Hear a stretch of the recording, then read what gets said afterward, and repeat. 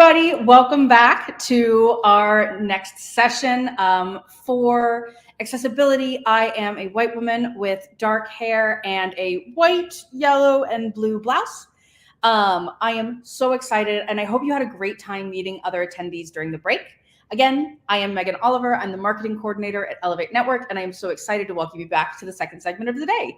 Quick thank you to our sponsors again: Accenture, RBC Wealth Management US, Alliant, ABA, Diageo, DTCC, Mamava, National Grid, New York Life, NFP, Robinson & Cole, S&P Global, Suncommon, and Tend Academy. They're the reason why we're able to make this free and accessible for all. So thank you again to all of them.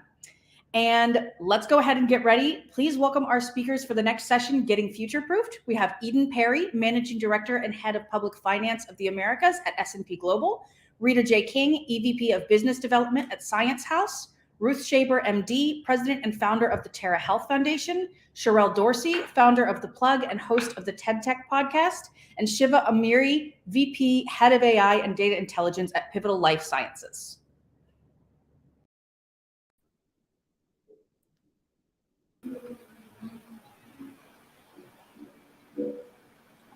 Good afternoon, everyone. It's such a pleasure to be here. Again, my name is Sherelle Dorsey, founder, CEO of Plexus and the Plug, also author of the book, Upper Hand, The Future of Work for the Rest of Us. This is an exciting conversation. I feel like we are constantly living in the future. This topic around AI is everywhere, whether it will replace our jobs or help us live our lives a lot more efficiently. And it's so incredible to be in a room full of experts. And we know that as technology continues to change and all of these sort of externalities that are happening amid a global pandemic, the recession, or perhaps not a recession, we're all still here trying to understand, what does this look like for us in business as well as in our careers? And how do we start to prepare and get ready for what's to come? What does it mean to upskill? And how do we need to start thinking about and adapting to the changing times that are among us, not even just ahead? So we're going to go ahead and dive into it. And I want to start maybe with you, Shiva. And question for all of the panelists at large here. But when you think about the future, what are the 1 to 2 trends you think will be most critical shaping where business is going? Yeah, thanks, Sherelle, and it's great to be here. Thank you for the invitation. I always think it's difficult to make big predictions about the future, but I think if we try and extrapolate a little bit, obviously the economy is going through some changes right now, and that will impact technology, how we do things at work. And so I think that obviously, the trend you mentioned, artificial intelligence, and the acceleration we've seen in the last few months is going to make an impact. And I think that I'm certainly an optimist on the issue. I think it will change things. I think it will provide a lot of opportunities. It will help us do better in a lot of areas: scientific, technical, social. So yeah, I think those are the 2 things: the economy combined with technology and the recent advances we've seen are going to be things to look out for and see how best we can optimize on those as we think about the future.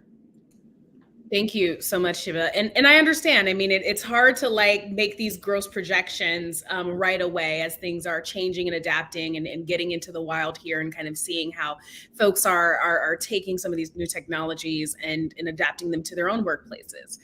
Rita, I would love for you to jump in here and also respond to the question. I think as humans, we wait until we have a reason to react to something. And so the biggest trend, I think, is toward being more adaptable and flexible. So since 2006, I've been on a mission to redefine the term AI, not just for us to think about it as artificial intelligence, which it is, right? But to also think about it as applied imagination. Imagination applied to our relationship with our creations, with each other, and with ourselves. And so my work centers on those relationships and how to rethink them so that we can capture value for humans without ending up automating ourselves. I'm sure that most of the folks in the audience are really happy to hear you say that. I think we still have this sort of dystopian viewpoint that the robots will eventually replace us. And so it is great to hear that someone at your level, Rita, is thinking about more so that kind of interdependent world in which both humans and machines can continue to kind of coexist in a much more efficient manner. I want to go ahead and toss this question as well here to you, Eden. Thank you, and thank you so much for having me on this panel. I think it's really important. I think there's going to be a lot of great uses for AI and for data technology. Obviously, in my business, it'll help with efficiency. But we're a client-facing business, so there's definitely this need for human connection. And I think as more Gen Z people, and I think about my own children who grew up with technology, and they're so much more savvy about social media and about AI, come into the workforce. I think what I'm actually concerned about is they're especially living through the pandemic and their mental health, and as they come into the workforce, how we support them to be able to connect with people. So that's something that I keep thinking about, and thinking about the people that work for me is, what kind of support are they having at the office as we're virtual and hybrid and doing this whole flex model, is how we're also supporting them and their well-being. Because that the pandemic was really tough on people, and so that's, I think, something we have to be thinking about too. So AI is great. I think it helps with efficiencies. I think the younger people, Gen Z, they're going to probably be really poised to utilize it. But we also have to make sure, are we teaching people how to connect with people as well? I think that's an excellent point, especially around the mental health component as well, and how that was drastically changed amid the pandemic, and those Gen Z folks who may have graduated, from either college or into high school and didn't get a chance to meet their classmates for the first year or two, and how that completely impacts our social emotional connection and how that then plays out in the workforce. So thank you so much, Eden, for recognizing that and also bringing that point to the forefront of, yes, the great technologies are here. And now we're even having some mental health tools that are powered by AI or some sort of a chat platform. But overall, how do we continue to foster high quality, healthy relationships and mental health within the workplace? So thank you for putting a pin in that for us. And then last but certainly not least, Ruth, please go ahead and jump in here. Yeah, thanks. And so much to say and think about. In my career in medicine, we certainly saw the automation and use of AI tools for decision support and tracking patients. And overall, there's no question it's a net positive. But as we move into incorporating AI into more places in the workforce, I think it's really incumbent on us to keep in mind that as our workforce becomes more diverse, we need to make sure that the people designing the AI tools are the same ones who can benefit from them, whether it's in the workplace or consumers. And we've all seen, I certainly in my career in medicine, we've seen what can happen when people from one background are designing systems that are meant to serve folks from another background. And we know that AI, if it's designed improperly, can come up with all kinds of bad outcomes. So I think it's really important that we're proactive and including the diversity that we're all craving and want to see in the workforce are actually there at the table designing the systems that are going to enhance the workforce. Another excellent point, Ruth. I was reading early on in the pandemic how students and workers with disabilities were, somewhat at an advantage, so to speak, in terms of tools now having to be adapted for everyone to be able to access work and the internet. And then, of course, some additional challenges in terms of how individuals with seen and unseen disabilities do access work and in the ways in which those particular tools have to evolve. I want to kick another question pretty broadly here to you all, because you all have different sectors and holds on this. But in that perfect world, in the world that we've actually prepared for and we're talking about today, when we stretch that out 5 to 10 years from now, and we look at the workforce of the next decade, how do we actually start to prepare for it? If we were to say, listen, we have We have our best case scenarios. We are thoughtful about how we're building. We're thoughtful about who we're building for. We're thoughtful about the future of connectivity within society on a human to human level, on a socio-emotional level. 5 to 10 years from now, how do we actually put that plan in place? How do we prepare for that long term? How should businesses, how should leaders be thinking about that? Rita, I would love for you to jump in here. Thank you. I do think it's the most important question. I think I work with large organizations. I advise senior executives at some of the biggest companies in the world, and I've seen these trends repeat themselves across industries. So I think we need to get pragmatic about what it means to be human and what it means to work in increasingly complex, interdependent environments. So many of the things that people have to think about now are beyond the scope of a human ability to contextualize all the complexity. And so what I see as we capture the value of domain-specific technologies that enable us to think and decide and act differently is it frees humans up in this perfect world you describe. I'm going to just assume for the sake of the argument we're there. In this perfect world that you describe, it frees us up to think in a different way. And I think that what that requires is a more granular approach to aligning people and processes. And that's, we've had to reinvent Science House during the pandemic too, for that reason. So how do you rethink aligning people to a process? So I think the biggest thing people can do for their careers from a pragmatic perspective is to be flexible and adaptable. You're always going to need and have domain-specific experts that will not go away.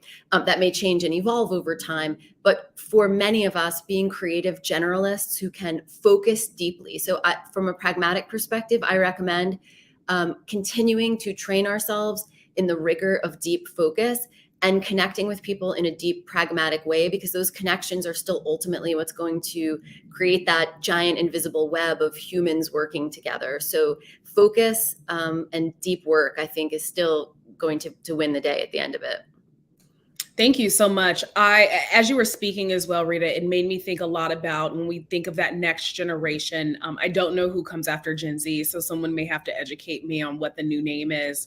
But when I think about now, like my nieces who are, 16 and 15 and 12, and when we look at college options for them, and what they should be studying, there doesn't seem to be a specific degree right now in artificial intelligence or in ChatGPT.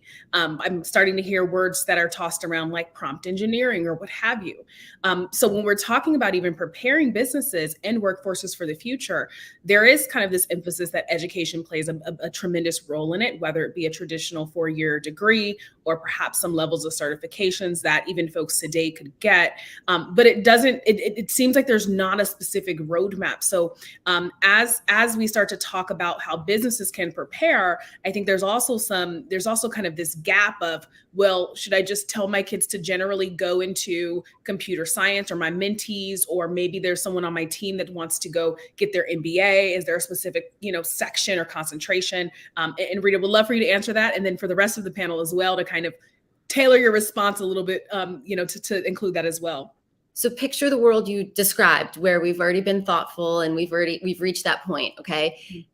There will be that first wave of people, which we're experiencing now, who are adept at adapting these technologies. But in that future forward world, the playing field will be leveled because the cost of entry will be low. So how will you shape your career using these technologies, whatever they are at that point? Okay. It's still the ability to deeply problem solve. So critical thinking, as a person who works in technology but has a humanities degree, I have been keenly aware of the absence of humanities thinking. For example, everyone who studies literature, we learn that hubris is the fatal flaw for humans, right? This seems to be missing in a lot of the thinking, right? So there's this critical thinking component that I think is hands down more important than anything else. No matter what else a person studies, it's going to be critical thinking about problem solving, and are you solving the right problem? Who are you solving it for, and how? So the more clear we become as thinkers, the more we sharpen our ability to think critically, the more we will be able to solve real problems at scale for more people. And we have no choice. We have to deal with climate change and automation and all these other issues. So we're being presented with an opportunity to evolve as human beings. At the same time, our creations are evolving. Thank you. Thank you for that breakdown. Eden, can I ask for you to jump in as well? Yeah. Also, I think it's a hard question. So when thinking about this, I would think that as an organization, we really have to think about creating an environment of like psychological safety, that people feel safe to experiment, to try new things. And I think the other thing would be that you want to be an organization where you're learning. We introduced coaching and feedback a long time ago, and it became really clear to us that one, our managers didn't really know how to coach or how to give feedback, but also our analysts didn't know some people weren't open to coaching. They didn't know what coaching was, and they didn't really know how to receive the feedback. And to be a learning organization, you have to train on coaching, on feedback, how to give it, how to receive it. People have to be open to it. So I think you have to move to be a learning organization, to have psychological safety. It's okay to try new things. You don't have to win all the time. You just have to be on this journey of learning and growing. And not everyone has to be the coder or the person who implements the AI. But I think what Rita said was 100% accurate. Like, be a critical thinker, continue to want to be growing, to learning, to expanding your knowledge set, because everything's changing all the time. Like, that's the one thing that's constant, is change. Absolutely. And I love that you point out that it is a cultural shift that happens. It is embedded in the culture of your organization, and that sets the tone for the agility and opportunity to innovate, particularly around human needs overall. Shiva, would you like to jump in there as well? Sure. I agree with the comments made so far, for sure. I would just add that, we don't want to think of technology and AI as the other. It's important to think of it as something that's embedded as part of everything we do, whether we choose to do humanities or medicine or technology itself.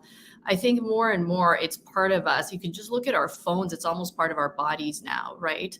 So when we go to university, just back to your question, Cheryl, I think, it's important that all of these things people kind of focus on taking at least some courses or, extracurricular work in technology, so they don't feel alienated from it. I think it's important to lose the fear. If we think about it as the other, it's really easy to fear it and think this thing is coming towards us. Whereas really we want to take it and use it and make it a part of us. My background is in biology and computer science. So I always thought of computer science as a complement to biology. So, and it's helped me a lot in my career in that, I've used it to the extent possible to look at biological problems. And I think I hope that young people today sort of take that approach, and they sort of take a look and see that what are the capabilities that can help me, whether it's in literature or, it's in journalism or whatever it is, because I think there's room for technology and AI in most fields, if not all. I think that's sort of what I wanted to cover on that question. Thank you. Thank you. And Ruth, Dr. Ruth, coming at this from the aspect of health, of course, improving the lives of women and young girls, I'm very curious about what that preparation today looks like and how that impacts a decade from now, with us being very intentional about where we make these investments in order to prepare for what the next generation is going to look like. Thanks, Cheryl. And I agree with all the other comments, but leaning in a bit to my area of expertise, one thing that we discovered in researching and writing the XX Edge was that diversity in general, and women in particular, bring a type of talent to the workplace that is essential, and that it's in order to retain and cultivate and recruit and promote that talent for businesses to succeed, they need to be flexible. They need to really be intentional in thinking about the pipeline and thinking about what sorts of flexibility in the workplace and benefits and mentoring and all of the things that we know are important to retaining a highly talented, diverse workforce. And we know that when you have diverse teams making decisions, and particularly when women are at the table making financial decisions, that you get better outcomes. And I think that this is going to ultimately be a pull from employers when they recognize how important this is a material risk to their companies if they don't recruit the diversity that's out there.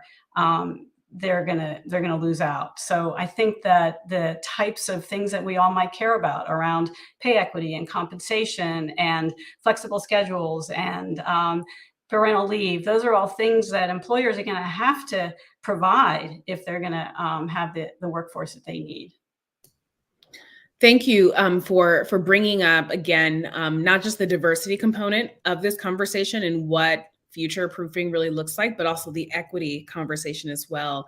And Rita, I wanna kick it over to you as we talk about this idea of ESG, or environmental, social, and governance factors that are starting to play. We're starting to see more of a trend of these conversations happening within companies. But how does this idea of ESG really support the decision-making around future-proofing a business?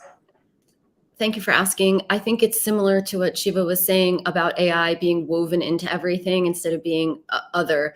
A lot of these programs are sort of tacked on.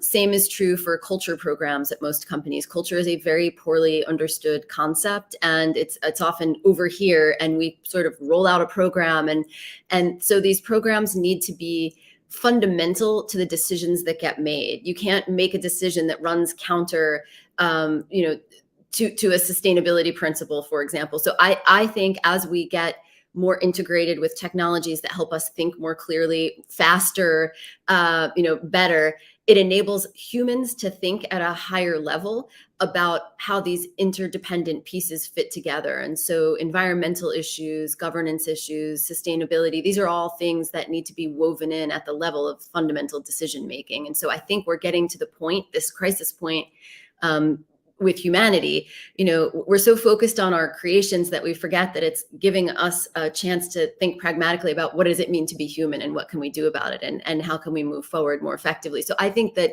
all of these things need to be woven at the most fundamental level into the decisions that get made as companies and organizations evolve. Thank you.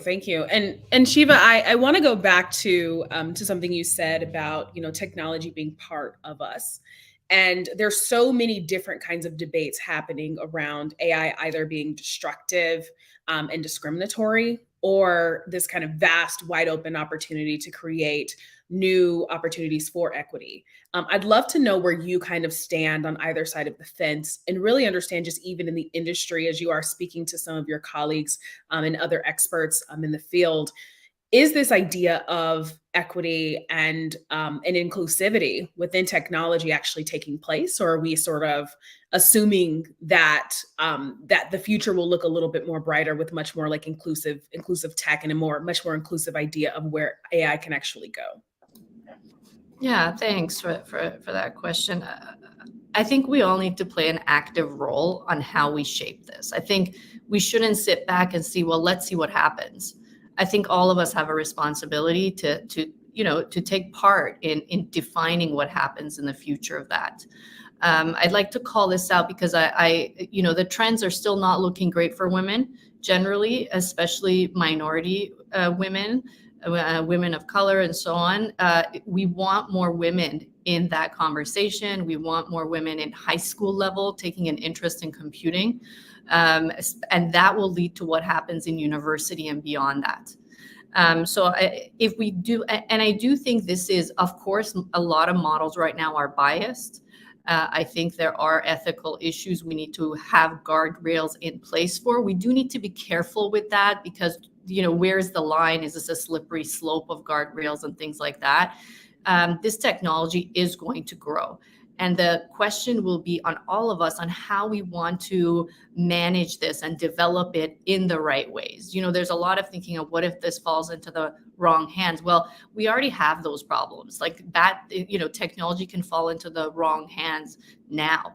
And so what can we do to put the right guardrails around this with governments and big companies working together and letting the small companies and startups take a role and a say in that, and then allowing everybody else to play a role. And I'd like to really encourage women, young women, to get active in this space and then help move and change that conversation. If you're not taking part, it's very hard to make that case. So that's sort of what I think could make an impact and move these models and the technology more in the right direction. Does that answer the question? Yeah, absolutely. Yes, and thank you. Really appreciate that. And Eden, I wanna go back into touching in this idea of like government, right? And sort of all of these changes that are happening, on a global scale for sure, but even just most recently, the debt ceiling was the topic du jour of these last few weeks. There's some new deal that was signed into law last week, and obviously lots of changes ahead, which can seem a bit daunting. Can you share a bit more about what we can expect and sort of help root us in this conversation around what we should be thinking about as we sort of face some kind of high level on a federal level, some changes that are coming? Well, so obviously, inflation's still a big issue. And I mean, I think there's a lot of people who think that there won't be any more rate raising. I think our position is that we still think that rates will continue to be raised because inflation is still a big issue across the country. So that has a lot of implications for our governments because that makes cost of capital is a lot higher for them. There's a lot of labor shortages across the country. So that's difficult for our governments because that means it's harder to have to pay their employees. So it's had a lot of implications for infrastructure. And as you know, in the United States, our infrastructure is not at the best level. I think the last report from the Society of Civil Engineers was, I can't remember if it was a C- or a D, but it's not in the best shape. So it's a lot of implications on our infrastructure. So that's one thing is cost of capital, it's labor shortages. And also, so Ruth, I know you're a doctor, there's tons of labor shortages in terms of nursing. So a lot of problems in terms of the healthcare sector. We actually have a negative outlook on our healthcare sector, and primarily due to labor shortages in healthcare. So we also have a lot of concerns about demographic changes and parts of the country just declines in population growth. This affects the credit in those areas. One thing we think about too is just knowledge transfer with a lot of people reaching retirement age. How do you transfer that? I just had someone on my team who'd been at the company for 40 years retire. How do you transfer that knowledge? So as we have new people coming into the workforce, which is great, you have to think about retirement and the demographic changes as society gets older. So those types of things are things that we're thinking about. I don't know if that answered your question either. Yes, absolutely. I mean, there's a lot to think about, right? I think beyond just the advancing of technologies and changing culture, there's a lot of moving pieces around culture changing, especially as generationally things are starting to shift and needs are starting to shift. You touched on healthcare, and we'll go back to you, Dr. Ruth, on this. But you talked about healthcare. When we think about aging, the challenge of the cost of affordability for folks who are serving as caregivers to family members or no longer have the capacity in which to do so. There's so many different factors in terms of how our lives are being shaped by both the kind of natural human evolution of aging, in addition to some of these key issues, as you mentioned, around overall infrastructure, access to high quality water, when we know that there are these like boil notices that happen all across the country because we know that our water pipelines are pretty old. I think almost a century old at this stage. So how does that actually affect and impact? Yeah, and just even climate change. And right now, I think so many people, I'm outside of New York right now, but just looking out at the all of my kids' activities were canceled this afternoon. I'm sure a lot of people are experiencing this, the fires in Canada affecting the Northeast. So just climate change overall is just droughts, wildfire. There was the front page of New York Times about Phoenix with the not being able to hook up to certain water.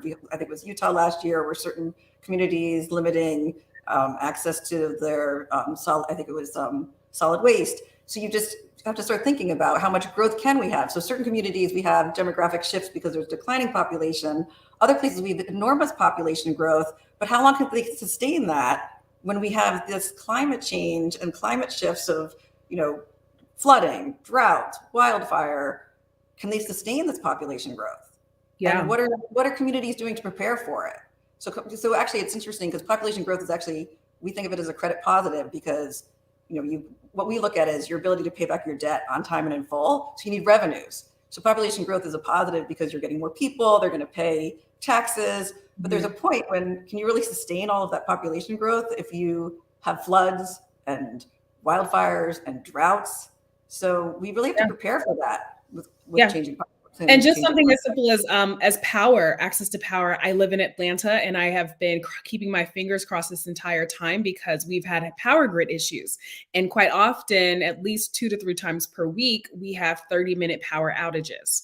And so again, because there's so many more people who have moved into the core of the city and have relocated, that being able to maintain the needs has been a challenge. But also a very interesting opportunity when we think about what does the future of workforce upskilling and development actually look like for folks to be trained in jobs and in companies that may be working to solve some of these issues or mitigate some of these issues, particularly around climate change.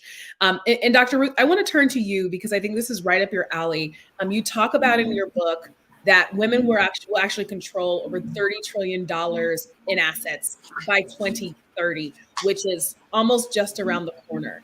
I'd love to get your perspective on how this might change our communities. I think Eden again pointed out some very large issues and challenges that we're currently experiencing today, and of course need to be mindful of how this exacerbates in the future. But what are your thoughts in terms of women having access to capital in these assets and how that's going to help us navigate the future?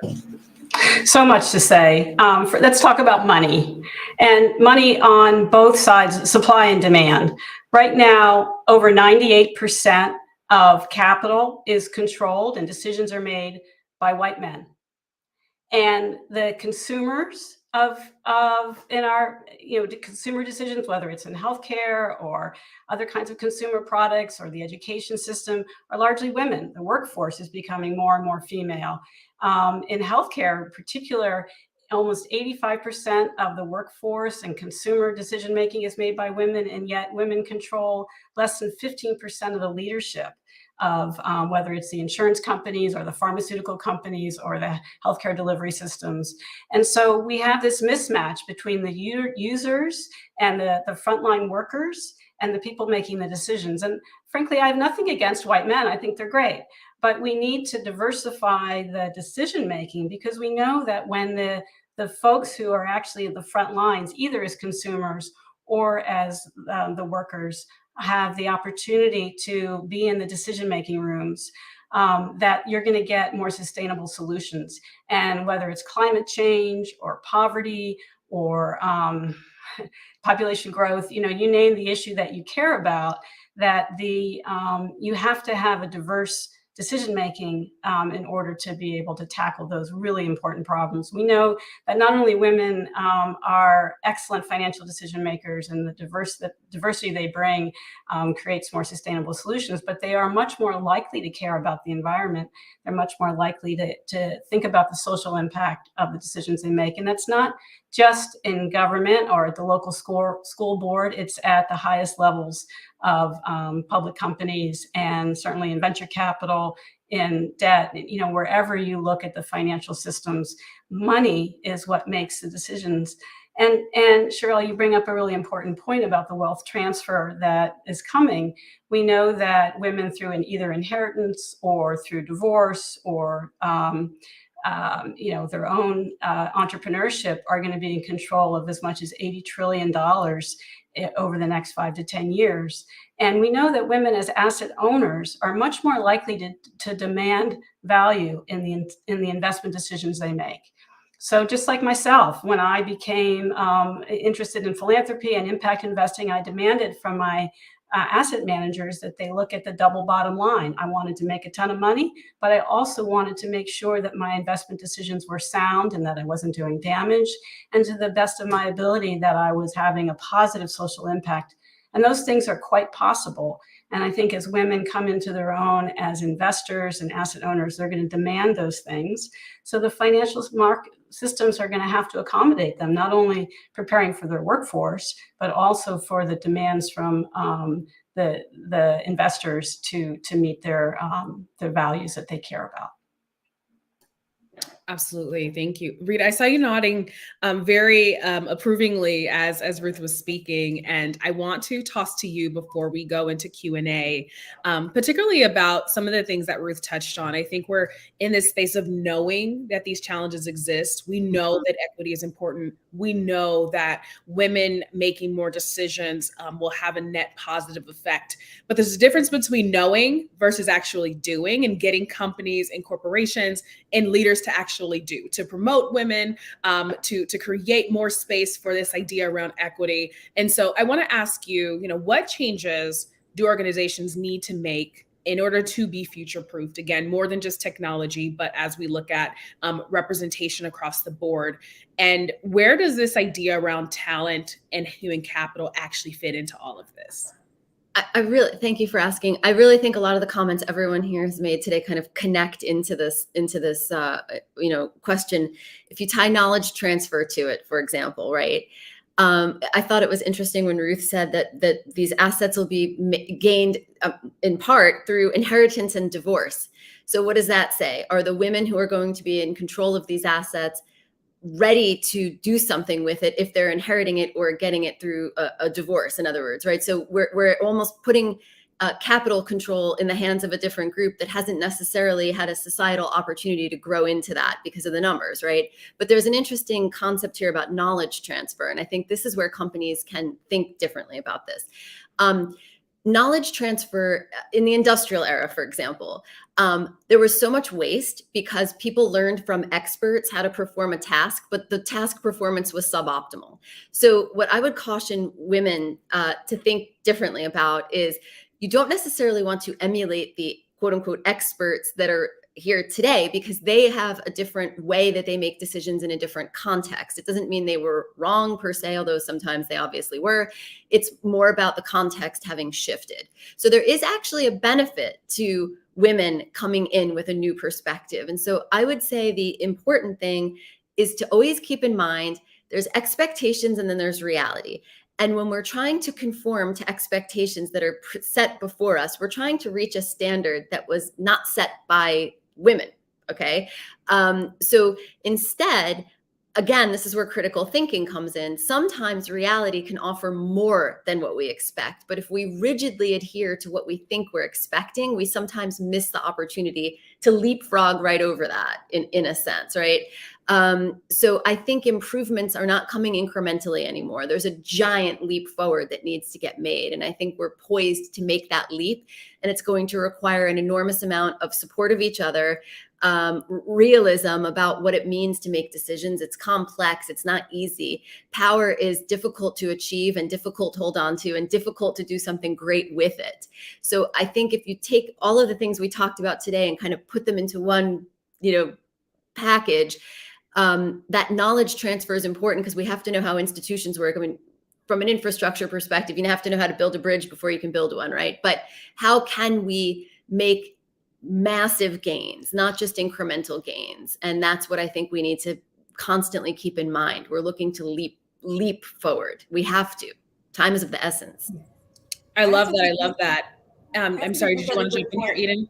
Yeah, I just also think we thought it was a good point about like where we want to invest, where people want to invest, and that people care so much about the social impact. But I also think employees care too. I think and more as Gen Z comes on, which I value so much about Gen Z, is that they want to be purpose driven. And I think about it too when I work. Like, what are my values? Why do I want to be here? This is partly why I went into public finance, because I'm a public policy person. I care about what I'm doing. I care about governments and how it works. And I think not just as an investor, but also as an employee, I care about my company, like who they are and what they stand for. And I think because of what happened with George Floyd and what happened in our country, more employees feel this way. And I think a lot of companies have to start realizing that people care about where they work and what the company stands for. And I think that's going to be a big leap forward for a lot of people in the United States to sort of think about, like, who are you? What kind of company are you? And what do you stand for? Absolutely. Thank you so much, both Rita and Eden. Very powerful comments, excuse me. I want to go ahead and turn this over to the audience who's who has begun asking some questions here. And so we're going to start with Megan. Thank you so much for asking this question. And panelists, feel free to jump in and just unmute yourselves. But what advice would you give to those who are a little hesitant about AI? I'm happy to start. One of the things I always remind people of, and there was a pretty good New York Times article about this a couple of years ago about the history of computing and how women were the first first set of employees on this for a long time. It was really considered to be really well suited for women. And then somewhere around the 80s, that changed. And because it became more and more powerful, men started jumping in. So I want to remind people, and women especially, that this is something that women really help nourish and grow. And so to me, it shouldn't be something anybody is worried about, or there shouldn't be a fear around this. But I understand it has become this big thing. And, the best way to get familiar with it is to read about it and try it out. All you need is an email address to try out ChatGPT or Bard. And you'll realize that, there's not a big learning curve there. I think reading about these things is very powerful, taking courses if that's of interest, but really there's like a really low bar now to get your hands on these technologies. So I encourage that as a starting point. Thank you, Shiva. And my apologies, that question came from Patricia Roberts. The next question we'll move on to, are there any resources you would recommend for people who aren't too familiar with AI to start to understand it? I think it's critical to understand the problem that you're trying to solve or what you're curious about. When you start, these experiments, what does it add to you? What does it add to society? Where can you start in a way? Everyone's tinkering now. It's all of a sudden there's a huge mainstreaming of GPT, right? So the bar is low, I agree. And there are some fascinating things you can do with it. So I think people should approach it, a little bit like scientists and a little bit like artists, and just experiment a little bit and have fun with it. I love that approach, just to have fun. I often go to OpenAI and play with that and just ask a bunch of random questions to see what I'm going to get. And there's just even plenty of newsletters of tools and people just experimenting. And I'm sure just finding even a Discord on the internet to see what kind of things people are doing is a great way to just have a good time. So I love that, Rita. So the next question, with student loan debt weighing down many Americans with a greater adverse impact on women and members of the Black, Hispanic, and LGBTQ plus communities, what are your thoughts on companies helping employees with repayment of student loan debt, or in helping employees avoid it with tuition assistance and with matching 529 plans? Ruth, feel free to. Yeah, I love this question. And I think it's really, and one of the great horrors of our society is that we have saddled people, some of the best and the brightest, with debt that prevents them from achieving their best selves, whether it's professionally or personally. I think it's just horrible. And ultimately, I would love to see a public policy solution to this. And I know that there are things that we're talking about. But in the meantime, while we're waiting for that to happen, that miracle to happen, I think companies have a huge role to play. And I think this is a great example of how, as an employer, that you need to address what are the needs of any particular talent that I want to attract. And if you want women, if you want people of diverse backgrounds, if you want folks from communities where they haven't had the type of resources to pay off their loans or to go to school on their their uncle's paycheck, then you're going to have to do something to make it worth their while to come work for you. And in my organization at Tara Health Foundation, we have taken a serious look at repaying people's loans, even though this is a great example of equity.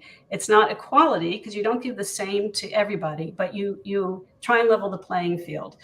We also are interested in helping people advance their education, and it's not, everybody doesn't get the same thing. It's, you have to assess what is it that this particular person needs. And I would love to see employers really critically looking at this as a way to optimize their talent. And it's going to come back to them in the returns by having that diverse workforce that is going to make them a more sustainable. It's going to retain the talent. It's going to prevent the attrition that happens when people are saddled with whether it's debt or they have to take care of an aging relative or whatever it is that they need the resources for. You have to think about the whole person and not just equal compensation. Absolutely, absolutely. And this this last question that we have is pretty right on par with the one that was just asked, Ruth. And this is also for, this person asked, what happens to the women who aren't married or who are not guaranteed inheritance? The decision making and flex in the system will come from women, but perhaps a particular type of woman. Will we then be faced with a problem where other intersectional women will not belong or have psychological safety? And I think this is rooted in, not every woman has the exact same experience. So as we elevate more women into decision-making roles, are we also ensuring some level of diversity or equity in terms of the kind of women that are in these roles and are making decisions for other women across the board who may have very different circumstances? Any panelists, feel free to jump on to respond. I think it's a great question. It's a great question for all of us to ask ourselves. Years and years ago, I ran a smaller team, and I remember saying to a woman on my team, well, actually, she was a peer. She was on another team, a Hispanic woman from Mexico, and I remember saying, when I talk about different ideas, I always talk about being a woman. But I feel uncomfortable talking about being black, or people of color, or being Hispanic, even though my husband's Hispanic. And she said, that's really unfair of you. It's really, you have a black woman on your team, you have a Hispanic man, and you're only talking about being female. Like, it's really exhausting for the people on your team, the people of color, that you're only, and I said, well, I don't want people to think I'm being presumptuous. And she said, well, do you think about how these people feel every day, that they're so exhausted? You're the leader. You need to show up for them, and you need to start speaking for them as the leader. And it really made me think about belonging and being the leader and showing up for them. And so I was like, oh, but it also gave me permission. Like, oh, okay, I can do that. Like, I'm allowed to do that as their leader, and not talk for them, but like try to represent. So I think it's really important to show up for other people. And, if you make a mistake, ask forgiveness, because of course I say stupid things sometimes because I'm human. And I don't know, we just got to show up for each other. Yeah. And I hope that helps. Yeah, some willingness to have hard conversations, to get uncomfortable in order to do some course correction and learning. It sounds like there. I want to go ahead and toss this to our next question from Kashmira. Kashmira asked, and I'm sorry, Andrea, thank you so much for that last question. Very thoughtful. This question comes from Kashmira. Kashmira asks, our healthcare system is based on standards of care that were established through research conducted primarily on white male physiology. That has created a massive disparity. And what can we do to encourage more equitable healthcare? I'm going to jump in and answer this one, if that's okay. And I have some really strong feelings about this. And, as we talk about in the XX Edge, that it wasn't really until Bernadine Healy became in control of the NIH budget, once again, there's money involved, that there was a mandate that all clinical trials had to include men and women. And ultimately, this has also expanded to include more that researchers have to match the diversity of the cohort they're researching, that they're experimenting on, to the population of people that will ultimately use that product. So things have gotten better. There's still huge opportunities for equity in our healthcare system. What in my field of OBGYN, maternal health outcomes for Black women in the United States are horrible. I hate to keep dwelling on the bad things. But one thing that we've learned that makes a difference is culturally matching the people providing care, whether it's midwives, midwives or obstetricians or doulas to the population of people that we're supporting. So we need a bigger workforce of Black midwives, Black obstetricians, doulas. We need to be thinking about the types of ways that people want to bring their own culture into their healthcare. So those are some specific outcomes, specific interventions that we know can help. We need to be measuring the population of people that we're hoping to care for. We need to divert some of the financing money again away from sort of elite high-end care, whether it's elective things, to basic preventive medicine that we've really neglected in this country. And it's really scary how countries with dramatically fewer resources have much better health outcomes because they focus on prevention, because they focus on cultural competency and what are the needs of it. And they go out to people's homes, they provide care in the community setting rather than in ivory tower hospitals where they really can't understand all of the forces, whether it's behavioral, social determinants and the things that really actually matter for people and their families. Thank you so much, Dr. Ruth, and thank you as well, Kashmira, for that question. So we're going to go to this question from Natalie, and this I think is on everyone's mind. Eden, you brought up, when George Floyd was murdered in 2020, there was also a string of other folks who were murdered by police. There was a lot of social uprising, and companies across the board made over $340, I believe, billion in commitments and promises to this idea of equity. Some of these companies hiring DE&I executives for the very first time and starting to implement new kinds of practices around diversity, equity, inclusion, belonging. There may be different names for different aspects of the work done, but that became part of the trend. And then we started to see, as the market changed, just as early as the fourth quarter of last year of 2022, some of the pullback on some of these initiatives. And so Natalie's question here really fits in alignment with this kind of new shift in focus, whereas 2020, 2021, everyone was like, yes, we need to do better, which I think I've heard here on this panel, we need to do better. But then also the market has changed. And so that now changes our sentiments towards the importance of diversity. So Natalie asked if the core mandate is to enhance the financial well-being of clients, which may quietly imply that most things, including DE&I, are secondary to P&L or secondary to profit and loss. How can we embody DE&I values while still achieving strong returns for our investors? And either of my panelists, feel free to jump in here. They're so deeply connected, and we haven't yet fully accepted and realized the interconnectedness of those two concepts. DE&I is still treated as a tack on in most companies, even companies that are doing it well. It's nascent, as you said, and it shouldn't be a trend. It should be a permanent new reality. And I think I'll say something a little bit provocative. I don't know how many of you are familiar with Temple Grandin, but Temple Grandin years ago is a person who wanted to redesign slaughterhouses because she didn't like that cows were suffering. But you can't just go to the cattle industry and say, I don't like cows suffering. So she had to make a business case for why improving slaughterhouses was actually good for the bottom line. And she didn't want to see cows killed at all, but she wanted them to be less anxious. And the reason I bring this up is because half of the slaughterhouses in the US are designed by Temple Grandin. And she had a true and noble she is, I think, philosophically correct, right? But she couldn't make her case. And I'm not comparing what we see in the modern corporation to that. What I'm saying is business. And if you make a business case, and I think the business case for inclusion and equity is the number one most pressing, we have to make that case. In other words, humans are humans.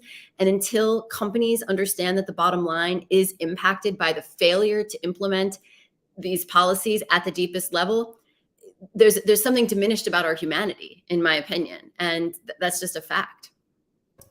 The good news is the business case is out there. Right. I also think consumers and investors forget how powerful they really are, and this is nothing new. I mean, you think about when people divested from apartheid, how much power that had, and so people act like this is so new. This like, oh, some people are so woke, and like this whole thing against ESG. This was very powerful back then with getting us to divest from apartheid. So it's not new. So I think once consumers and investors start to realize again, like, you're actually very powerful in where you put your money. So I think we need to think about that again. Absolutely. I just want to add to that a little bit, and to a point that Eden made earlier, and some of the points Rita is making, that, if we focus on impact and purpose in our careers, which I think more and more is becoming important post-COVID, even before that, with the economy, what the fact that the technology sector needs to reassess itself. There's a lot going on that the political. The political happenings these days, it's just a lot going on. And I think taking into account impact, purpose, climate, politics, purpose-driven work, that automatically means that we need to really seriously think about diversity, DEI. I really don't see it as anything separate. I think it's integrated. We have to participate. Everyone needs to participate. And that's the best way to ensure that diversity is incorporated into the things that we're doing. So hopefully, partially, automatically, this will happen if we focus on impactful and purpose-driven work. But I also think that from an active perspective, we have to take part. Everyone needs to take part. Absolutely. And as we close out, one of the great questions that we received to close us out this afternoon's discussion is from Joanna. And I'm also very curious as well for all of our panelists. What excites you most about the future? We know there's a lot of work to be done. We know that there's still some minds to change, some things to shift, more gender diversity, racial diversity, ability diversity that needs to take place for us to realize a next decade that is much more equitable. But what really gets y'all out of bed in the morning and excites you about your work, and what the potential is ahead of us in this kind of new future? And I'm going to start here with Rita, and we'll work our way across. For me, it's just purpose and unleashing a new level in creativity for problem solving for some of the most difficult problems that we face that have been too complex for us. Our brains are limited. As amazing as they are, they're limited, and we can work together in new ways at a scale of creativity, pragmatic creativity that we've never experienced yet. And I think that's very exciting. I agree. Eden? I'd have to say meeting women that are the women on this panel, and women that I was at the event last night.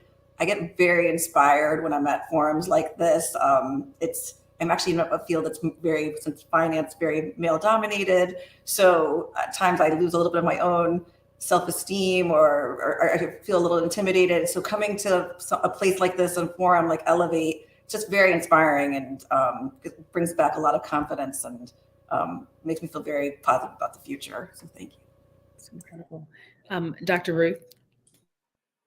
I'm the most excited about this opportunity to use capitalism, good old-fashioned capitalism, to solve some of the world's most pressing problems, this intersection between capitalism and justice. And there's a way out of this. And seeing so much creativity, alternative financing structures, ways to think about a double bottom line, that's what gets me out of bed in the morning. That's what I'm the most excited about. Thank you. And last but certainly not least, Shiva. Sure. Yeah, I think, I may be biased, but I'm excited about all the potential for AI in many things that we do, including, for example, new discoveries in biology and medicine. We've already seen that happen. There was an antibiotic that was discovered with AI recently. There will be many more of those stories. I'm also excited about the opportunities in education and justice. Education, for example, and justice, if we think about the women in Afghanistan who don't have the right to education, and the opportunity that technology and AI has for that, that's millions of people. And it's also relevant to anybody in the US, the rest of the world, where everyone will have a super patient tutor to walk them through anything they have difficulty with or they can't understand. So I think the fact that it levels the playing field, that it will contribute to discoveries and to justice, I think is very exciting. Thank you. Equally, for every response here, excited in very similar ways. I want to thank each and every one of our panelists today for such thoughtful and meaningful and heartfelt responses. And I'm just really excited that you all are in the positions that you all are in. I think it gives us some level of comfort and solace that in your leadership roles, these are the conversations you're also having at work and in helping us to shape the generation ahead. And thank you again also to every single person who asked a question here, and we do apologize for those questions we didn't get a chance to respond to, but we definitely see you all, and thank you for even just the positive comments that were placed here this afternoon. And to Elevate Network, thank you for having us. Thanks very much. Thanks, everyone. Take care.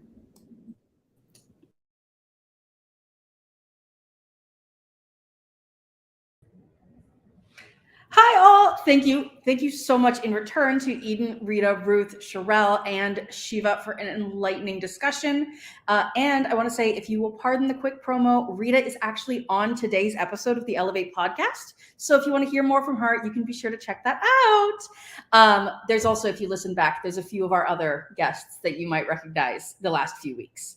It is now time for our Meet the Recruiter Hour at our career fair. You will be able to talk directly with recruiters from RBC Wealth Management, Accenture, S&P Global, DTCC, Diageo, Alliant, and Guardian Life Insurance. You can get there by clicking the Expo button on the left side of your screen, but be sure to meet us back here on the main stage at 1:30 for our conversation about making workplaces more human.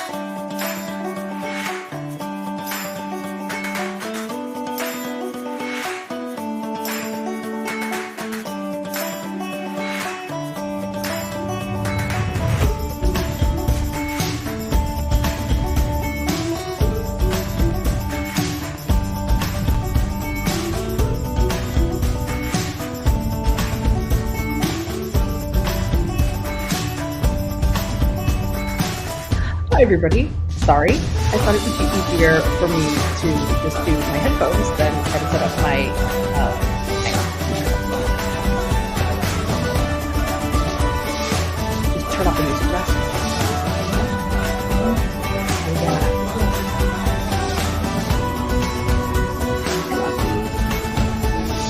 If everybody could do a quick audio check real quick, and then we will disappear. Hi, everybody still streaming? Ignore the behind the scenes.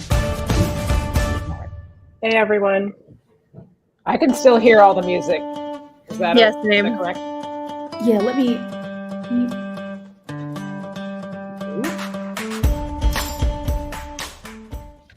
Done. There we go.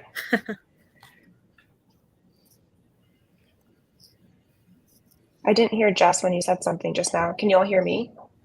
Yeah. Can hear you. Okay. Jess, do you want to try saying something again? Uh-oh.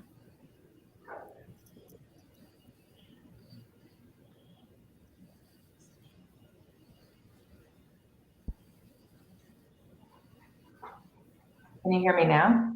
Yes. Yay. Glad we did that check. Yes. That's why we do them. Anybody that happens to be on the live stream, there's like 4 people on it right now because everybody's in the recruiter hour.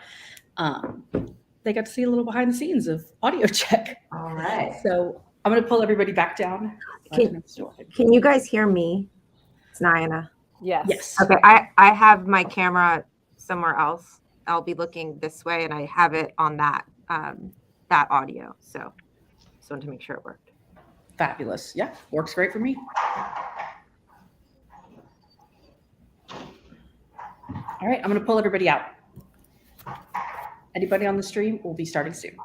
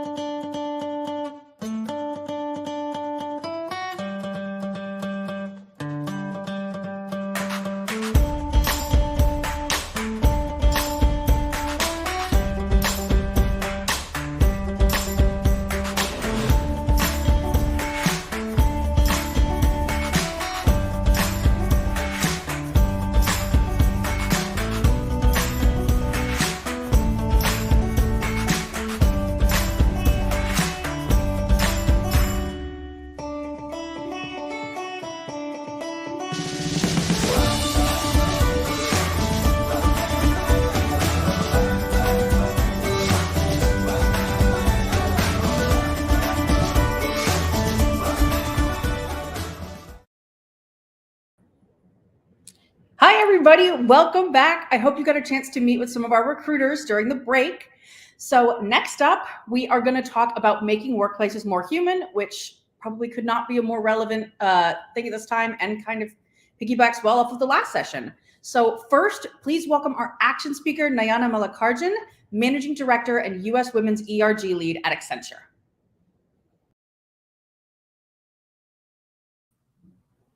Good afternoon, everyone. Thank you for the introduction. My name is Nayana Malakarjan, and I'm very excited to be here at the Elevate Mobilize Women Summit. I am a managing director at Accenture in our federal practice, where I run large, multifunctional and technical teams delivering complex solutions for the federal government. But in addition to my client work, I'm very proud to serve as the U.S. Women's Employee Resource Group lead, where I support almost 13,000 members across the U.S. Today, our incredible panel will discuss ways we can make the workplace more human. This topic resonates a lot with me and reminds me of the quote by Maya Angelou. People will forget what you said. People will forget what you did, but people will never forget how you made them feel. At Accenture, our people are our most important asset.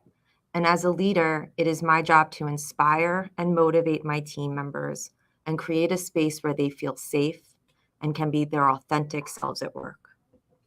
I truly believe in this because these are the values defined and exhibited by our top leadership, starting with our CEO, Julie Sweet. Showing compassion, empathy, and care for our people is instilled in our leadership DNA and our core values as a company. When I think about being a leader at Accenture, the best leaders I have had showed empathy and care, not just for my team, but for me as an individual. Personally, the last few years have been pretty tough for me. My mother died suddenly in 2020 of cancer, and at the time, my team was working to win a very large opportunity that had me working many long hours, all the while I was trying to get promoted. And I kept pushing through, not realizing the toll it was taking on me emotionally and physically just to get through the day. But my lead saw this, and she did one simple thing. She reached out to me and told me it was okay to give myself some grace, to take the time I needed for myself, my mother, and my family. She said the work will be there another day, and stepping away would not be any indication of failure on my part. You see, we can't show up for work at our best if we aren't taking care of ourselves. My boss knew this, and in the most human, real, and compassionate way, she told me it would be okay. She could sense I was trying to do it all and knew that was impossible in that moment. She could see me, and I will never forget how she made me feel. So I have modeled this behavior with my own teams. I work to break down barriers, to have real conversations with people, to get to know them, to seek and support them in any way they need. I check in with them and see where I can help them with blockers at work or during times when they need to focus on themselves. But I didn't wake up one day knowing how to lead. Leadership is something that is learned and absorbed. And I'm very grateful to work for a company that is committed to creating an inclusive and safe workplace for all. And that starts with how we show up for our people. So fundamental to our business are our leadership essentials. These set the standard for what we expect of all of our people and enable us to successfully create value for our clients. Embedded in this approach is humanity and how we lead. It includes values like leading with excellence, confidence, and humility by being a learner, building great teams, and being naturally collaborative. Caring deeply for all of our people to help them achieve their aspirations professionally and personally, and having an unwavering commitment to inclusion and diversity. By embodying these values, we help create psychological safety to build trust with all levels of the workforce. At its simplest form, psychological safety is the ability to fully be yourself within your team. In other words, be truly human. This enables people to be more creative, feel empowered, and speak their minds. It enables people to raise an issue and suggest new ideas without fear of retaliation or punishment. So our end goal is for all people to feel seen, safe, connected, and courageous to bring their full and authentic selves to work. And one of the most important traits in leaders, especially now, is showing empathy to our people. My boss did this when my mother was dying. She understood what I was going through and reached out to support me. Mental health and wellness are necessary precursors to embodying inclusive behaviors. It is very difficult to feel empathy and extend beyond oneself to welcome another person when your own mental and emotional resources are depleted. So at Accenture, we lean into the strengths of our people. And as leaders, all of you can lean into the strengths of your teams. You will get great performance when you have people operating at the intersection of their strengths and their passions. One of my passions is supporting the Accenture US Women's ERG. We have 11 national ERGs, and they are an outlet for equitable programming and experiences at scale that create a thriving culture of diversity, inclusion, trust, and belonging among our people. And this unleashes greater worker potential. So essentially, ERGs are a communication channel with our people.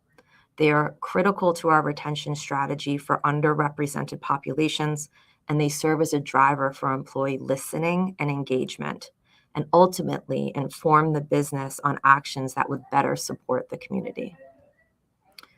For me, being involved in ERGs has been an integral part of my role at Accenture, and a way where I could help create an inclusive environment for all people. And I encourage everyone to find an ERG or some type of leadership role that allows you to lean in as a leader and facilitate belonging at your company. So I got involved as the lead of the US Women's Employee Resource Group back in 2018. And at the time, we needed to rebrand and grow our membership. We were less than 6,000 members across the US. And after building a new core leadership team, we knew that we needed to focus on redefining the programming. This is things that go out to our people. We had to harness this if we wanted to make change and to support retention and engagement of our women. So that year, we made a lot of progress at the national level. We had over 10 broadcasts that created outlets for everyone to be able to join virtually. But then we created additional opportunities for our local chapters to have in-person events and connections with the people in their offices. But then COVID hit. And we thought, how are we going to continue to grow in a virtual world? How are we going to continue to create that human connection virtually and engage with our people? So what we did was to understand what was really, truly important to our members, what they were going through as our world were turned upside down during the pandemic. And we took what we learned and we infused these things into our national programming to provide real stories about things that are relevant and important to our membership. Stories and experiences from people you would never have had the chance to work with or meet because they lived hundreds of miles away from you. We developed broadcasts focused on professional development, barriers to advancement, leadership, women's health, and topics related to women of color. And through this programming, we moved from awareness to truly advocating for all types of women, often teaming up with other ERGs to focus on topics related to certain segments of our workforce. And as a result, we more than doubled our membership, and we now serve as a model for ERG best practices at Accenture. So through our core values and programs, I have learned that good leaders motivate and guide their team towards success. When you combine leadership and empathy, you become a powerful force for change. You can inspire others to work towards a common goal while also understanding their needs and concerns. So how can we become more empathetic leaders? It starts with listening. We need to listen to the people around us and try to understand their experiences and perspectives. We need to be open-minded and willing to learn. We need to lead by example and show others what it means to be an empathetic leader.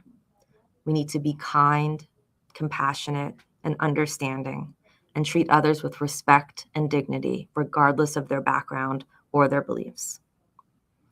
By leading with empathy, you can create a positive and supportive work environment where everyone feels valued and respected and truly human. So with that, I would like to turn it over to our esteemed panel to discuss more ways to make our workplaces more human.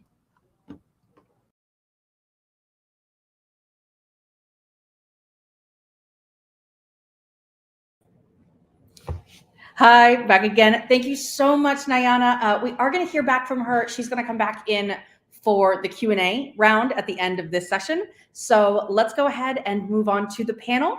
So please welcome to the stage Aisha Hamid, Assistant Vice President and DE&I Manager at Alliant, Arshia Malik, Co-founder and Head of Client Success and Operations at Illyria, Jessica Hyman, Head of Sustainability and DEI at Atlassian, and Sasha Mayer, Co-founder of Mamava.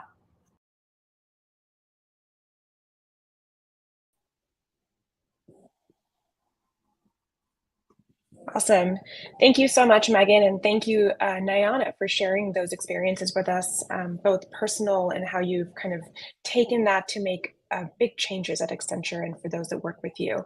I'm thrilled to be here today. As Megan just mentioned, my name is Arshia Malik. I am a co-founder of Illyria. And if you don't know of us yet, we are an HR tech company that measures inclusion in the workplace. So I spend every day talking about making workplaces more human. I help our clients understand human experiences taking place in their spaces and help them make the right decisions based on that human-centric data. So this panel is very close to my heart. I'm thrilled to be moderating it with these amazing folks here today. And let's jump in. I'd love to have everyone make quick introductions. And then building off Nayana's powerful talk just now, if you all could take a moment to share a moment or experience in your own professional life that really encapsulates what it means to be in a human workplace. Aisha, why don't we start with you? Absolutely. So my name is pronounced Aisha Hamid. I go by she, her, hers pronouns. I'm based in Louisville, Kentucky, and I presently serve as the Assistant Vice President and Diversity, Equity, and Inclusion Manager at Alliant Insurance Services. We are a national brokerage company based in California.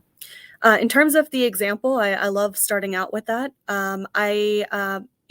I would say the biggest thing that comes to my mind, and I've had many experiences both within my current workplace and some of my past ones, but one that comes to mind immediately is coincidentally the same day that I lost my mom 2 years ago. And that was the most painful day for me.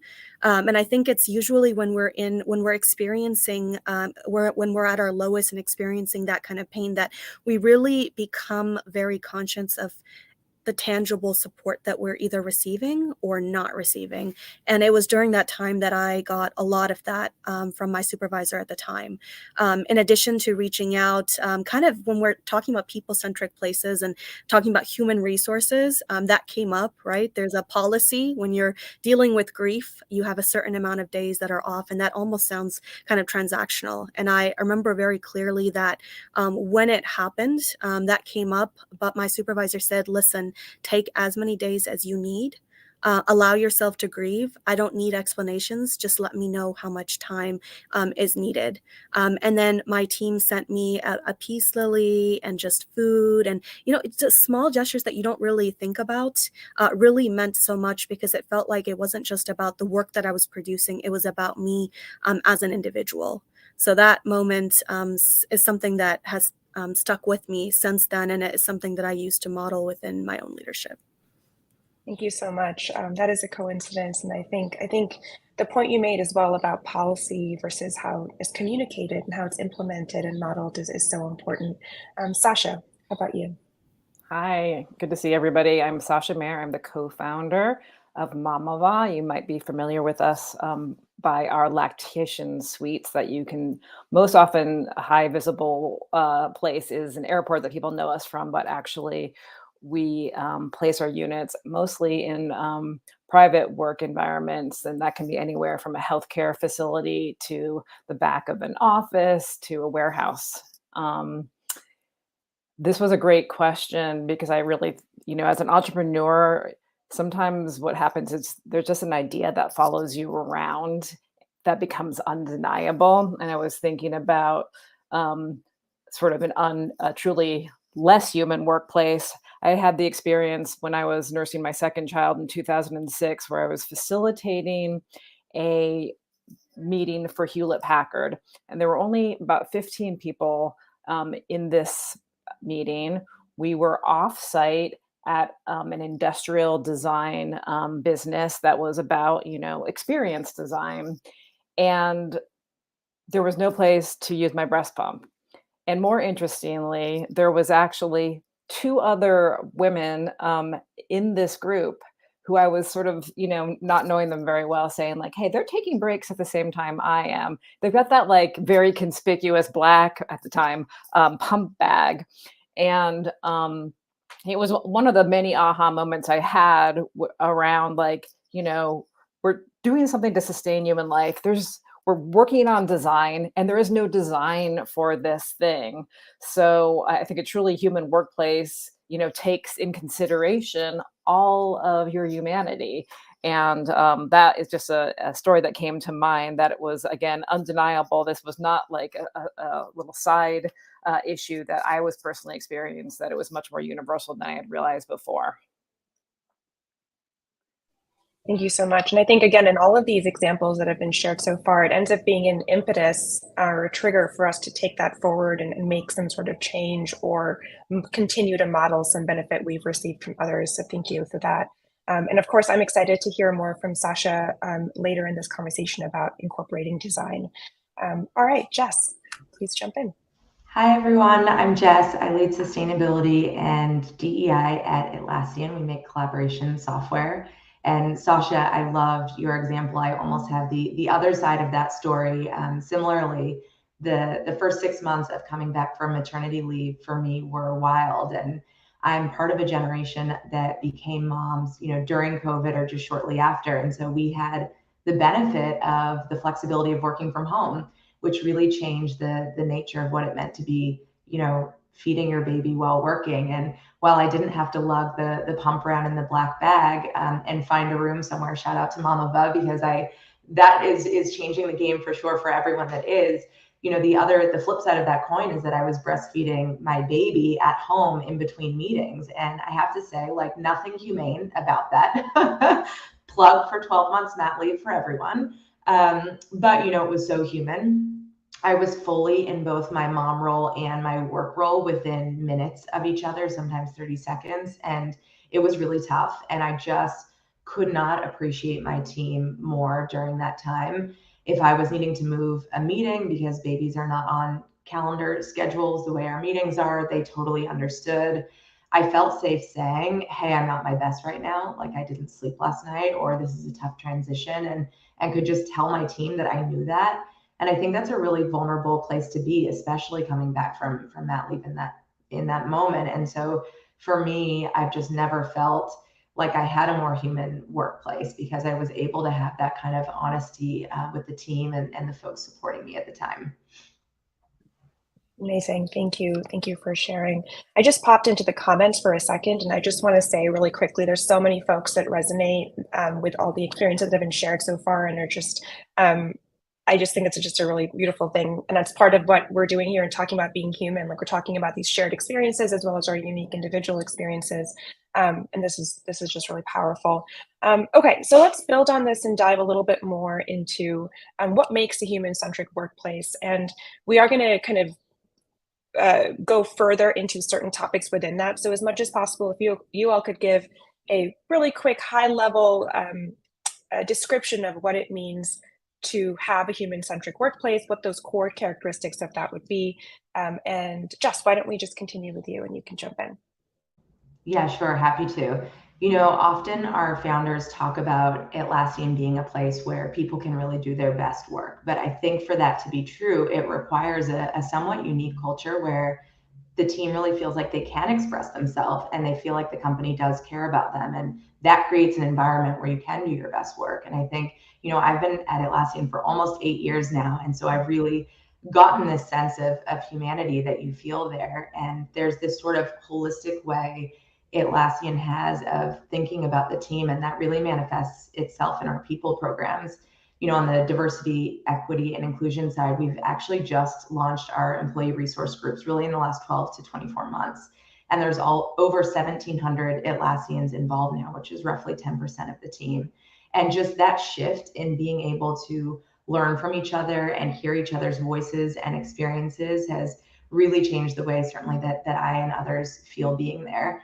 You also see it come through in our benefits, everything from parental leave to fertility and mental health benefits to even our foundation and the volunteer time that we get, which really allows us to contribute to the communities that we live in.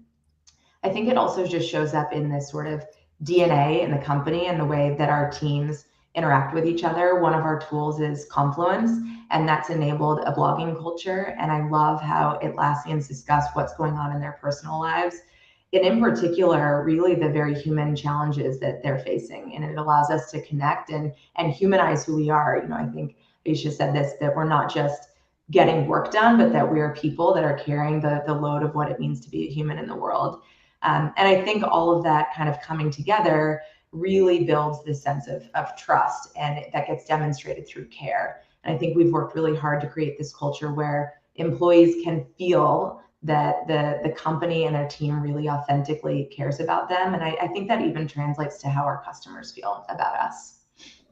Awesome. I completely agree with that through line between employee and customer experience. I think that's so important. Sasha. Yeah, so I was CEO until last June, and then I've had the privilege of creating my new role, which is really where my heart resides, with this Chief Experience Officer. And I see the three pillars there as product experience, what our parents and actually our customers experience using our pods or interacting with the business. Brand experience, which goes beyond to how we kind of show up in the world and how folks receive us, even if maybe they haven't interacted with our product.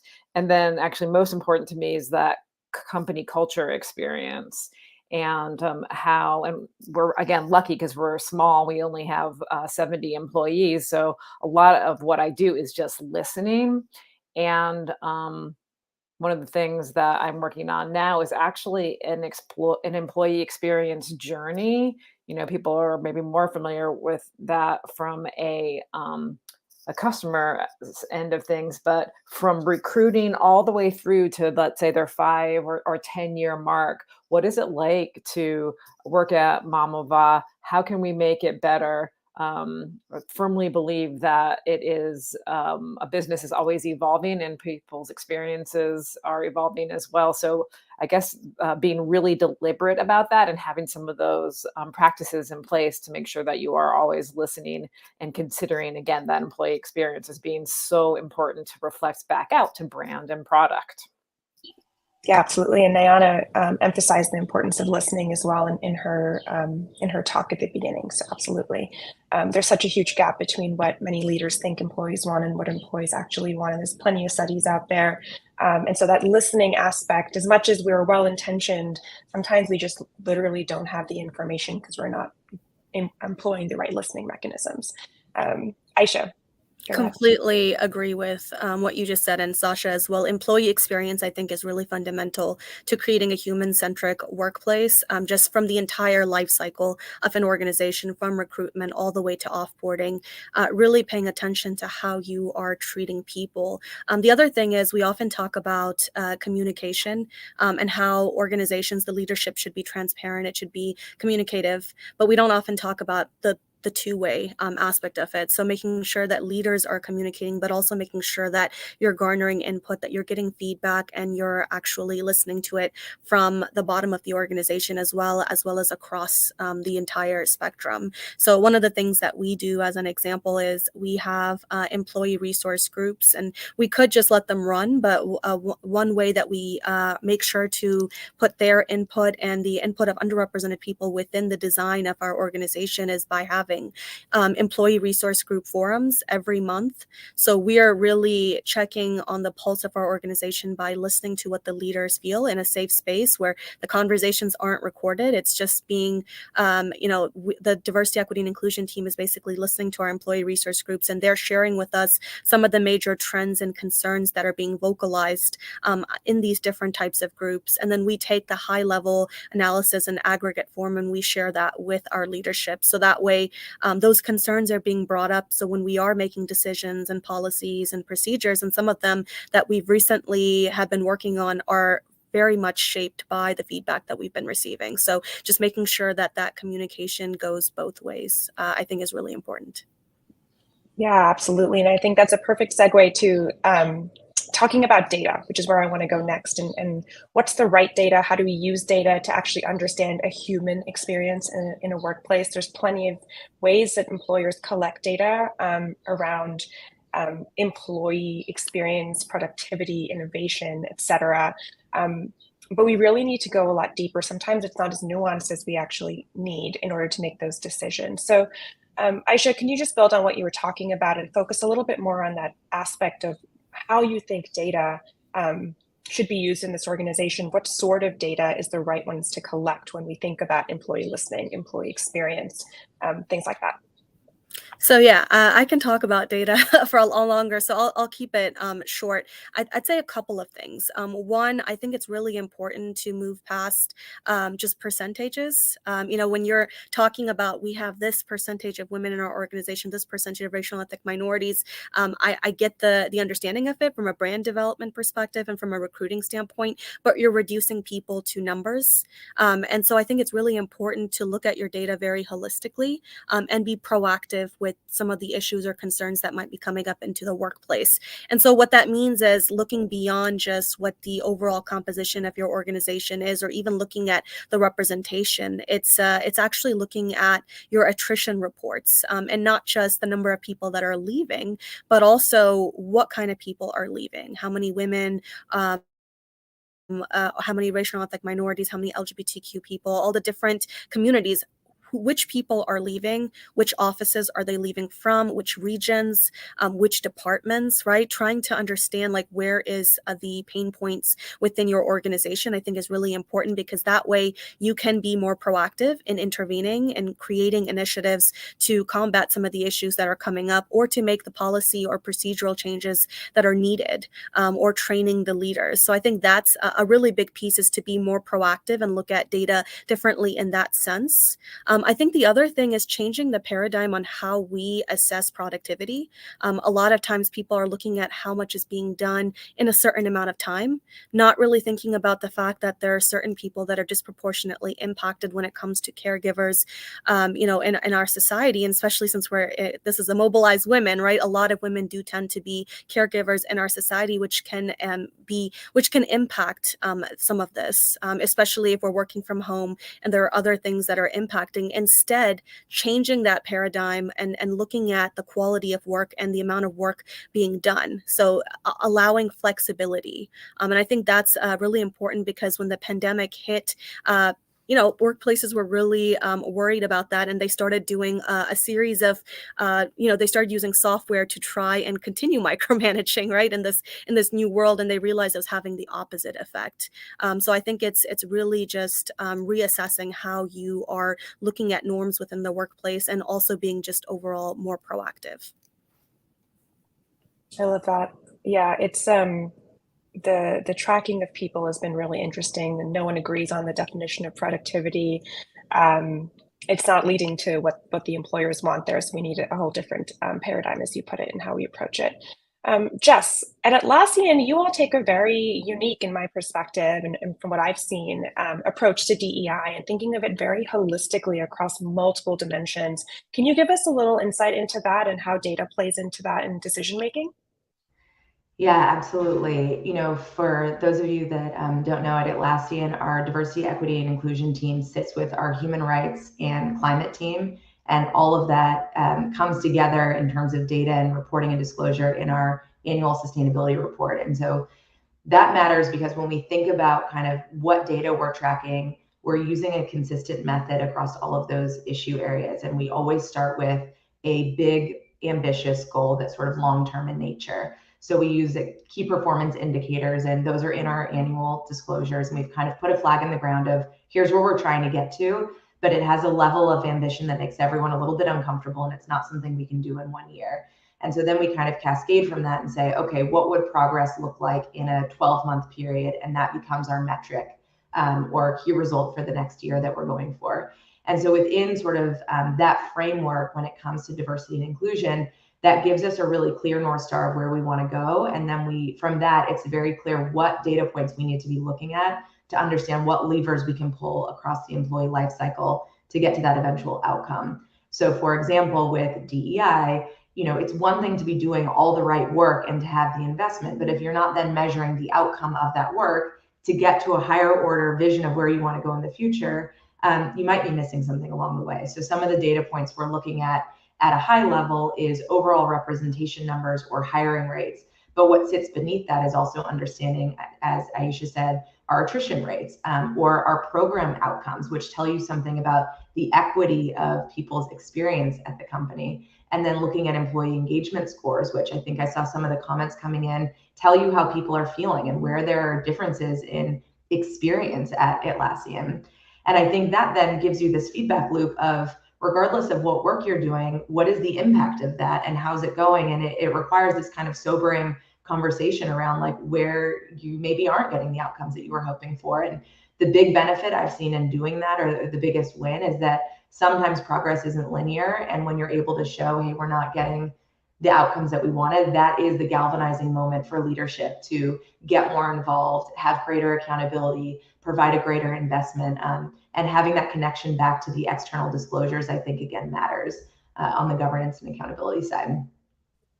I love that. I think becoming uncomfortable or becoming comfortable with being uncomfortable is really important. Not needing to be like, we got to get this done in 3 months, even if it's all we get is the check mark off out of it. It's okay to have to go a little bit more intentionally, strategically, and slower if you're going to get it done right for the long term. And I love that approach. And I love thinking about the broader impact on society, on the organization's impact on climate and human rights, all kind of wrapped up in this conversation. I think at the end of the day, we do impact all of these things, so we should think about that. Love that. Okay. All right. So let's switch a little bit about to talk about the changing priorities of employees these days. Aisha, you talked a little bit about the kind of micromanaging and the productivity tracking software. And a lot of that came about because folks are working more remotely because of COVID, of course, and now people want to stay remote or have more flexibility. And then we have on the other side, especially now, a lot of kind of mandates of bringing employees back to work. Microsoft survey said that 73% of employees say they need a better reason to go into the office than just their company wants them to. So Sasha, I'd love to kind of turn to you here with thinking about human-centric design and experience, your chief experience officer. How can leaders better leverage these sorts of principles and ideas to entice employees to come back? What's missing in that conversation that could make this more win-win all around? Yeah, and I think that it's complicated because so many of our companies, even a small company like Mamava, we have what we call remote people, we're based in Burlington, Vermont. Then we have the folks who live in Arkansas or Phoenix or what have you. And then we have the folks who live in Vermont. And then we have a factory, and those folks work in a factory in Vermont about an hour and a half away. And of course, they have to be, in place, and we try to be equitable in all ways in terms of benefits and so on. So it's a dance that we do here. And one of the things that I've been thinking a lot about, because we are reinventing, we downsized our space, so we don't actually even have room for every person to be in on the same day, as an example. I think about how important we know community and connection is to all of us as humans. It is the number one thing. We are social animals, and we are healthier and happier and more engaged if we are in community. And you can do that digitally. But what I'm working now on for Mamava is this idea of a mothership. So what does the office need to be? It's a place for onboarding. It's a place for mission connection. It's a place for collaboration and engaging with the product. And it's maybe not a place for that focused work and the time that you need to get those daily tasks done. And I think it requires a whole different design. So, what I'm talking about is making sure our engineers are in proximity to everybody else when we gather, that there is more focus on the gathering space than on like the workspaces or cubicles. But I really do think it's important. And right now we're a work environment where we ask every team to be in at least 2 days if you are in Vermont. And I think it is so important, especially for those young employees. Where do they, make those friend connections? Where do they understand their potential career path if they're not in community with the rest of the business? So I'm actually excited for the new era, that it can look different, but I also feel strongly that we do need to, and we're going to be stronger businesses if we can be in person at least some of the time. Yeah, I would say that most people I know who had to work remotely, I've always worked remotely for the last 6 years. So for me, I was like, this is the same. But most people I know, my friends that worked in offices, they could not wait to get back to the office at least a little bit. They were really, it was hard for them to be just in their one space at home all the time. And I do agree that there's a space for both. And I love the question you posed, Sasha, around what does this workplace or workspace need to be for us, for this organization, and kind of coming at it from that angle. Aisha, let's talk about that productivity concern and fight, and the difference between how employees think about productivity versus employers, kind of antiquated ideas of productivity and measurement. And then if folks want to stay at home and not come in, employers are concerned they're just not going to do as much. Do you think this is a valid concern? I have a guess at your response there. But then how would you advise leaders on this? If you're worried about productivity, what should you be doing instead of kind of this new version of micromanaging? Yeah. So is it a valid concern? No, I would say it's an understandable concern, and understandable only in that it's difficult from a change management perspective for us to move away from the norm of how we typically do things. So I think that, that micromanagement is something that's been normalized in the workplace, like paying attention to hours and the own into this curve, it was difficult to just immediately let go of that and think about it in a different kind of perspective. But in terms of looking at, just basic studies as well, we talked about softwares and things like that. So I think that some organizations did attempt to continue what they were used to. But there's a really interesting article, and I encourage others to look into it as well. It's called The Rise of the Worker Productivity Score. And it was basically a bunch of studies that were done in 2022 because they noticed that, when there is more software and more methods for employers to micromanage, what ends up happening, I like to compare it to parenting styles. When you're dealing with a parent that's just doesn't trust you and is just trying to make all these rules, what ends up happening is you find a way to cheat the system. And so they were noticing that in the healthcare system, people were coming up with tools to try and make it seem like their clicks were happening, because that was how they were measuring success, is that, there's no breaks in between. And so you had the opposite effect that's happening. And I think the other thing is, a lot of workplaces, some of them started, there was some evolvement happening where workplaces like, okay, we can try 2 or 3 flex days where people can work from home. So I think there was already sort of a movement that was starting.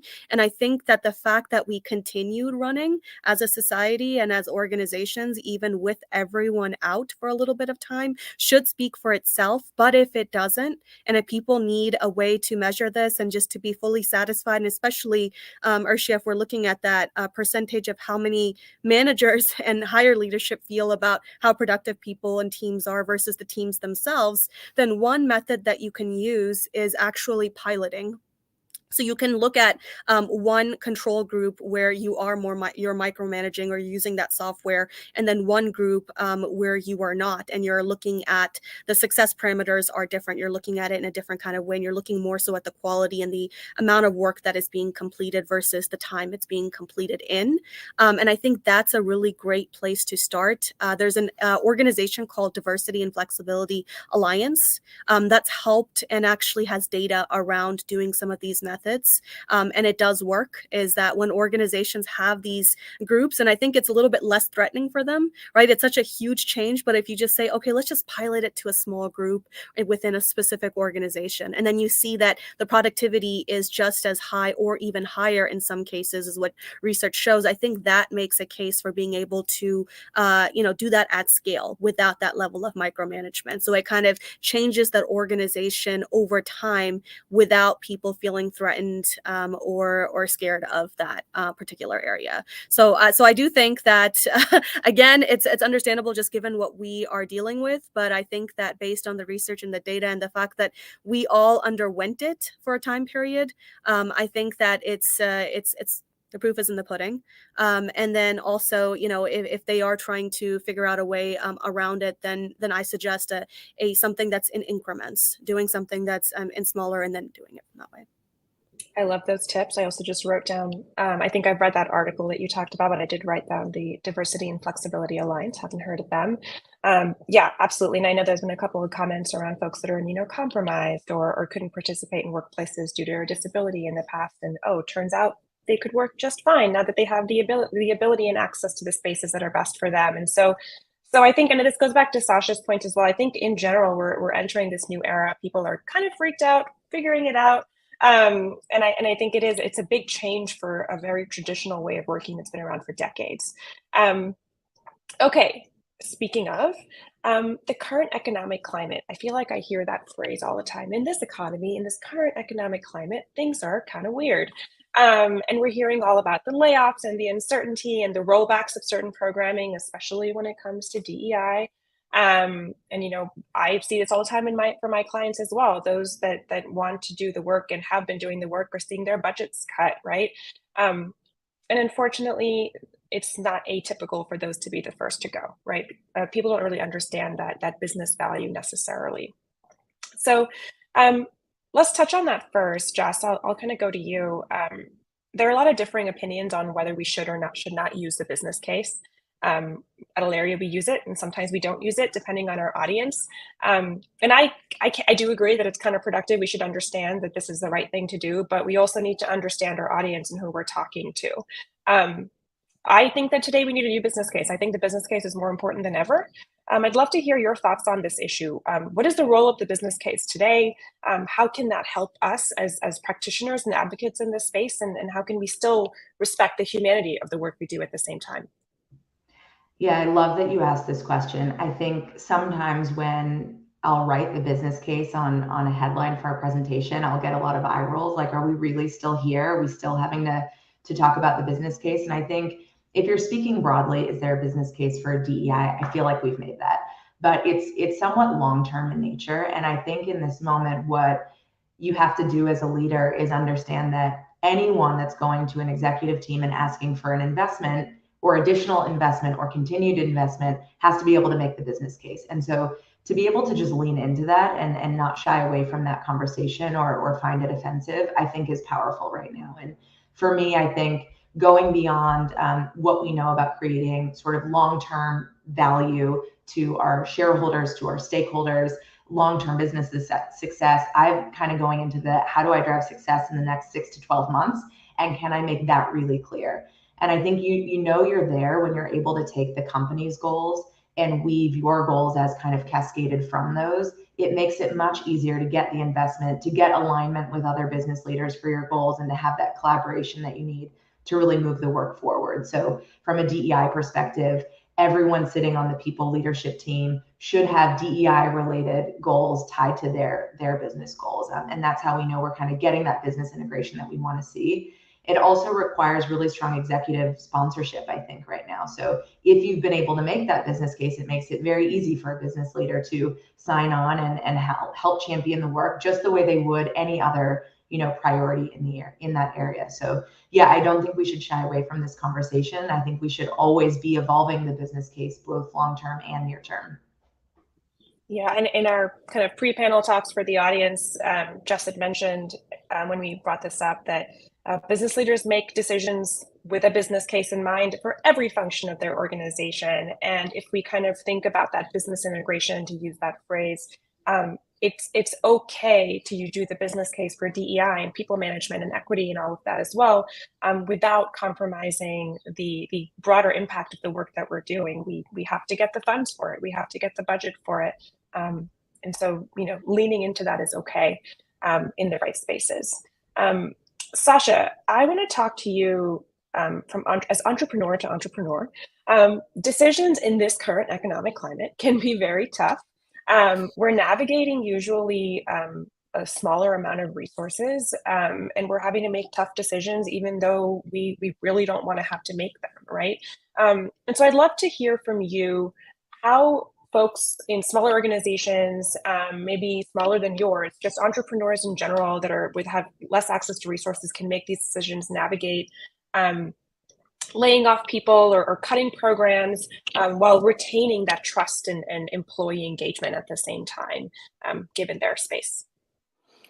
Sure, and I'm going to tell you what my philosophy is, and I'm not going to say that it's actually that easy, but for the first sort of 5 years, we had 4 managers, including myself, and we all happened to be either former college athletes or pretty serious athletes. And it might sound kind of contradictory, but I think that background and thinking of ourselves as a team versus a family was something that we really were deliberate about. And one of the things that we still do is we're very transparent.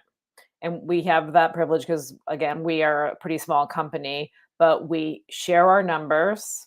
We share as much as possible of what's going on with the business. And then when we make decisions, hopefully most people are connecting the dots and understanding that it makes sense for the business itself, and that's a team, and that it's not when we've had to, put somebody in a new position or lay somebody off.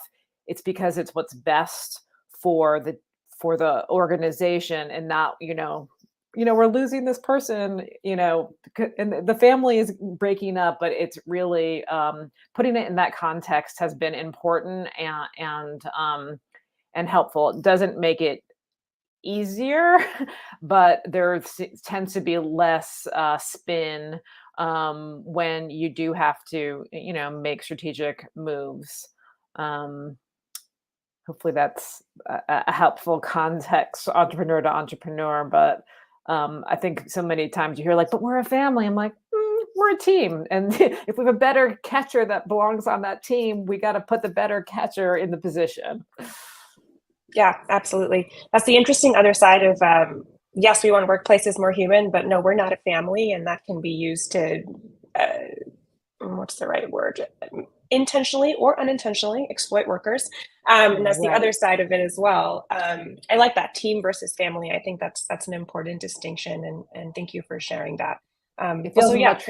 Maybe it's hard if someone has to move off of the team, but it's much harder if they were part of the family and then they have to move off. Yeah, absolutely. And I think the transparency as a smaller organization, when, push comes to shove and you have to do something and it should literally survive the next week or the next month, as much as going on, the easier that process is. And I know that in my organization, when that's happened, we also try to support whoever we're having to let go and finding that next opportunity, do whatever we can. It's not something that we wanted to do, but here we are, and decisions have to be made sometimes, and that's hard. Absolutely. Awesome. All right.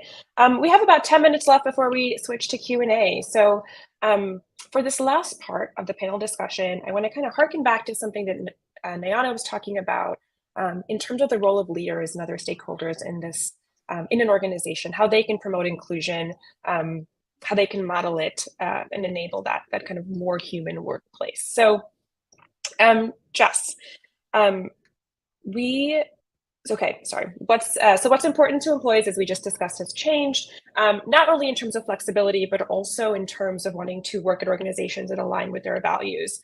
For those who haven't seen, the Edelman Trust Barometer comes out every single year, and that number is just ticked up every single year in terms of wanting to see CEOs take a stand, work at organizations that align with certain issues, and that's increasingly so for the younger generations. So with your focus on human rights and climate and all of this together, how do you think that really plays out in creating a workplace culture when you're talking about all of those things? What have you seen that works well, and how are they related? Yeah, I love that you mentioned the Edelman Trust Barometer. We keep a close eye on that as well. And Atlassian has actually done some of our own research that has really underlined, particularly employees in the US and Australia are actually willing to leave an employer where their values don't align. So it's not just that people care, but they're willing to do something different because of it. And I think that's a bit of a step change. The interesting thing now is that companies are having to figure out, okay, what are the issues that I'm going to take a stand on across things like climate, but racism, access to healthcare. There have been so many new issues that have popped up, and I think without a really clear framework for what issues to take a stand on and what your position is going to be, it can be a tricky territory to navigate. And I think it's not just tricky because you have to pick the issue, but it's tricky because it is not enough to just say something once. And I think this comes back to your question around how does this influence culture? And I think leaders in this day are in a position where they need to be really clear about what issues they're taking a stand on, why that issue is material to the business. And this comes back to kind of business case and that broader sustainability strategy, but then how they're not only going to take a stand, but have this kind of consistent drumbeat over time where they can back that up with proof points for how they're taking action. So it really does require this deeper investment. I think for Atlassian, we saw this in the early days of starting our sustainability program. And that was sort of the genesis of it, of like, let's not be in crisis response all the time. Let's have a really clear framework that helps set the issues that we're going to be really bold on and put public goals around them, and then spend the next decade, showing progress. And from a leadership position on our executive team, they have to use their voice to stand up for these issues and be the change and really put their weight behind them. I think a good example of this for us was, with Dobbs, not only did we have our clear set of issues that we were focusing on, but we also had a process for keeping our eye on emerging issues that we thought would be coming down the pipe. And so when that came out, immediately we had a policy that would cover $10,000 per employee and $5,000 per companion for out-of-state abortions, which was just really a way of extending the benefits that people already had. And being able to do that the minute the ruling was handed down really showed to employees that it's not just that we care about diversity, equity, and inclusion and that we're saying it, but we've got our eye on how the landscape is changing, how employees may be affected, and we are making sure that we have that care and coverage for them, and that they know that Atlassian is a place that they can rely on and trust. And so that's what I mean by that consistent drumbeat over time and kind of really putting your money where your mouth is as a leader.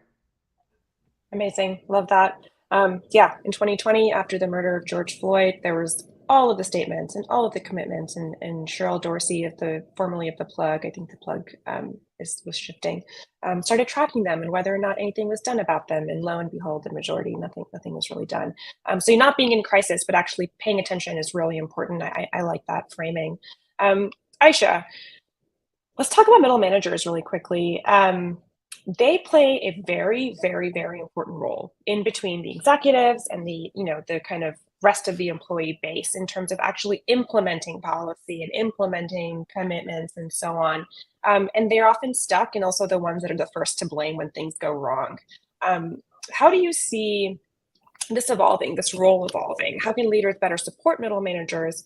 And do you have suggestions for organizational models that kind of avoid some of these traps? Yeah, this question is one that I've seen come up a lot in market events that I go to. And I mean, it's something that's standard across different industries and sectors, is like, how do you engage middle management? And I think it's kind of what you alluded to, is that they have so many competing priorities, and they have demands from the top and the bottom. And so they sometimes get caught in between. And I think one of the big things to pay attention to is, how is leadership modeling certain policies and procedures? Like, how are they expressing the importance importance within the organization for these things, because if they're not modeling it, middle management has so many different competing priorities. If they're not seeing their leaders prioritize it, they're not going to prioritize it or execute it across the organization. So that's one across different parts of the organization. And so making sure that there are some spaces for middle management to also give feedback. Sometimes it's just a matter of bandwidth.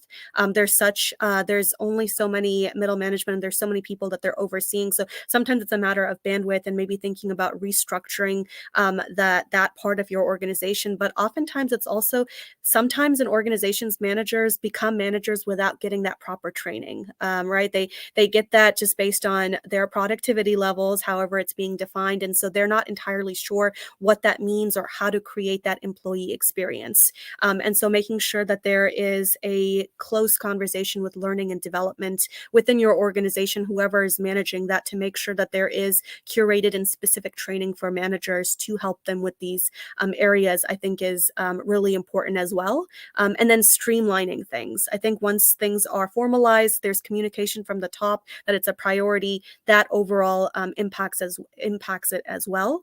In terms of evolving, I think it's going to be difficult. I think these conversations continue happening, and I've seen the same conversations happen for the last few years. So I think it's a matter of people, the models that I've seen work, and I wish that there was just some kind of formula, because then I feel like we would all have cracked it by now. But I think that the models where it does work is typically where there's a smaller ratio between managers and the people that they're overseeing, because there's more ability for human interactions, more time, more bandwidth. Obviously, not organizations can do that. So when that's the case, I think some of these things and making sure that there is that clarity and that time for them to provide their input is really going to be crucial in changing the way that things are currently being done with middle management. Yeah, absolutely. I also love the idea of making sure L&D is part of this conversation all the time. When I work with a client and they bring their L&D team as well to the meetings, I'm just so excited and happy, because I think that their DEI doesn't need to be pigeonholed. This has to kind of go across the organization, business integration, a lot of the kind of things that have come up today. Sasha, we'll end this section with you before we kind of hop to Q&A. But I from, again, an entrepreneurial mindset, when I talk to startup founders or people in smaller organizations, it's really hard to think about this work immediately. They're like, that's when I have 100 people at least, or 200, or I'll do kind of the bare minimum right now, but I really can't focus on this and think about it. When do you think it's the right time to start thinking about this? And how can you, what sorts of things can you do immediately when you're starting a company to sort of immediately kind of embed the sense of inclusion and the commitment to inclusion and DEI? Yeah, so we, my co-founder Christine and I, met at the design consultancy where we worked, and so we got to be inside a lot of little and big companies. So we got to pick what we knew was bad and say we're never going to do it that way, and what we loved about how other organizations did it. And frankly, we had a set of company values. We had a benefits and employee manual before we had our first employees. That was so important to us. It's, it's what our, business is all about. And I do think that it's important to have those, go as you begin, right? So have those from day one, because they set the foundations for the people that you'll be recruiting, for the behaviors of an organization. And I think you can do incremental things, right? So at Mamava, we don't have a foundation yet, but we give a certain amount of our pods away for free every year.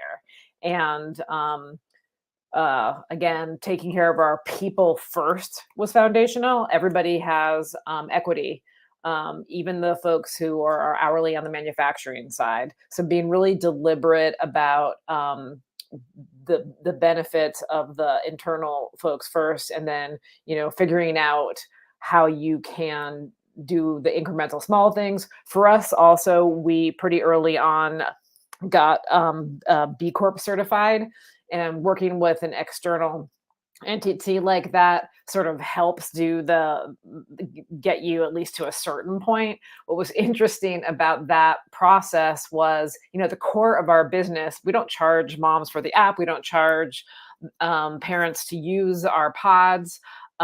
We do sell them directly, and we, as I said, we give them away. But we have struggled with our certification rating for B Corp, and we would say like, but our rating is lower than this beer, even though the fundamental thing we did was about social equity and there's environmental impacts and so on and so forth. But the rating systems for some of these certification agencies are measuring things that at the time we didn't have control of.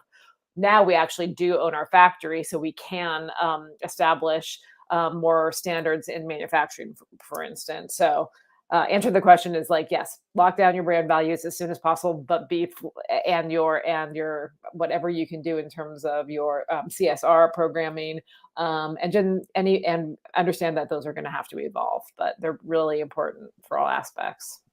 Yeah, absolutely. I think values was the first thing we created, and that led to our code of conduct. And that was the most important thing, to at least have that foundational documentation. Yeah, and I actually make it like an artifact. Like this is like sitting on the desk in the shared office, where on the first day they get a little pretty piece of art, and then the values are printed on the back, and it's something that hopefully they hold on to. They're bringing it back to their workspace at home, and they're tapping back into that in terms of their decisions that they're making on a daily basis. Yeah, I love that. Keep it top of mind. I love having like a physical thing that's kind of in your workspace that reminds you of the values of your space. And do it slow. It's okay. It's the point of doing something in the ways that are feasible. Okay, so we're going to switch to Q&A, but I want to give everyone a quick minute because I know we're going to cut into 2 minutes of Q&A. Sorry, y'all. What is one thing you'd like to leave the audience with before we shift over? Sasha, why don't you just continue and share that? Again, like put your brand values forward.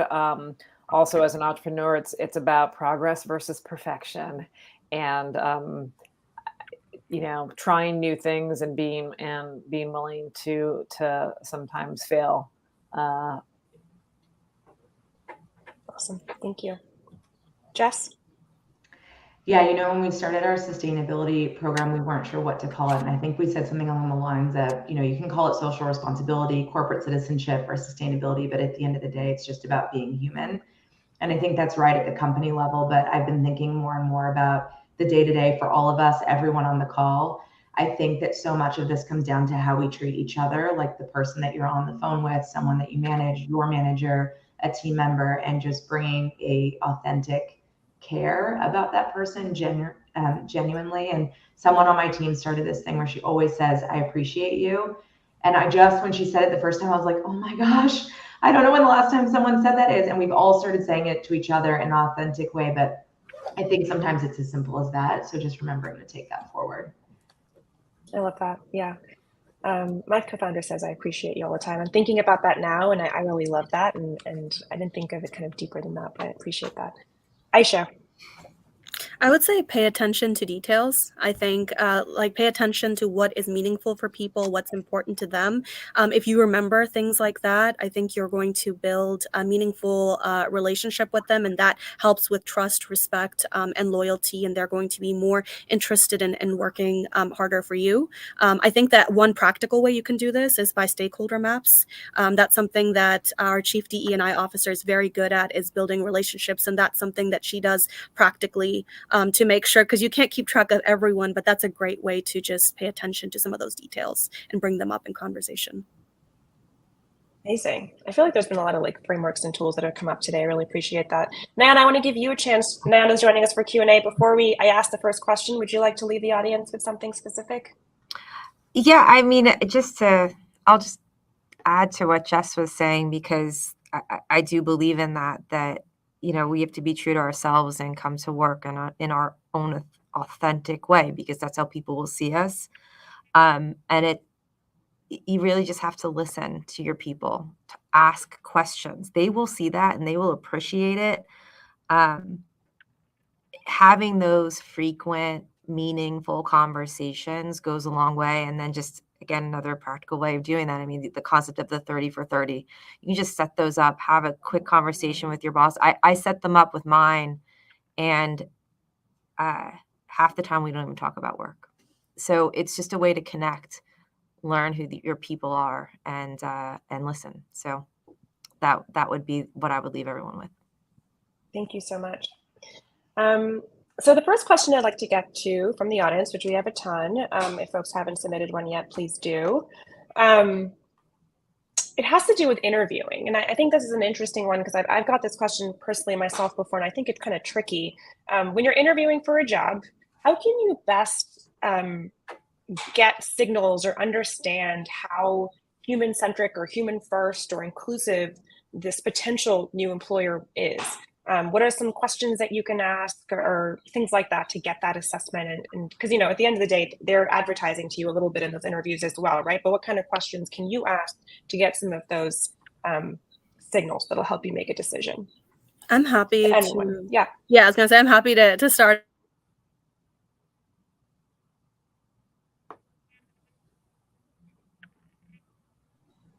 Attention to how much they're investing in their people. So the questions you can ask without getting into tricky territory is just, you know, what kind of development opportunities do you provide your employees? What kind of support services are accessible to employees? You know, if they have a DE&I presence that's on their website, inquire about that. How do you support, if they're talking about employee resource groups, how are those supported?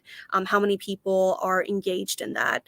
So that way you're not like kind of pressing them or coming across as interrogative. It's based on things that are already on their site. So I would do obviously background research on what's on their sites, whether or not they have a DE&I team, a CSR team, things like that. That gives you an indicator of how much they're willing to support.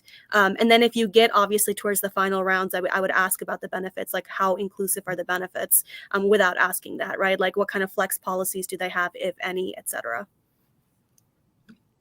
I can add a little bit to that too, because I 100% agree.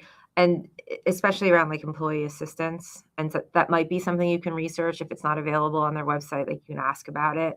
Are there, you know, mental health programs to help people? And then how much of that is embedded in their core values?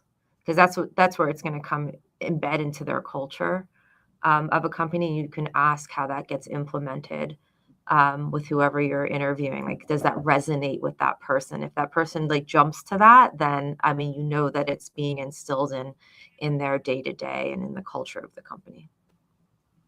I saw this question and I thought it was compelling, and because as an interviewer, I always ask, telling me about a really great manager or mentor that you've had and what that relationship was like. So when I read that question, I thought, oh, asking that question of the person that's hiring you and potentially that person who will be your manager, tell me about a great managerial relationship you have. What are the aspects of that relationship that makes it work well? And I know that you can research a lot of the other things, but those kinds of human interactions and chemistry and expectations, I think it would be wonderful to hear that from somebody I was interviewing, because it would challenge my way of really thinking about that process.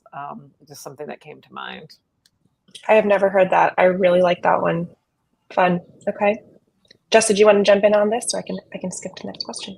Yeah, I love this question. I think to Sasha's point, the questions that an interviewer asks can sometimes be a signal of what's valued. But the other one that I would point to is how success gets measured or how performance gets measured in the company. And if values and teamwork don't come up as part of that, that would probably be a flag to me. And that's something that Atlassian has stayed really committed to in the way that we think about performance assessment and setting goals and expectations for the team in a really structural way. Is that, yeah, values and contribution to team have to be core to that. Absolutely. Awesome. Great tactical tips there. I hope folks were taking notes. We probably have time for one or two more questions. So this is a good one. Going back to having employees return to work and that whole push right now, what can businesses that want workers to return to the office do to support disabled or immunocompromised employees who no longer can or want to return to the old way of sharing a workplace?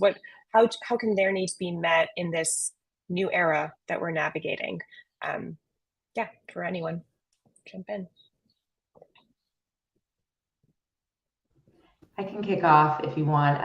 Atlassian has moved to what we call Team Anywhere at this point, which means employees can decide where they want to work from, if they want to be working from home or if they want to come into one of our many offices around the world. And I think because of that, we need to find ways of bringing everyone together at certain points in time so you can spend time with your team. And we do that through intentional togetherness. So I'd almost expand this question to say, it's not just about how you think about accommodation in the office, but how do you also think about accommodations when you're bringing people together outside of the office? And I think asking the question of, hey, what do you need to be able to join this event? What do we need to have accessible for you? And then also having the services to put behind people so that you can deliver on those accommodation needs. I love that. I think that goes back to something Sasha was saying earlier as well, right? We still need to be gathering in certain ways. So at those moments of gathering, what does that look like? Awesome. Any other thoughts on that? All right, we can jump forward. All right. So employee experience, this is another question. Employee experience is highly impacted by the emotional intelligence and leadership skills of their direct manager. What should companies be doing to help develop all leaders? And I know we touched a little bit on this with the middle manager conversation, but for anyone here on the panel, how can we help develop all leaders to impact employee experience?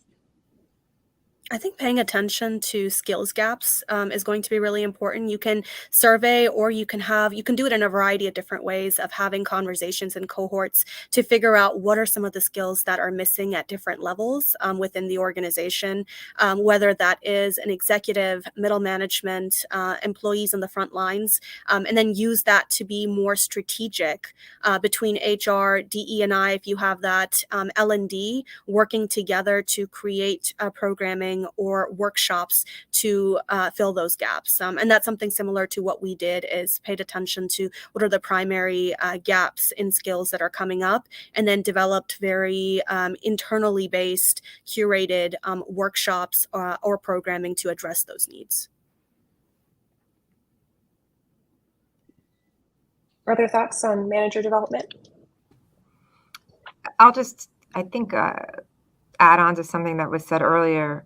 If you hold your managers accountable for, diversity and inclusion objectives in whatever formal performance assessments that people do, or how you measure your accomplishments, then it's sort of like just part of your everyday culture. I know for us, we all, as leaders, we all need to have these documented, and we're assessed on them every year. So it seems a little formal, but it does help instill that and train up your managers to have that approach and how they lead their people. At business integration again. I think that's important. All right, we have 2 minutes left. So I've been kind of unsure about bringing up this question because I think it's a whole can of worms, but we'll try to see if anyone has anything quick to say about this.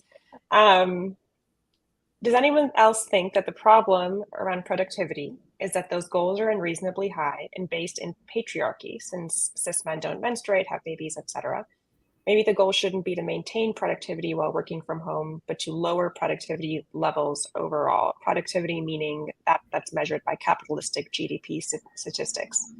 I think I just want to say that I think that I'm still thinking about what that would mean. So if anyone, I think that the point here is like, what is productivity? What is that changing idea of productivity? How can we think differently about a person's productivity in terms of their workplace? So does anyone have any thoughts or kind of off the top of their head around that question before we close off?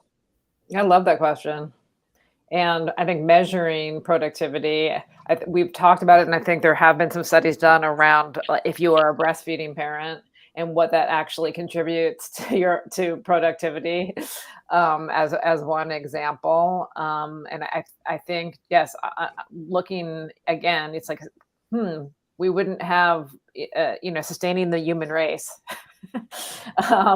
We wouldn't be where we are. There would be no economies without that happening. So I don't know how you move forward on that, but I think measuring it in some way is a place to start for sure. Yeah, definitely. I can jump in here too. I love the spicier, tougher questions. One thing that we've been talking about on the team lately that I think is along these lines is just the word efficiency, which is coming up a lot in parallel to productivity.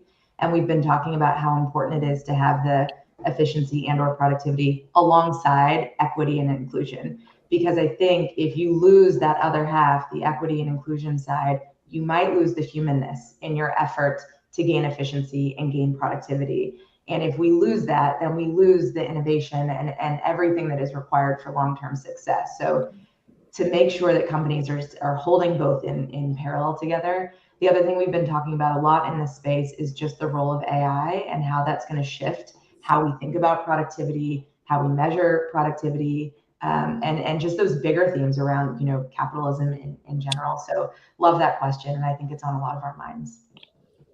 Absolutely. Thank you so much. And thank you all. That concludes our session, I believe. Thank you to the panelists. It was an honor to be here with you today. You all shared amazing things. I took some notes, and I hope you all enjoyed the conversation. Thank you to Elevate. Thank you for having me.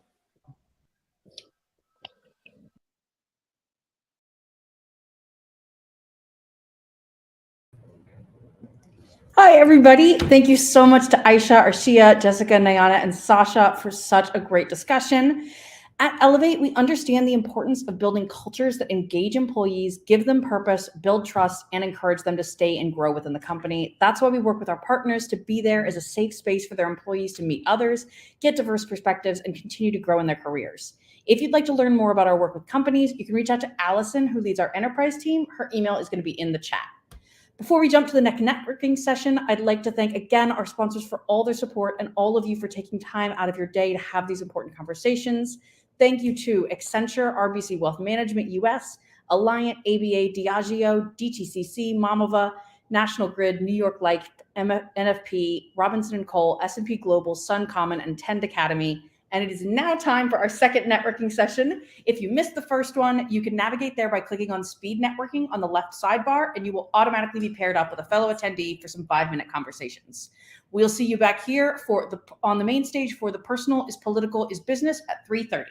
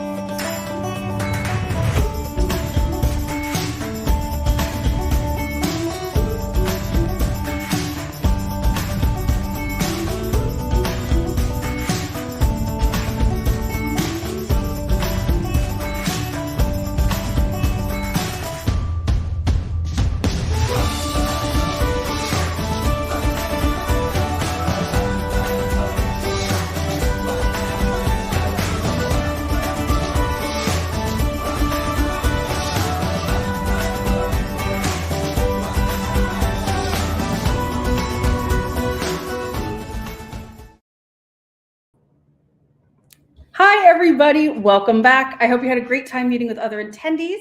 If you are just joining us, hello, welcome. I'm Megan Oliver, the marketing coordinator at Elevate Network, and I am happy to welcome you back to our last pair of sessions. Thank you so much to all of you who have joined us throughout the day for all of these important conversations. Next up is one that I am in particular really excited for. It's called The Personal is Political is Business.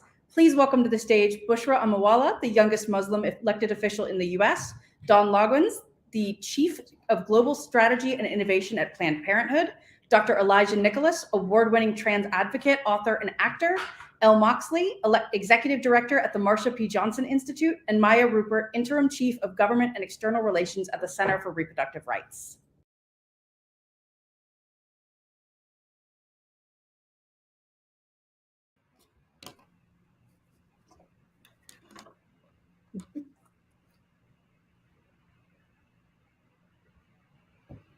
Megan, you ready for me to take it away? You are good to go. Excellent. Thank you. Good afternoon. And thank you to the Elevate team for hosting this session and the great partnership. I am Dawn Loggins, Chief of Global Strategy and Innovation for Planned Parenthood Federation of America. I use she, her pronouns. And for accessibility, I'll let you know that I'm a white woman with brown curly hair and an increasing number of gray streaks, blue eyes, and I'm wearing what I call my global shirt, which is covered in multicolored circles against a black night sky background.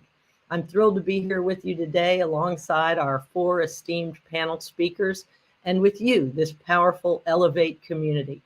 I'll take a stab at framing this important and interesting topic and then turn it over to my fellow panelists with some questions after they give a little bit of further introduction. And we'll also have some time for questions from the audience. Very quickly, a few words of introduction about my organization, Planned Parenthood. For over 100 years, Planned Parenthood has worked to provide and protect access to sexual and reproductive health and rights for the most medically and economically underserved communities in the United States. We have 49 affiliates operating 600 health centers, providing a wide variety of healthcare services, annual wellness exams, STI tests, birth control, abortion access, prenatal care, breast cancer screenings, gender-affirming care, and HIV prevention medication, to name just a few. We serve 2 million people in person each year, 200 million online and through our digital properties, and more than 5 million through sex education. And we have a global arm where we work with partners across 10 countries in Latin America and Africa as part of the worldwide movement for reproductive health care access and rights. Now, we all know how significant the last year has been in terms of the degradation and loss of human rights, persistent racial and economic disparities, and the rollback of rights of women, LGBTQ+, BIPOC, and AAPI communities. Our communities, many of them, are feeling the haunt and pain of gun violence. It is a lot. The end of Roe v. Wade in the US, which decimated the federal constitutional right to abortion after being the law for 50 years, has created incredible harm and instability across the US. Today, people living in 20 US states face abortion bans and reproductive rights restrictions. Emboldened ideological courts and legislators are working to criminalize LGBTQ rights, specifically trans rights, with almost 300 bills targeting the LGBTQ community in the US alone, and in many countries around the world. The dangerous and ugly law in Uganda, just the latest. Voter suppression and dangerous misinformation campaigns are frequent headlines in the news. Relatedly, we see businesses in the headlines on all sides of these issues. As business leaders, employees, employee groups, individual workers, and investors struggle to engage. Many businesses are banding together in groups like the Don't Ban Equality Coalition, with more than 950 national and multinational companies in that network alone. So this leads us directly to today's conversation. Increasingly, the personal is political, is business. So we're going to jump into that. First, I'm going to ask Bushra if you'll introduce yourself. I tell you what, I was exhausted just reading the summary of your resume already. So I can't imagine in a few decades it'll be a book. You've done such amazing things already. Welcome. That's so sweet. Thank you, Dawn, and thank you to Elevate Network for having us today on your esteemed panel. I'm so excited to learn from my fellow panelists and look forward to what this conversation looks like. My name is Bushra Amiwala, and I am the first Gen Z woman to hold public office in this country, which is super exciting for me to say out loud. When I was elected, I was known as the youngest Muslim elected in the country and went down in the History Museum as such, but the same way that, political administration's turmoil, so does, I guess, my title, but my name is Bushra, so you can definitely refer to me as that. I just got elected to my second term in public office and serve on the Board of Education in Skokie, our school district 73 and a half. And I am super excited to be serving in a second term. Outside of that, my day job is I work at Google. I'm a solutions consultant. And outside of that, I'm currently getting my MBA part-time at Kellogg, which is Northwestern School of Management. So that's a little bit about me and what I'm up to on the day-to-day. And in my free time, I like speaking at conferences and events. Great. Let's go over to Dr. Elijah Nicholas. Good afternoon, everyone. Thank you so much for having me. I'm excited to be here. We do know Dr. Nicholas said he was having a little bit of trouble with the technology piece and some internet. It's probably the fires from Canada, I know, are blowing through New York here. So, oh, good. You're back with us, Dr. Elijah.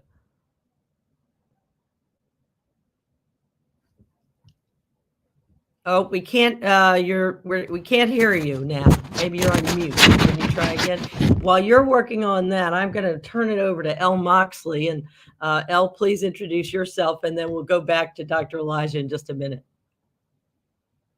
Absolutely. Thank you so much. Hi, Don. Hi, Bushra. Hi, Maya. Hi, Dr. Elijah.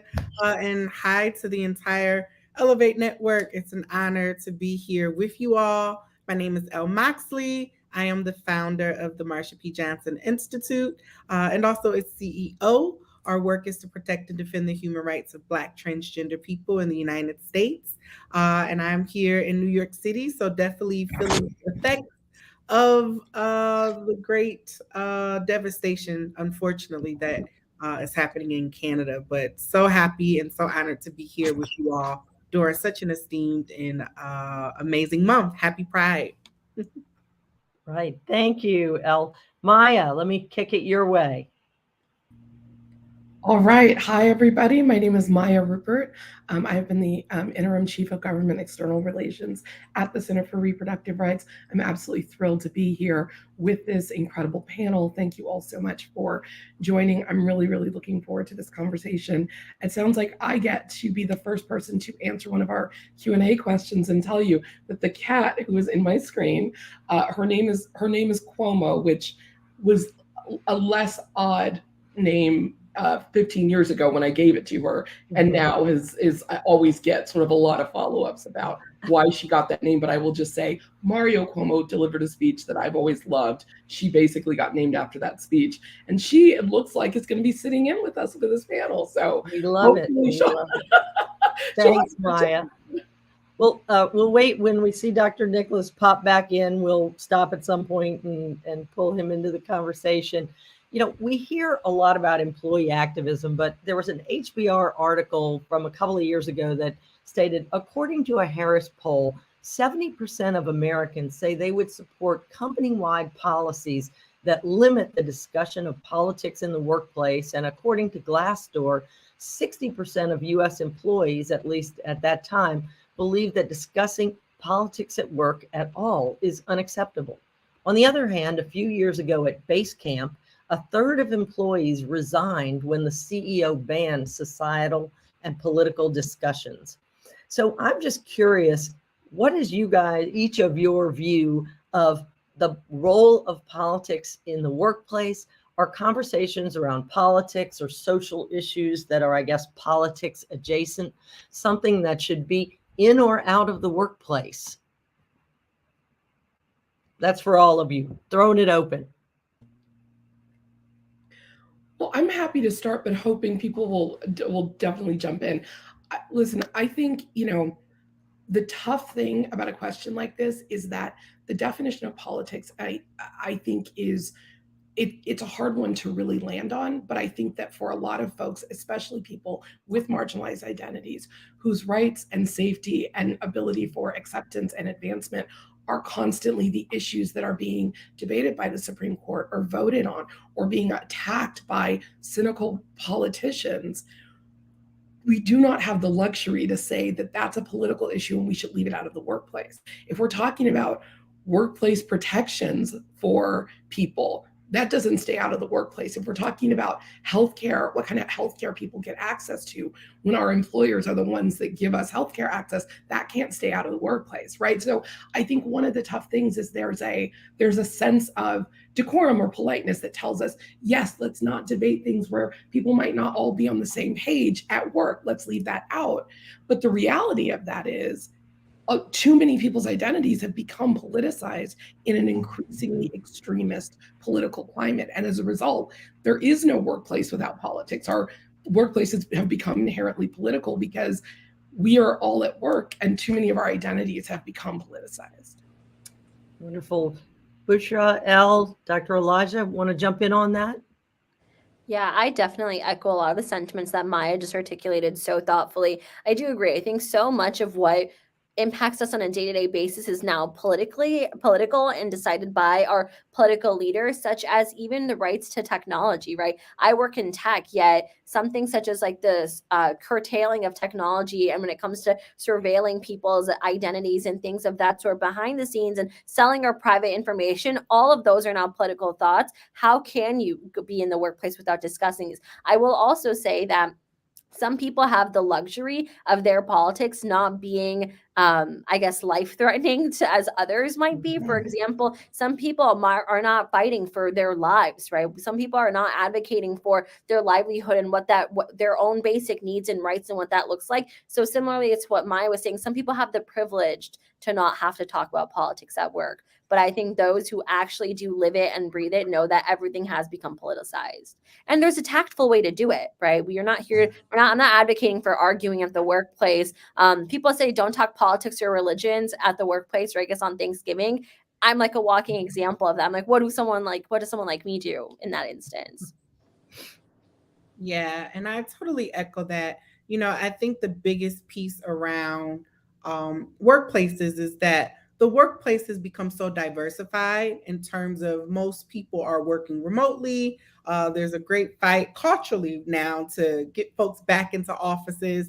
And so I think that changes the dynamics in terms of like the luxuries, but also the ability to censor oneself. There are some conversations that just are unavoidable because they do impact the workplace, but more importantly, they impact the human experience that people are having at work. And I think at this point in time, societally, just globally, we've seen so many people impacted by the same thing. So COVID has impacted all of us. That is the one thing that humanity has in common. Whether you believe COVID was real, whether you believe it was not, it did happen. And so I think that has created more to level set, but it has brought political beliefs and ideologies to the surface.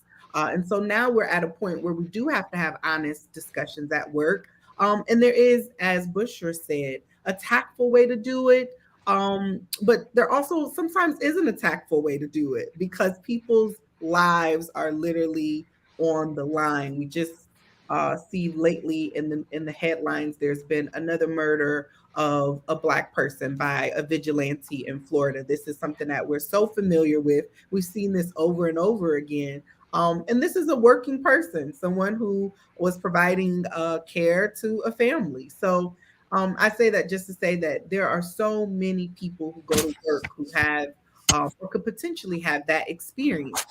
And so there's no way to not talk about race, class, gender, or any of the things that are deemed political in nature. And just an example of that, I want to just rewind us back to a time maybe 10, 12 years ago when Trayvon Martin was murdered. I remember working in a corporate environment and seeing the reluctance that so many people in that environment had to talking about how wrong that as a reality for our country was. And so I think so much about how that happened. And now fast forward, we can't stop talking about race. We can't stop talking about gender. And I think that's a reflection of how successful we have been as activists in moving these conversations forward so that they are starting to infiltrate and inform the corporate setting. And that's what a lot of this pushback and resistance is about, the success of our movements.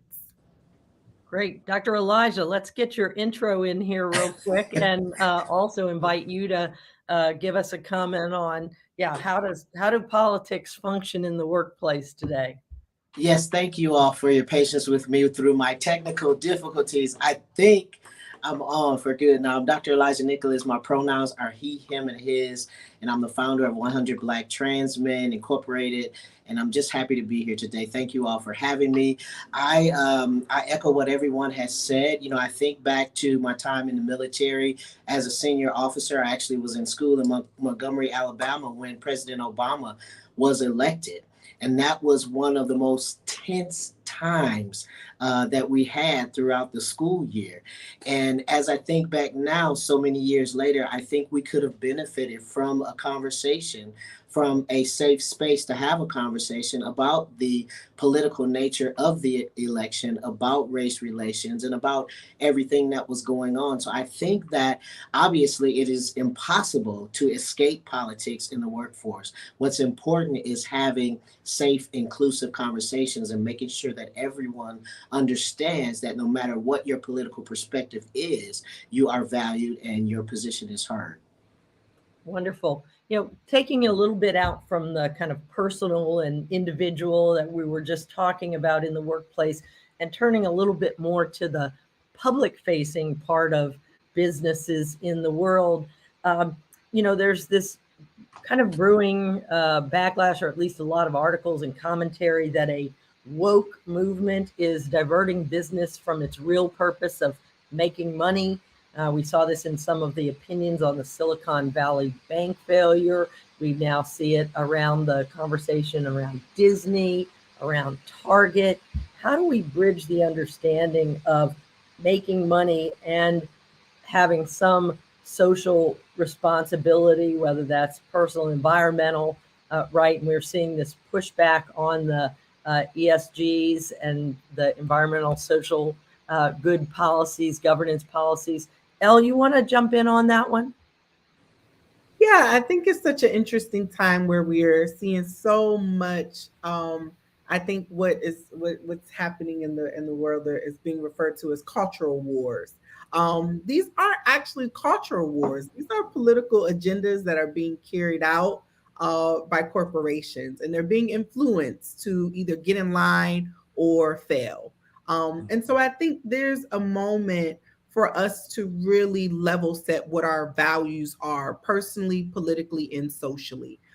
There is this idea, and I'm just coming back from being abroad in France, and there's such an ease, there's such a care for humanity. It's not to say that everybody gets it right and we get it wrong, but there is more of a global appreciation for humanity. Whereas here, it's a slug out kind of fest all the time. So, I have been doing some work at the Marsha P. Johnson Institute, specifically related to the fight in Florida. We're seeing not only the fight with Disney, but we're seeing that, as it relates to race, as it relates to gun violence. And there's so much opportunity for us to really centralize humanity as being the ultimate goal that we're after. I think, I won't say any specifics about how anybody is doing, because we've got some great examples that you referenced, Don, where corporations have had an opportunity to really stick it to the public about what their goals and interests are. And we haven't seen folks really hold that line because there's a bottom dollar here. There is a bottom line, and it is dollars. I think we have to be willing to sacrifice money, especially when people are being killed and people are being murdered and people's human rights are being taken away and tampered with. Part of what we're seeing is like this fight to protect trans children, but we know that this is an opportunity to really just eviscerate trans people, as it was so eloquently put on a legislative floor. So I think we've really got to individually and collectively get clear about our communal care and what our values are, so that we can continue to advocate for those in those conversations that are happening inside the workplace and outside of it. But I do think companies, corporations, organizations really have to continue to lead the effort because obviously where people make their money is always going to be the greatest influence to our survival and humanity. Yeah. Maya, let me ask you, the Edelman Trust Barometer, right, that gets run every year in 2023 showed that businesses as seen are as more trustworthy than almost any other institution, including government. So considering that, and in light of Elle's comments, what role do you believe that business leaders have in shaping society? Is this level of trust increasing what we can demand of them in terms of showing up on issues that are of importance to their employees and their customers? Absolutely. And I will just say that results like that should also concern the other institutions like government and others, and hopefully encourage folks to think really about how to restore that trust. Because in moments like this, we have to have trust in our institutions, and corporations, businesses, those are a piece of the institutions and sort of the democratic life that people are living. And where we see that trust existing, then absolutely, I think that creates an obligation to use that for good, particularly in a moment like this, right? Where we're seeing some of the institutions that we have relied upon, unfortunately, seem a lot more fragile than I think we all hoped that they were. Where people are placing their trust, I think that does create a greater obligation. And to Elle's point, if people are looking to businesses in these moments and saying, well, where I'm going to put my dollars are the places that reflect my values, boycott or supporting businesses that you believe in, that's a contemplated part of an economy as well.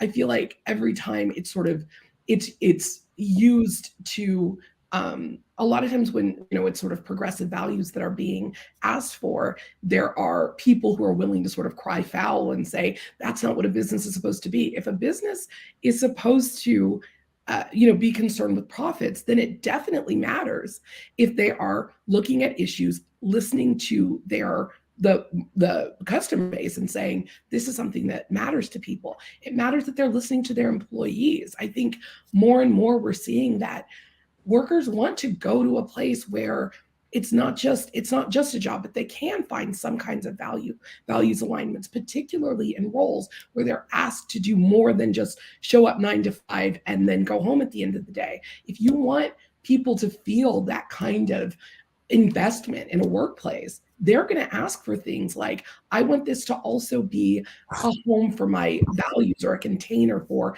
my values, my advocacy home, right? Like, people want more than that from their employers. Listening to employees is the job of a business. That is good business sense. And so I think sometimes we have to separate out, stop thinking of this as there can be sort of political concerns and there can be business concerns.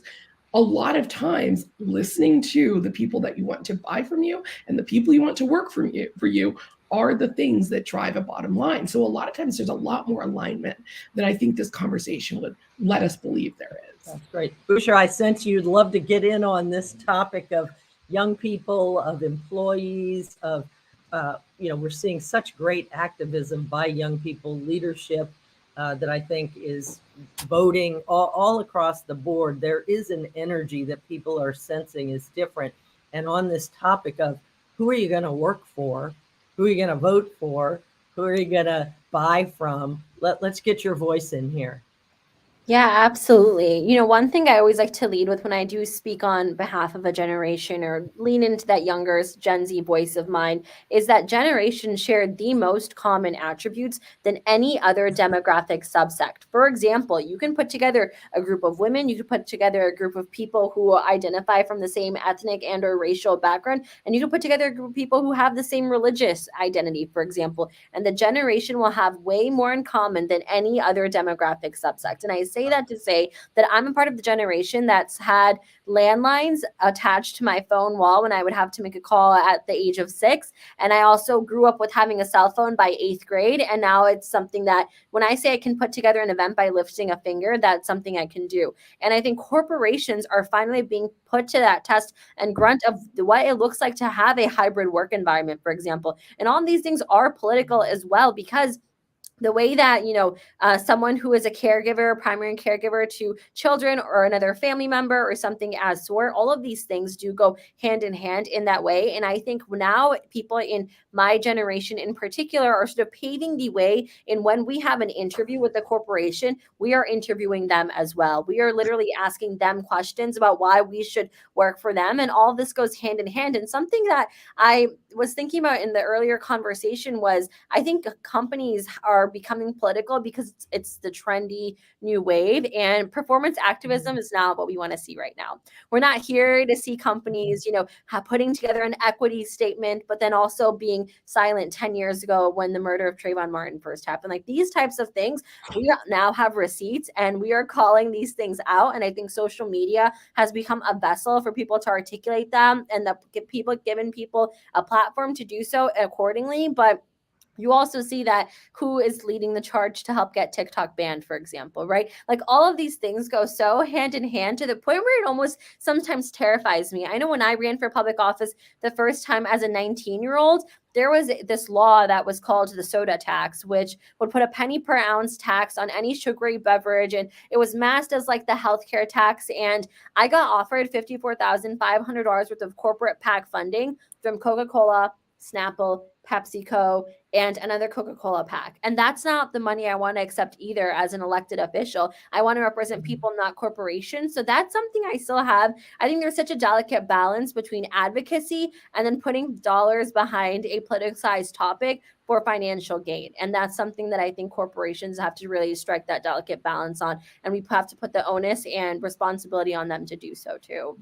And we know a lot of corporations, people don't have an easy, clear view into where they are putting their political dollars, and then the steps that those elected officials that they're supporting are taking, not just on their issue, but on issues that affect so many communities.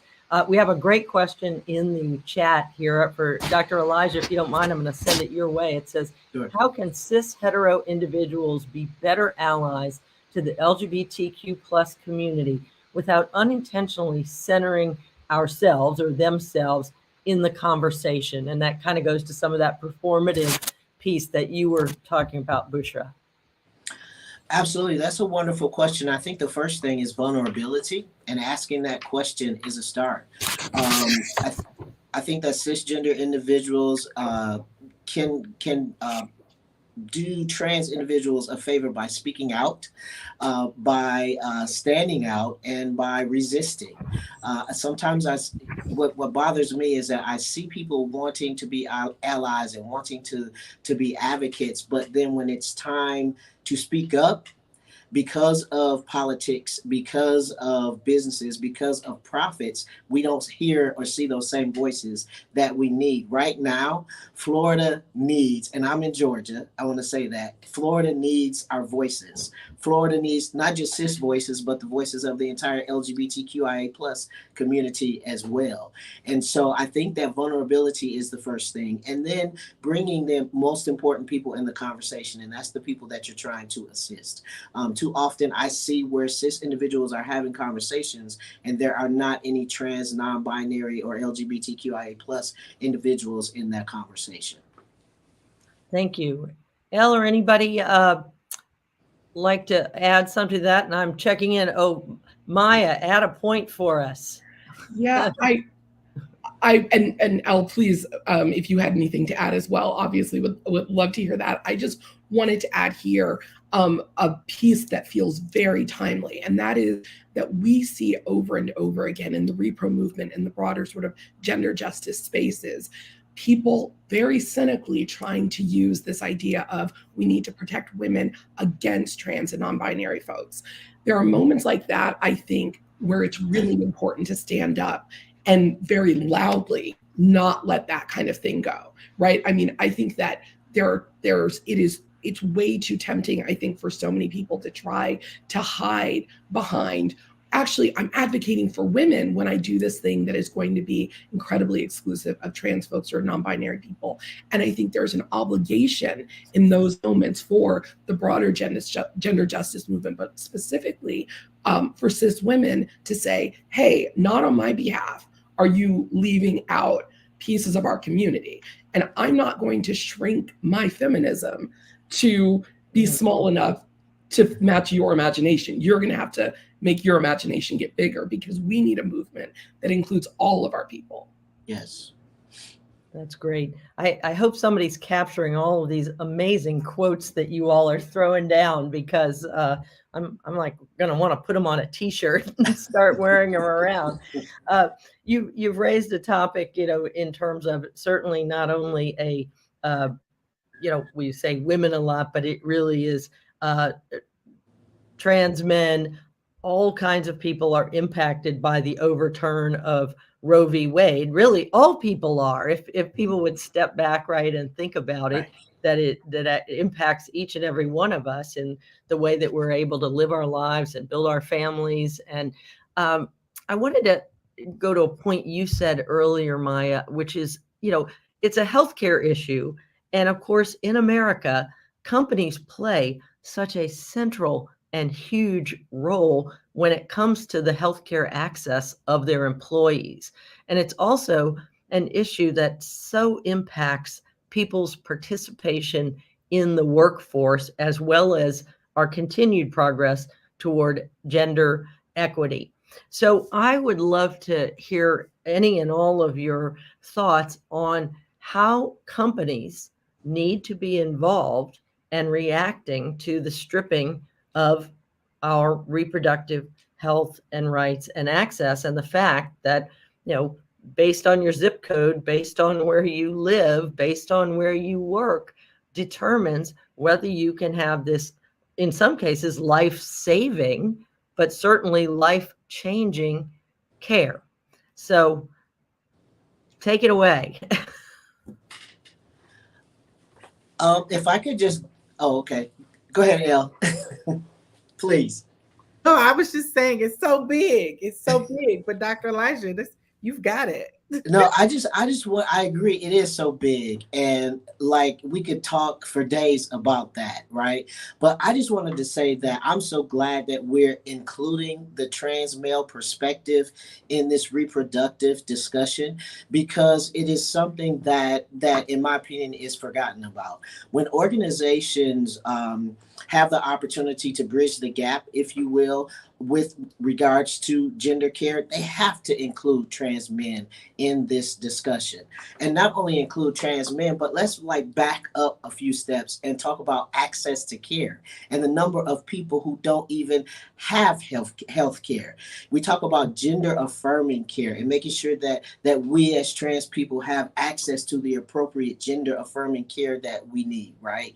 Once we get this gender affirming care, if I'm a trans man who desires to biologically have a child, I need access to adequate health care. And I think organizations should make conscious decisions relative to conscious profits, right? They should make conscious decisions in making sure that the health care they select for their organization is an inclusive plan, so that everybody has access not just to basic health care, but the health care that we need. That's a critical point, Dr. Elijah. Maya, at the Center for Reproductive Rights, where you're one of the key leaders, what are the kind of conversations that you all are having with corporations about their policies, like what Dr. Elijah has mentioned, and how they need to be thinking about this for their employees, with their employees. Right. The center actually started our corporate engagement practice after the Dobbs case, in large part because we started seeing an influx of corporations starting to say, what can I do? And I think a big piece of what needs to happen in this moment is we have to have the sort of business case for comprehensive reproductive health care. And, look, advocates, we are where we are and everyone knows where we are. But it is incredibly powerful for a corporation to say, we need to be able to compete for the best employees. We're not going to be able to do that if we happen to be based in a state where people can't get full access to healthcare. So we can't get certain people to move to our home office in order to, for us to actually get our work done. We are now competing with organizations that just happen to be based somewhere else and not able to compete for it. We as employers want to be able to recruit, to offer a full range of healthcare in line with our values, in line with our bottom line, and we can't do it. There's something so powerful about being able to say across industries, this is impacting people. Yes, and really even regardless of the underlying issue, because I know sometimes corporations, the difficult thing is getting a corporation to take a position on an issue is tough. But getting a corporation to take a position on, we need to be able to recruit people and this is the reality, it's a very different argument. So I think one of the really powerful things that we've been able, the powerful conversations we're having right now is trying to get business leaders to say, this is an issue that is impacting us regardless of politics, regardless of geography, right? Like this is now this is impacting people across the country. And I think that's incredibly helpful because too often reproductive health care gets treated as this issue that only matters for you when it matters. And opening that door and making sure people understand that this is just a piece of the fabric of life and it's something people are dealing with daily, constantly, and therefore is something that our employers have to be conscious of and thinking of is a really powerful tool to be able to advocate for the kind of care that people need.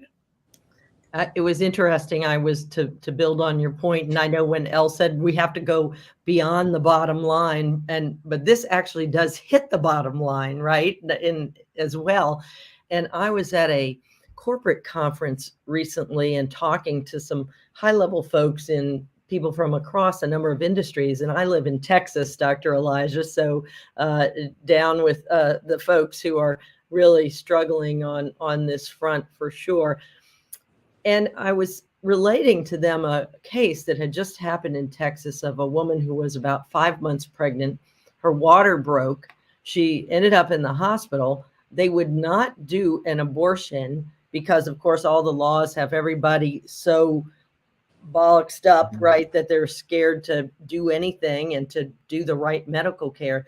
They basically said, we have to wait until you get sick enough. So she ended up in sepsis, right? Almost died. And I was relating this to these corporation leaders saying, have you talked about this in your boardroom? Because what happens when that's not a person who just lives in Texas, that's somebody Bush, or you'll Google, you've sent to Texas, who's now in a hospital getting worse by the day. What's your plan? Do you have a risk thing? Are you going to fly that person out of Texas? And they were like, ooh, no, I don't think we've been talking about that. So Bushra, being in corporate world, tell us how you see that taking place, those conversations. I see it as the same way that in the political space, we have so many levels to the bureaucracy. That's what the excuse and or explanation looks like in the corporate sector too.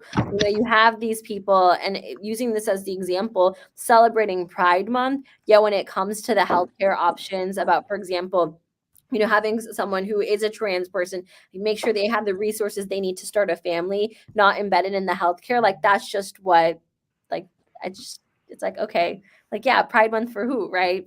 To show people, for recruiting purposes. And I don't mean to say this at my employer. My employer, I am, grateful to be here. That helps pays my bills. I don't get paid for the work that I do in the political space. However, that accountability piece is something that is worth noting. And then that's why I'm so grateful that people like Dr. Elijah here is advocating on so many levels in that way, because I personally don't have the tools, and I'm not equipped with the tools or resources to advocate internally in that corporate sector or corporate space, because this doesn't impact me as a cisgendered woman. But that being said, like, the levels of bureaucracy, like HR oversees one aspect, the healthcare is done by a third party entity. Like this, you can go in this roundabout way for literally decades and still never have an answer unless it's institutionally embedded and incorporated at that level.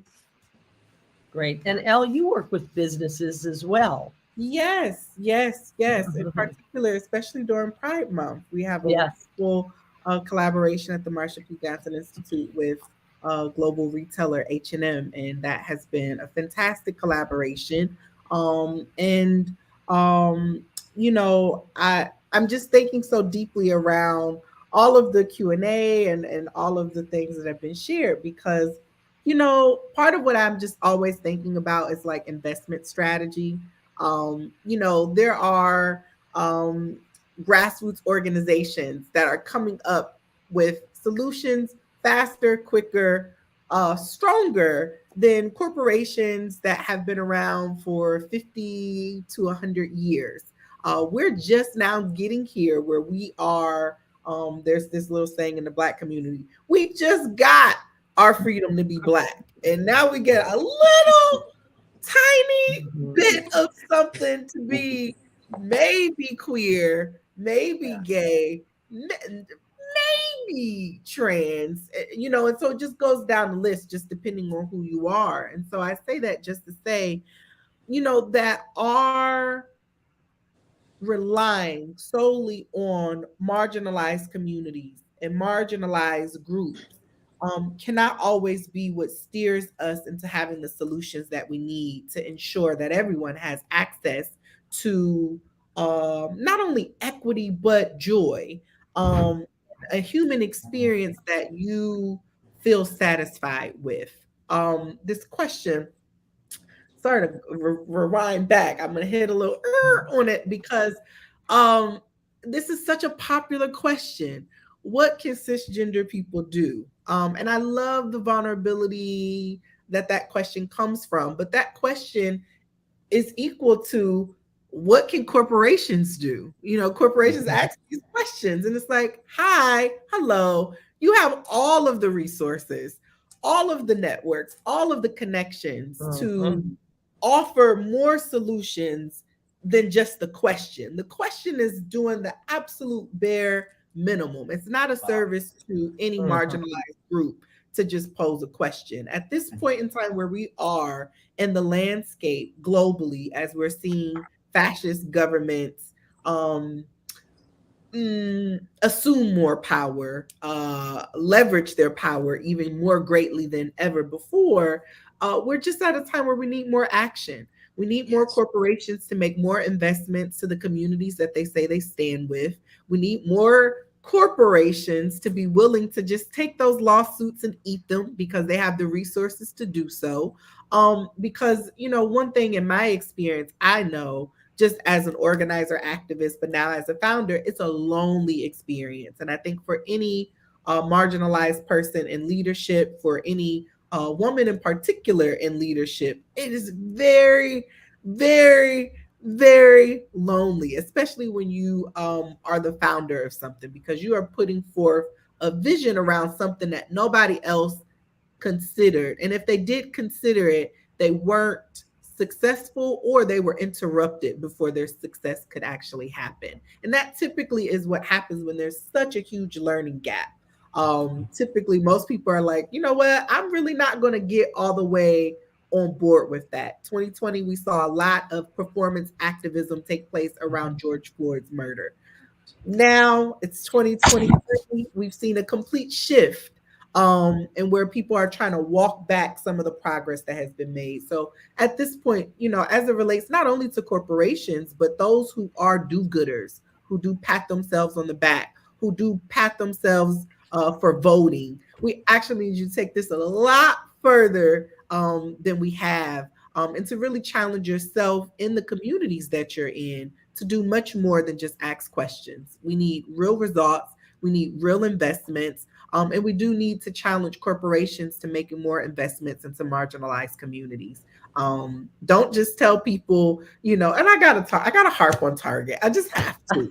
You really have to be clear that we don't care if you come into our stores. You're not going to threaten the livelihood or the lives of the trans people who work for us, the queer people who work for us. You're just not going to do it. And we haven't seen corporations take that stance. And I think that's just such an important thing to do, because we really are talking about life or death, especially everyone in this country has access to a gun. And that's easier to get than it is to get birth control. It's quite, I don't know what's wrong with exactly, and certainly than to get an abortion. That's for sure. And of course, I think I saw a lot of people said, like, hey, did you think about maybe hiring some security guards to protect the people and the product rather than get rid of the product? So, yeah, I think that's been an eye opener for a lot of folks. We got a couple of great questions here in the chat I want to give to you guys. One is abortion access can be such a taboo topic. Do you have any tips for starting the conversation with leadership at work? Let me let you, who'd like to grab that? Maya, maybe you start and somebody else jump in. Sure, I can start. And I would suggest, particularly if you're in a workplace where you don't know for sure how it would be perceived, go through like an employee resource group, go through like HR, diversity, equity, and like inclusion initiative. Like if there's an office like that, start the conversation there, because they're often the people who are running those ERGs or the people that are doing the DEI work are in a position to get that information of leadership. It doesn't have to come from one individual. And so no one has to sort of take on that ownership. One of the tough things I think about these conversations is it requires somebody to be willing to take that sort of first step. And it's a really unfair power dynamic to ask, somebody who might need access to this care to be the one to like shoulder that. So I would say go through some of those mechanisms. And if you are a person in a position of authority, please remember this power dynamic and try to reverse it. You be the one to bring it up. You don't have the same potential, social cost that it's gonna be. And if you can do that, if you can be one of the people actually bring it up, please do so. I'm part of the LGBTQ community myself, and was a baby LGBTQer in the early days of HIV and AIDS and the work of ACT UP, and people really coming out and taking risk. And I think also today of organizations like Shout Your Abortion and others who are on the front lines of confronting stigma around abortion and making it both safe and encouraged for people who want to share their stories. And I think of our trans community, right, is all the bravery, right, and how we need to back brave people. We need to find spaces to, again, to fight against stigma in the workplace and in all corners of society in order to make space for us in the law. And so it's really powerful what you said too, Maya, about how people who are in positions of power need to make the space for people to participate and ask questions. And a lot of these companies who are in this moment freaking out and saying, we're just not going to talk about any of that. We're not going to let you email. We're not going to let there be any ERGs. I think they're making such a big mistake. Another great one here, Bushra, perfect for you to take a first go at is, what do you say to people who say my vote doesn't matter, or who point out increased attempts at voter suppression as a reason for opting out? And we know from data that, in fact, even talking about voter suppression sometimes leads to voter suppression because it makes people feel like they're going to have such a rough time when they try to vote. Yeah, this is something that I get asked quite often, which a couple things. So, speaking on behalf of the South Asian community, would love to hear another lens or perspective because the way that the South Asian community views not voting is very similar to, well, my one vote just doesn't matter, right? And a lot of the suppression that isn't actually targeted at this community, it is targeted at other types of communities too, particularly the Black community and those who come from low income, poor, and marginalized groups too. That being said, I found that in the South Asian community, it's almost like this intense amount of optimism, which leads to people not voting. For example, when I was running for the first time, I lost my first election, and I would get comments from people in the South Asian community such as, well, you're the only candidate I knew, so I thought you were going to win, so my vote would not have mattered. And that was, I think, was so interesting to have the privilege to be able to say that, oh, I thought my one vote would not have impacted you incrementally because you were a shoo-in, because I was the only candidate that was campaigning towards that group of people. That being said, I jokingly say that I was the Bernie Sanders of the South Asian community. So the second time I ran for public office, everyone showed up to vote because they're like, oh, we're not letting this, slip up happen this time. And I got elected by 31 votes. Wow. So every vote really did matter. Every vote really does matter. I was in a crowded race of 7 people. From that, literally every vote did matter. I could literally look back to the 50 respective 15 doors that I had knocked and add up the 31 people that way. But also, I think it can be really apprehensive to hound someone as to why they aren't voting, but to take a positive spin as to like, here's why I am voting and here's what's working. But also, again, recognizing that some groups, such as the demographic I'm in particular referencing in my hometown in Illinois, where voter suppression is not as increasingly seen through the political machine as it maybe once was 25 plus years ago. That being said, talking about why I'm voting, what's exciting me about some of the candidates that I have the opportunity to vote for, I don't live in Georgia, right? I'm not living in these states where there are people who are investing money into preventing other people from voting, right? There are people who are against like automatic voter registration at the age of 18. There's people who are against lowering the voting age to 16. Like, these things fathom and blow my mind, and I'm grateful that I live in a state such as Illinois where I'm not combated by this, but I would love to hear if there's maybe another perspective on this that I don't necessarily touch on or have the right to speak on behalf of. Yeah, I'll just jump in. As a proud Ohioan who's lived in very big places like New York City and Washington, D.C., there is a particular the ways that votes are. Let me back up.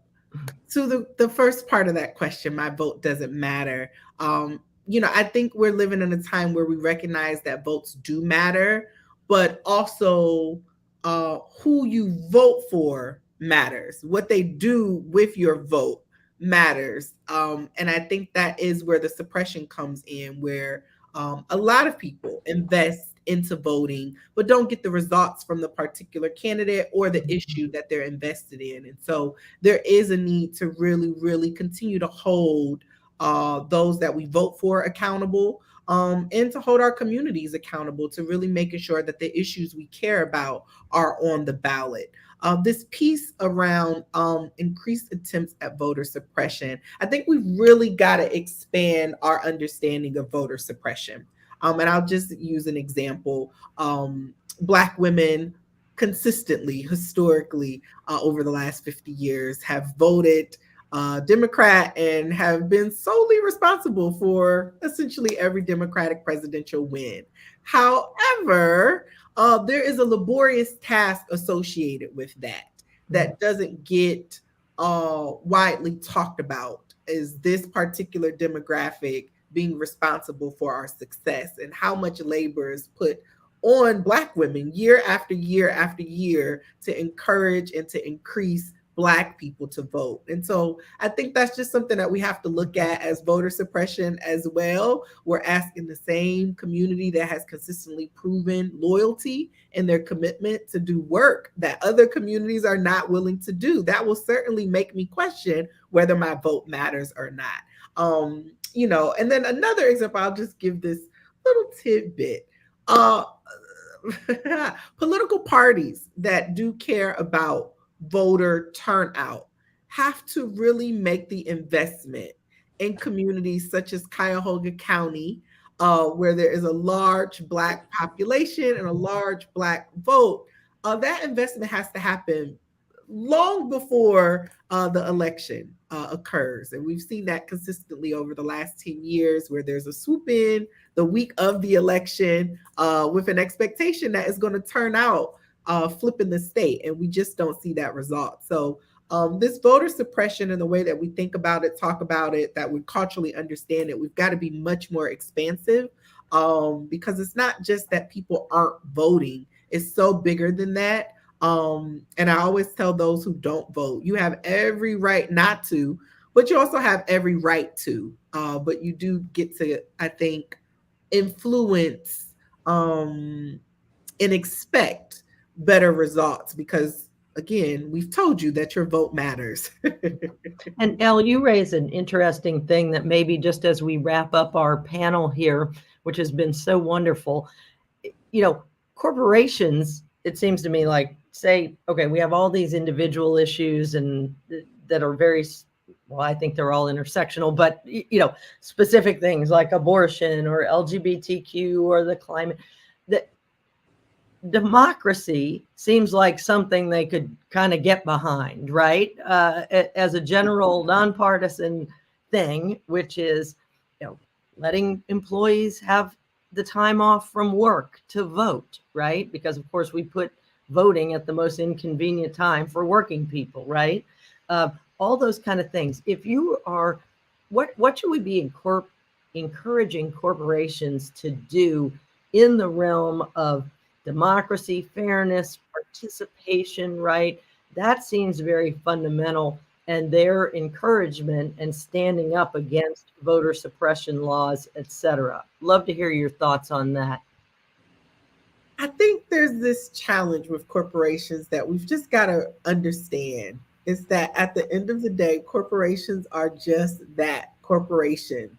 So no matter how beautiful their campaigns are, no matter how many rainbows they put in their stores, at the end of the day, their concern is their dominance in their respective corporate field.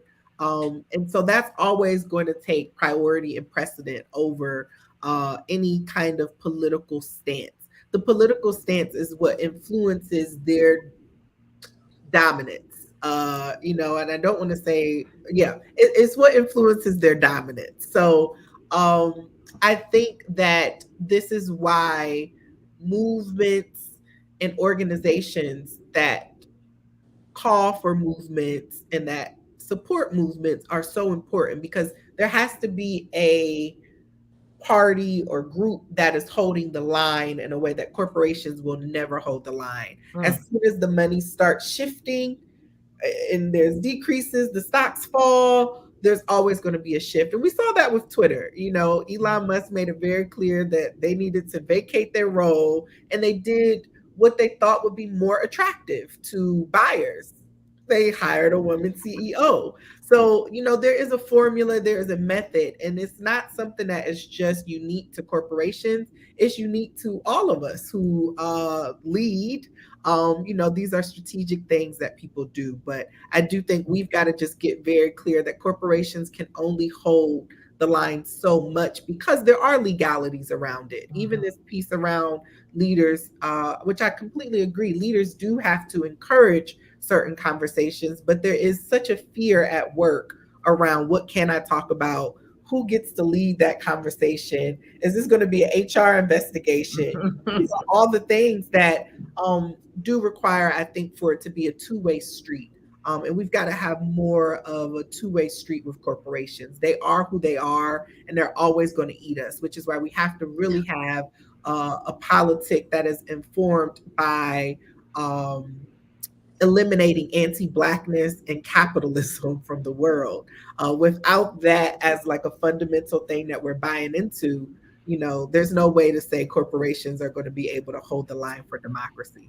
All right, Elle, as my good friend George Walker would say, preach. Yeah, you really brought it home that Yes, we indeed. can encourage, we need to encourage, we need corporations to stand up, but we cannot turn our lives, our future, our communities over to over dependence on that as the front lines, right? So let me just quickly give each of our panelists a chance to say goodbye to our audience and maybe drop one bit of wisdom on them, and we'll be sure to turn it over to our next panel. And thanks everybody for joining us. So Dr. Elijah. Yes, one of the things that I just wanted to say, echoing what Elle said, is I think that we don't see enough small businesses and entrepreneurship. There's not enough focus on that. There's a lot of power and leverage there in small businesses, and so I would encourage entrepreneurs and small businesses to stand up and let your voices and your employees' voices be heard, and always come from a space of love. For me, that's what I do, is I lead with love, and I think when we lead from that perspective, hopefully we can find some common ground in there. Wonderful. Bushra. It was a pleasure to learn so much from each and every one of you. I always say there's no such thing as the right time, only the right action. And Maya, give us the final goodbye.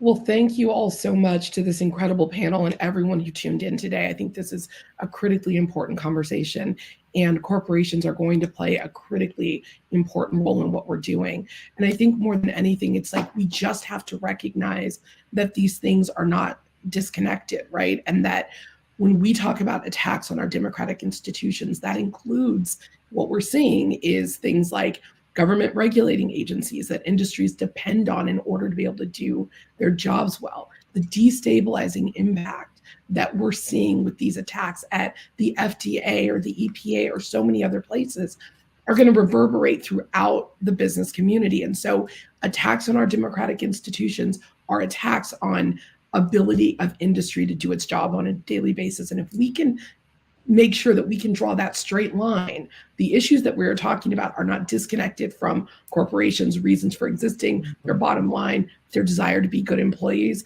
or good employers, or just their desire to do good in their communities. Great. Well, thanks to all of you, and especially again, thanks to Elevate for this terrific conference and the opportunity to continue to get together and have these important conversations that keep us fed and introduce us to each other and point the way forward. So everybody have a great rest of your day wherever you are, and we look forward to seeing you again. Thank you. Thank you. Bye. Bye-bye.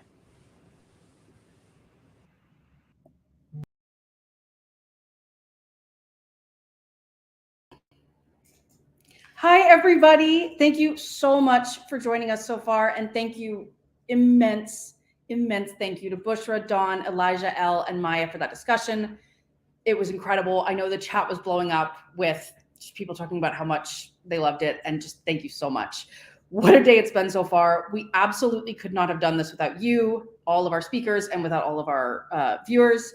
And I want to give a huge thank you to all of you who have gone through the whole ride with us. We know a lot of you have been here since hour one, and it has been an honor to be your guide throughout the day. Our final session of the day is Disability, Innovation, and the Future of Work. Please welcome to the stage Kathy Nestrick, Vice President of Women's Leadership and Diversity, Equity, and Inclusion at the American Bankers Association, Morenike Giwa Onaiwu, a global activist, scholar, author, and community leader, Kamel Arroyo, Chief Accessibility Officer at the MTA, and Tiffany Yu, CEO of Diversability.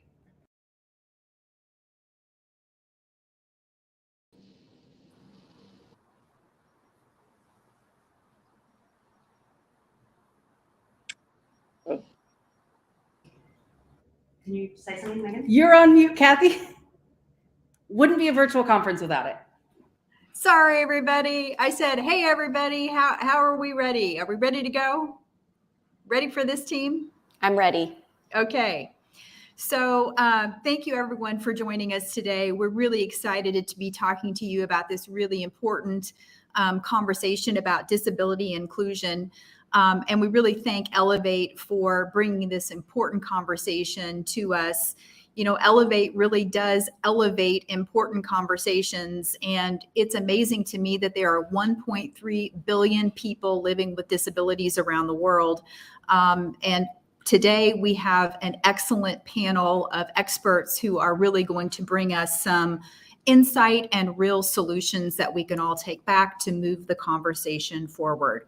So let's get to it. So disability drives innovation, and I think that it follows that disability and inclusion also drives innovation. So let's think about this from a business perspective. How do businesses stand to gain if they employ more people with disabilities? Is somebody open to taking that? And I'd be happy to chime in. First, thanks so much for having me. It's truly a pleasure to be sharing this space with you all. I'm Kumar Royal Q, and I think businesses are very dormant on the economic value of the disability community. Rarely do people understand that this money power isn't really what Q brings to the table as a person with a disability, or what any individual person with disability may bring. It's really their community. People with disabilities, on average, travel with a posse, with either a caregiver, a significant other, a friend, or a group of people. So much more than non-disabled people, who are usually traveling solo, or by and large not as prone to travel with the community. So we're really thinking about a moat of people, a whole environment of individuals that are not driving towards different companies or service providers, because they haven't woken up to the fact that their space, their inaccessible space, is keeping customers from coming through that door. They're leaving money behind at the table when they don't have wheelchair accessible hotel rooms, and that entire family doesn't come in vacation at your establishment, or a wedding venue doesn't happen there because we don't want guests with disabilities to not be able to join us, or because they'll be able to dine, but they won't be able to dance. And what fun is a wedding if you can dance? So we really need to think about the ecosystem that's around this conversation, all the different elements. And, the disability community used to have a tagline, Tiffany, you've heard it so many times, nothing about us without us. Well, now that's shifted to nothing without us, because we just don't want to talk about what you think the disability community wants to talk about, where we want to participate in and go. We're everywhere. And it's not just us, but we're your friends, your family, your bosses, your colleagues. So it's really the entire environment is sleeping at the wheel and not benefiting from this economic power that is the disability community. Yeah, I love that economic powerhouse here. Tiffany, I'd love to go to you next, and let's talk about this is also a large segment of the population where unemployment is very high. So I'm wondering, from your perspective, what are the top factors that are either hindering or enabling people living with disabilities to get jobs and keep jobs? Yeah, thanks so much for having me. I also want to add a stat. I thought Q was going to mention it. So there's a report from 2018 from Accenture that talks about, and let me see if I can pull up the headline numbers. It says champions of disability inclusion, these are companies, achieve 28% higher revenue, double the net income, and 30% higher economic profit margins than their peers. So if people are really talking about the business case for disability inclusion, now we have research that's out there that's, if your company or your corporation or your brand wants to be more profitable, disability inclusion is the way to go, right? And Kathy, you mentioned disability inclusion drives innovation. So to answer your question about the top factors, I also want to share two other stats. So one is there was some research that was done a couple of years ago in 2019 where they surveyed hiring managers as to the top reasons why they didn't prioritize disability inclusion or why they didn't hire a disabled employee. And the number 1, 2, and 3 answers were that they weren't sure what a disabled person could or couldn't do. So with this data, what we are learning is that a lot of people are assuming what disabled people can or can't do, right? So even at the point of entry, you're saying, oh, so in my particular case, I have one of my arms is paralyzed. People might assume, oh, Tiffany can't type, so we're not going to have her at this office job. Little do people know that I was top of my class at Goldman Sachs Investment Banking, typing those pitch books with one hand and creating those Excel models. So I'm really grateful, again, that I had these employers who gave me a chance because they didn't make assumptions about what I could or couldn't do. I also want to share one other stat, and I have to pull it up because I want to make sure I get it right, which is that there was a study that was done by the Bureau of Labor Statistics in 2020. And they asked disabled people, why do you think you didn't get that job? And I want to share that 79% said their own disability. And I wanted to highlight that because one of the things that I often talk about is that our disability is not the problem, ableism is. Our disability is not the problem, the lack of accessibility is, right? The lack of understanding of, again, what we can or can't do. So the way that that filters out from our society telling us, oh, you can't do all of these things, we as disabled people start to internalize that. And then we think, oh, I didn't get that job because my disability makes it so that I can't have that job. And so I wanted to kind of close. I know I shared some stats, but I wanted to close. I had an opportunity to give a TED Talk recently, and I was asked to provide 3 top-level tips to provide employers to help disabled employees thrive. So number 1, I've talked about a lot, is to not make assumptions. Give disabled people the opportunity to show you how we do our job so that we're not special anymore and we can actually co-create those work environments with you. The second is really rethinking accessibility. So a lot of people think accommodations are expensive or out of reach or, again, cost prohibitive or high tech. But the truth of the matter is that the majority of accommodations cost $0 free to implement. So for example, for someone like me, I could benefit from speech to text technology. And now with Zoom and Google Meet and all these other things, there are captions, as I'm talking that will show up and I can download that transcript, or I can go straight to a tool like Otter, OTTER, or Descript, to be able to get those transcripts if someone is asking me to write a lot of text. And then the final thing I'll say is around embracing flexibility. So disabled people, we've had to learn how to adapt in environments that weren't built for us. And it took a pandemic for a lot of people to realize that a virtual conference like this could happen, or a remote work environment could happen. And I think that the same way that we had the pandemic lens on the way we thought about rethinking how our employees could work, if we have that level of flexibility with how we approach employing and engaging our disabled employees, I think that will be a good start. Yeah, I totally agree. And the pandemic has really taught us so much along those lines, Tiffany. And that was a great segue to go to you, Morinike, about ableism. Tiffany mentioned it. Talk to us about ableism. What is it? Sometimes we may be acting in an ableist way. What is it? What are ways to disrupt it in ourselves and others that we influence? Thank you so much, Kathy. So it's interesting because, like all the other isms, everyone bristles, if they think that this, could apply to them, when in actuality, it probably would be a better question to ask, what isn't ableism? Because we are all raised in an ableist society. It is interwoven. It is like the air that we breathe that's surrounding us, in the atmosphere. That being that not having a disability, being perceived as or having a disability, being abled, is preferable, is the status quo, is the preferred and optimal way to be. And if you ask every human being, just like if you ask anyone, are you homophobic? Are you racist? Are you ableist? Everyone's answer is going to say no. Because they're thinking of the person in the KKK hood, or they're thinking of the person who, doesn't allow, women to, drive or to whatever. And they're not thinking about all the insidious little ways that these things are perpetuated throughout our society, in the terminology that we use, in the way that we describe things, in the way that we might try to overcompensate, or the assumptions that we make. Tiffany was mentioning, the fact that it's a proven fact that the majority of accommodations cost little to nothing.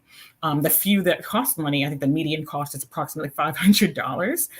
Many of them are implemented for free and are not anything that is harmful to the employer. In fact, can boost productivity with other employees, whether they have a disability or not.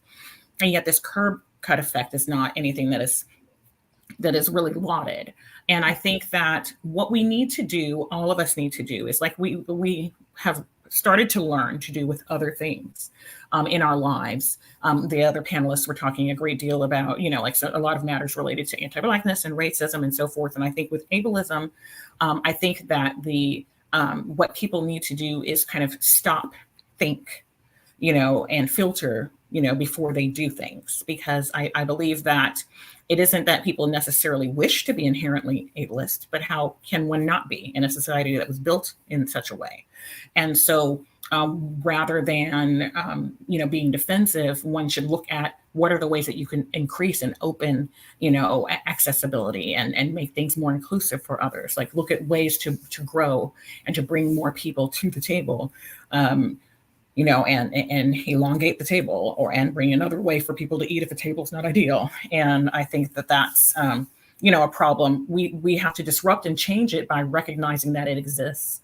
I think the denial is problematic. And I think that, people veer to one of two, extremes, either, the, inspiration porn aspect of things or the aspect of things where it is where you care so much that you don't want to presume competence, aren't allowing people with disabilities to lead, to share, to grow, to do what we can do, and I think we've seen a lot of that again in this pandemic. So we have to disrupt it by, we have to see it and recognize it and acknowledge it first and stop being afraid of it. And then it needs to be something that we call out like we do with anything else. It's kind of like the last frontier where it's still allowed for people to say and do things that are inappropriate, things that they wouldn't say about race or gender or other things are still permitted and even celebrated with regard to how we, the terminology that we use with disability. Yeah, such great advice. I really like the stop, think, and filter before we speak and before we act. Be intentional about our language and about what we're doing. Great advice there. Kamel, I'd love to come back to you. I'm wondering, can you set the stage for us about how people living with disabilities impact our communities and impact the economy? That is really a great question. Tiffany spoke earlier about the challenges that people with disabilities face and what they bring to the table. I like to synthesize that and say that people with disabilities are really the first and natural hackers. We're hackers because we are constantly iterating, breaking devices and fixing them to meet our needs. Because, like she said, nothing is designed for a person with a disability, or what I like to call a non-conforming body. And I have a gripe with Da Vinci and the Vitruvius Man, because to this day, everything that we build, from vehicles and the dummies that are used to test crash in cars to you name it, is designed for a 6 foot tall, white, able-bodied male. And that's just not me. That's not most of the world. And when I look at the Vitruvius Man, I think, well, where do I belong in that diagram? Where is a short-statured person or a seated body like mine in a wheelchair fit that mold? And the reality is that people with disabilities contribute so much to our environment. Not only the fact that the disability community is to this day the second largest overeducated, underemployed demographics in America. So there is a wealth of knowledge that isn't being leveraged and isn't at the table because of those perceived needs or people's own internal ableism that we members of the disability community have internalized and accepted and started to believe. But also, as a person with a disability, I love to say that I understand that accessibility is universal. And in my role, what I bring to the table as a person with a disability and the first ever Chief Accessibility Officer at the MTA is that, I'm not the first ever Chief Disabled Officer here. Accessibility for me is quite broad and includes parents and caregivers with children in strollers or adults in strollers and wheelchairs. our aging community, very few of whom would ever allow me to call them a person with a disability, but all of whom benefit from what I bring to the New York street and our transportation system here. And then, of course, our tourists, all of whom need assistance and none of whom could get through a turnstile here in New York with luggage coming from JFK or LaGuardia. So accessibility addresses the needs of all those individuals. Here in New York, something that I've delivered as of late has been a stroller space on buses where we extracted a roll of seats and provided an open stroller space for parents and caregivers with strollers, not at the expense of the disability community, but in addition to those spaces that the disability community fought for so long. And now we have in all of our buses. So we're really reimagining where else did we miss the mark? What else have we not been providing? And that's happening because we are leading with accessibility in mind, understanding that accessibility is universal. And so many people have stresses and difficulties navigating our transportation system for whom an accessible solution is what's needed. So that's what I'm bringing to the table, really expanding the definition of accessibility, going beyond the disability, and in there, and with that, bringing so many other voices that all benefit from the solutions that we're building. Kind of like the curb cut solution that we all know of. Curb cuts were not designed for the delivery man or woman, for the parents with a stroller. Yet all these individuals benefit from a curb cut. Yeah, great, really great point. And I want to go back to something you said earlier. You were talking about hacking solutions. And when you think about what employers are looking for in employees, we need problem solvers. And for people living with disabilities who are navigating a world not built for them, they are problem solvers. So that's a little bit of a segue to, I'd like to talk about a neurodivergent workforce. Is there any advice that any of you have for companies looking to be more inclusive for a neurodivergent workforce? Tiffany, you want to take that one? Yeah, I can go ahead and answer that. So, to me, neurodivergence, I put neurodivergence and disability together because maybe it's like the curb cut of workforce inclusion. But I have noticed there's a lot of interest in neurodiversity and neurodivergence. And I'm going to share a couple stats. So one stat I'm going to share, and this is to Q's point, is around 75% of your disabled employees have an idea that would add value to their company's bottom line. So we are going out there, we're hacking, and we're also designing things that can, again, make your company more money. So that was kind of just an asterisk on Q's thing. But I wanted to address this because there's also another stat out there that says that about 76 to 80% of disabled employees don't feel comfortable being transparent about their disabilities at work. That's from an Accenture report in 2020. So 4 out of 5 of your disabled employees don't feel comfortable being transparent about their disabilities. So I wanted to share that because about 62 to 70% of disabilities are not apparent, which means, Q's a wheelchair user, I have a paralyzed arm, and so we're actually not the majority of what disabled people look like. So when I say 62 to 70%, if you're going down the sidewalk and you see someone, chances are they may have it, if they're disabled, you might not be able to tell. And so oftentimes I want to come out and I want to tell people that disability has no look. And I think for a long time, we have focused on mobility disabilities as a type of accessibility or accommodation that we need to develop solutions for. So when we come to neurodivergence, we're talking about people who might learn differently or think differently, and again, who also work differently. And so I want to share 2 examples these are real life examples from some of my peers who work at large tech companies. And so both of them have either included an auto response on their email or in their email signature that says, "Hi, I have ADHD and it comes with communication differences. I work best if you schedule a call, or if you haven't heard from me in a couple of days, please bump this email," or put urgent in the subject line.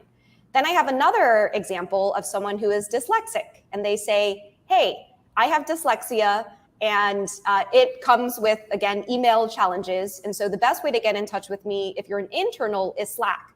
And the best way to get in touch with me if you're external is to follow up with a list of, follow-up items. I wanted to share both of those examples. I don't know if that's exactly advice, but I wanted to share some of the more progressive things that are happening when these companies have created a level of psychological safety that I can assert the things I need in order to communicate with you best. And I see Q unmuted himself, so maybe I'll turn it over to him if he has other advice. Thanks, Stephanie. I really wanted to build on that and say something that you already mentioned earlier, and that is that most people engage disabilities as something obtuse. And I know, because before I acquired my disability, I used to be one of those people. The only concept that I had of disability were my mom's patient, and my mom was a home attendant, and they were sedentary, they were homebound, and not very active members of their environment any longer. Persons with disabilities are really just looking for someone to engage. That's it. And when you talk about IDDs and the needs of the IDD community, in so many cases here, when we talk about it in transportation, the solutions have been so simple, often free to implement. And all it engaged was a dialogue between folks understanding that their needs is just for you to not use jargon, or to really be more colloquial, and stop using transportation terms when you're communicating to your customers who don't understand these transportation jargons. And I tell my team every day, we are nothing more than a bunch of overeducated people who think we have solutions to problems. And we will most often fail unless we come up with ideas and policies and changes with end users who will validate the thoughts will help us not miss the mark. And all it takes, the difference between success and failure, is engaging. Yeah, great advice from both of you. Tiffany, loved your very specific examples. I think they'll help people in the audience who are looking for some specific tactical ways to address these issues. Maureen Kay, I'd love to go back to you and talk about COVID. So we've got some things to thank COVID for, and that is a new flexibility. We've got people who are working from home. And in some respects, this is helping people living with disabilities. There are some potential downsides. We hear a lot about bias against people who are not working physically in the workspace. If you're not around, out of sight, out of mind, you may not be in mind for that next promotion, that next stretch project, et cetera. So my question to you is, let's talk about strategies, which may be technologies that can help support people living with disabilities who are working in these remote workspaces. Sure, I'm going to address that, and I'm also going to try to incorporate a few thoughts about the neurodivergent workforce as someone who myself is, autistic as well as a person with ADHD. So I think that there's a lot of relevance to this question. So I have a great deal of ambivalence. As you mentioned, there's positives and negatives to this. Like, I think that what we saw, a lot of the flexibility that we saw when COVID happened was great. But what wasn't great is how many of us had been asking for that for years and years and years, and it couldn't be done. It was impossible. It was too complicated. It was too expensive when we needed it, disabled people. And then when it was something that everybody else needed, all of a sudden, the people found a way to make it happen. And so I guess my first thing that I would think, like some of the strategies that I would think, is that now that we've seen that it's possible, which it was always possible, it needs to continue to be a possibility. It shouldn't be a consolation prize for, a situation or a time-limited, matter. It should be something that we see that is an effective and should be an equivalent way, for people to contribute to work, to communicate and so forth. It shouldn't be, so the hybrid options shouldn't, disappear. The options to, do things in other ways shouldn't change. I think we also need strategies that we don't need to make these things a chore or a hassle to access. It shouldn't be a convoluted process to be able to obtain them or request them. There shouldn't be an unspoken rule to where yes, you can flex Fridays, but the people who come in physically are really seen as harder workers or more valuable employees or what have you. And in that sense, we need to have mechanisms for measuring progress more holistically. There are ways to determine the value of one's time and contributions that are different than that you would measure in face-to-face. And I think that making these options such that they are universal for whether a person has a disability or not. We talked earlier about the captioning. The captioning can be great for someone who is hard of hearing or someone who is more of a visual, like multimodal learning, or someone who maybe English is not their first language and being able to read things helps them to connect and change it. It could be, or, for a variety of reasons, it can be a helpful option. So I think the ups and downs, I think that we need to make sure that people understand that, working remotely isn't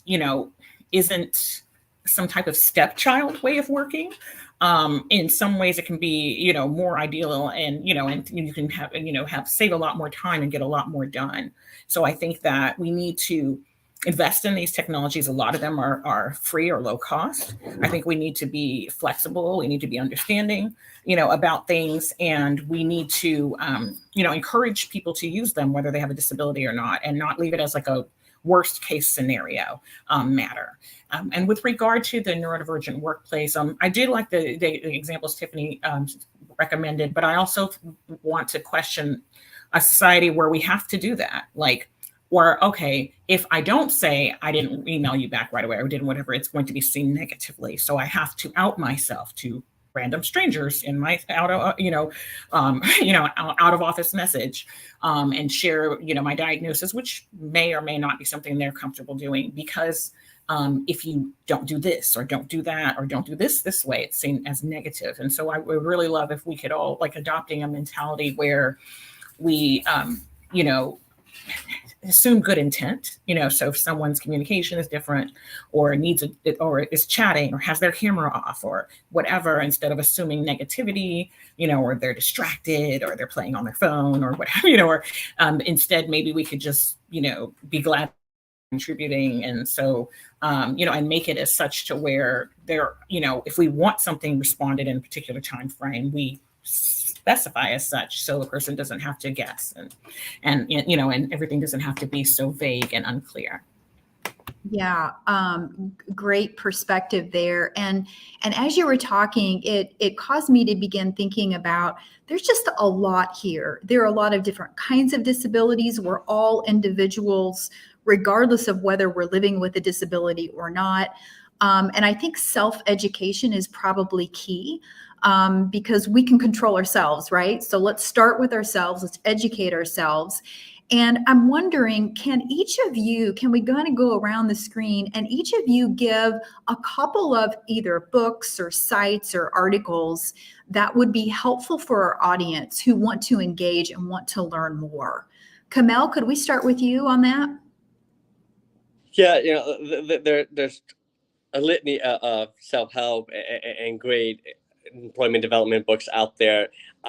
In my office, I have a copy of Joe Shapiro's No Pity as one of my guiding North Stars pieces of literature, just to remind me of how to present myself and what to bring forward. And Tiffany, you spoke a little bit about this earlier about, how can we just be employees and get to the work and get, beyond this awkward, obtuse conversation. Let's just have a very blatant conversation about what my needs are. You'll be super shocked to hear about how simple they are, and see me and really measure me by my input and the values that I'm contributing. And that book really helped me understand, how to fight beyond the fight, how to move beyond this awkwardness and these conversations, and how to just get stuff done, and letting that be the narrative that drives the conversations with employees, environment, and really, to me, it's, to put it in one sentence, it's just how I show up and how I move around, with the understanding that I may have a different way to get there. I may have an adaptive road, but at the end of the day, I will deliver, I will show up.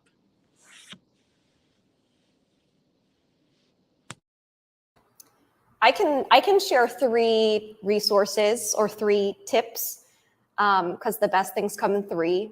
So the first is, I think a friend of Q and I's, Emily Ladau, wrote a book called Demystifying Disability. It's a short read, a quick primer. I think the subtitle of it is what to say. I don't know, I'm not going to get it right. I'll put it into the comments. So number 1, demystifying disability, just a good primer about disability. Number 2, Google it. I want to just put it on a shirt. Google it. If you have a question, Google it. And you know, this month is LGBTQIA+ Pride Month.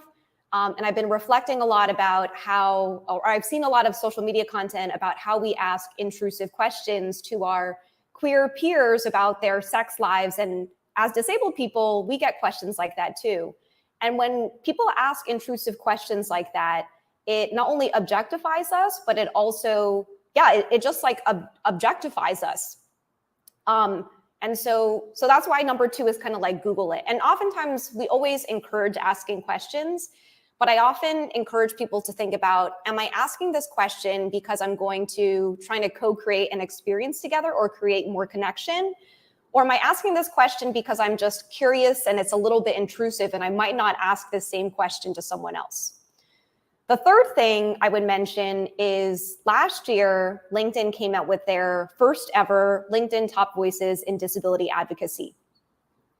I don't want to say this as self-serving because I was on the list, but if people are looking for a place of just people to follow, disabled voices to follow, and I have a chance that this audience is very active on LinkedIn, the people who were named on that list is a great way to start.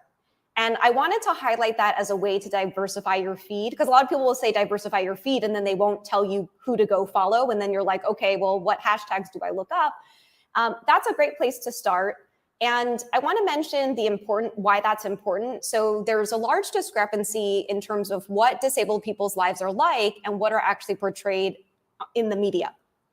And oftentimes our lives are portrayed as very overly inspiring or super tragic. And there's no really in between.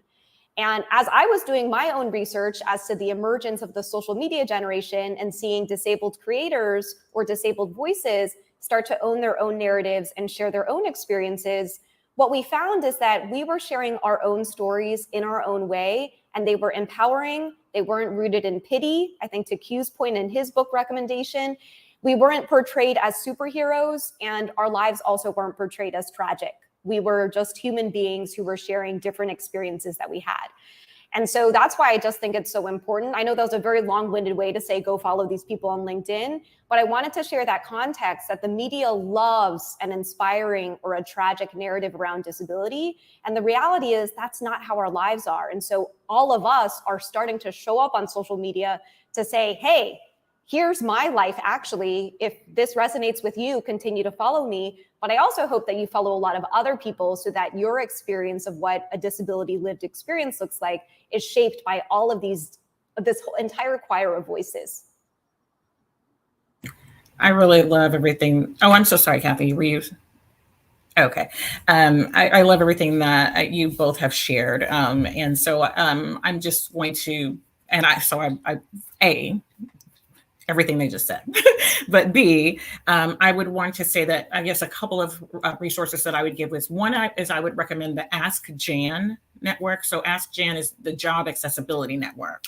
And it's a website where whether you're an employer, a job seeker, an ally, you can get a lot of information. And I just wanted to mention that because I know that we're talking a lot about, employment in the workplace. And I think that people need to understand and know what their rights are and also how to help ensure that they are making things accessible for others to, for all of us to grow. Another concept that I'd like to share is that finding out more about the concept of disability justice.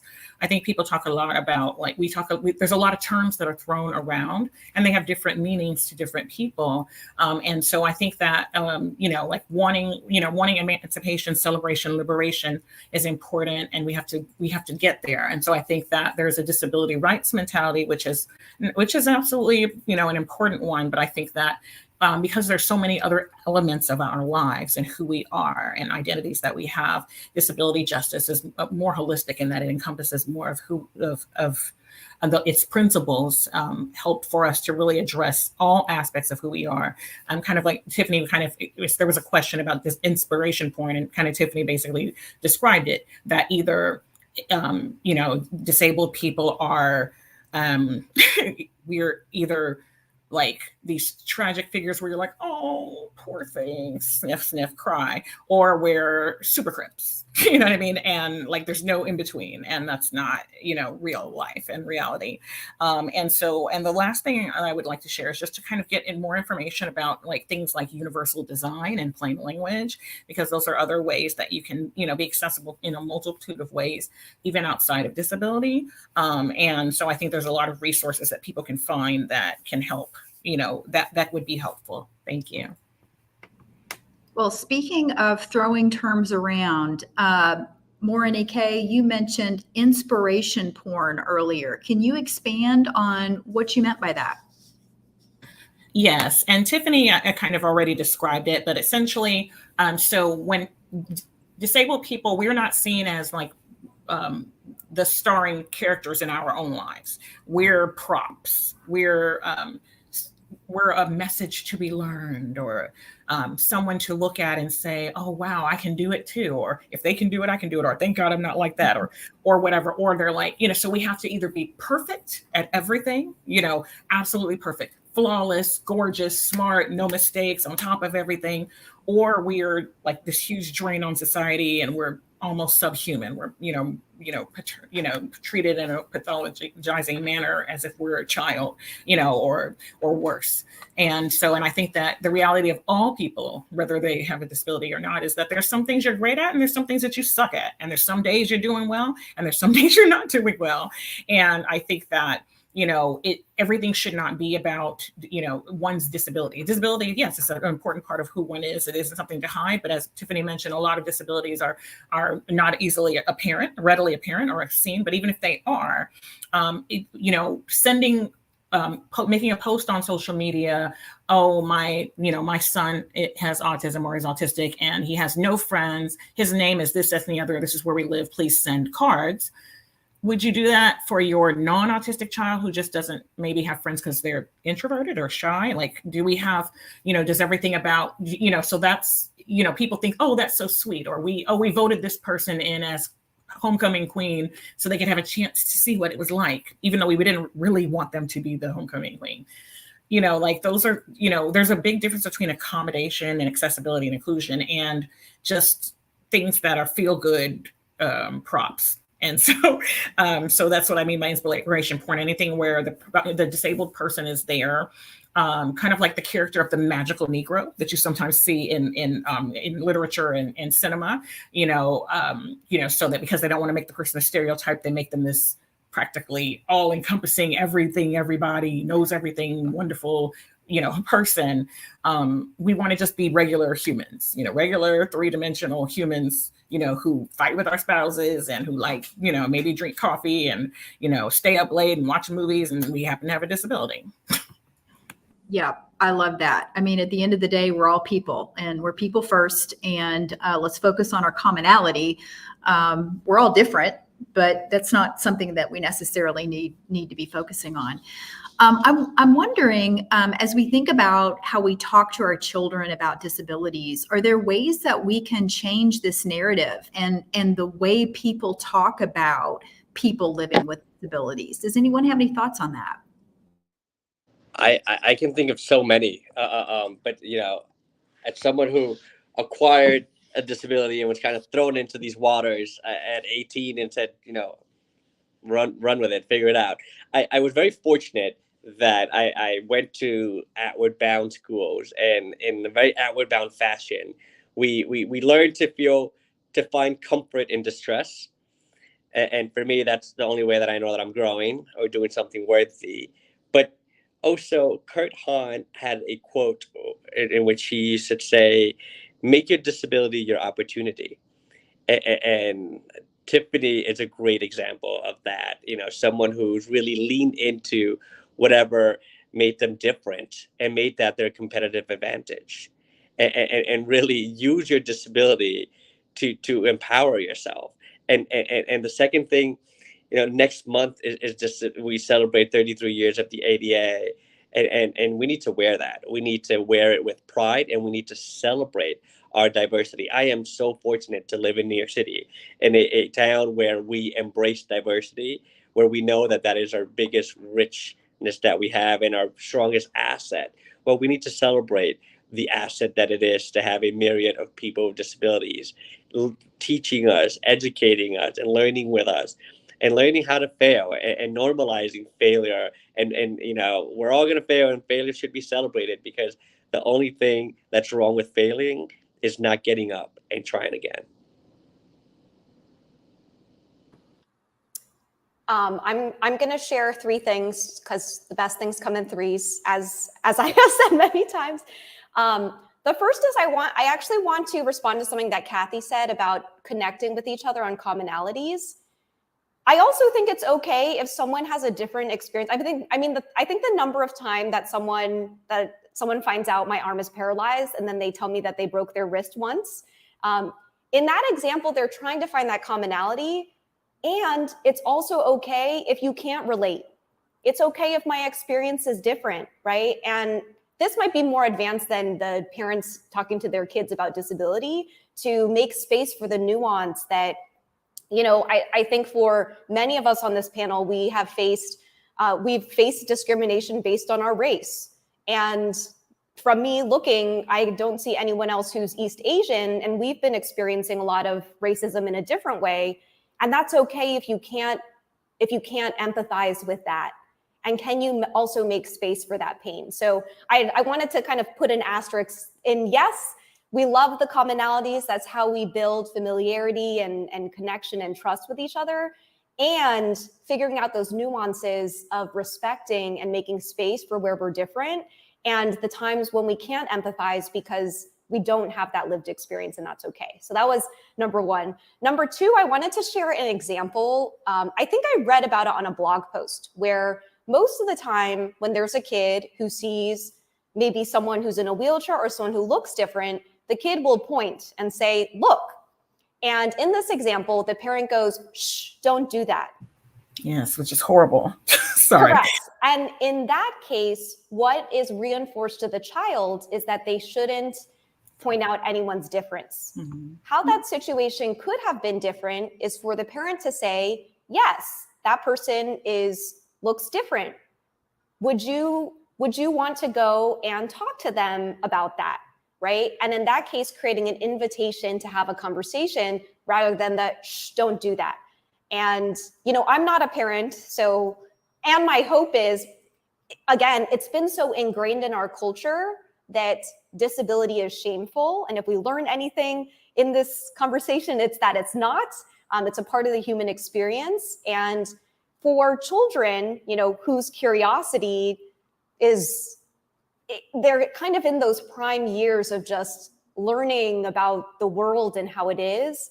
In that case, I don't know, again, context matters. So if it's a kid, you know, questions are okay. And if the person doesn't feel comfortable answering the question, like figuring out how to respect that boundary and navigate that. And then I forgot my third point. So I'll pass it back. I'll go ahead and jump in, because I am a parent, and so my children all have disabilities, as well as my spouse and I. And so first, I want to say I was when Tiffany said that, I was like, yes. I've always been so frustrated, because it's the same thing with race. Mommy, why is that person brown? Shh.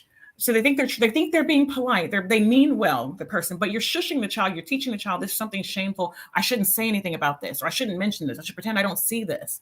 And you're trying to be respectful, but you aren't being, because we are who we are.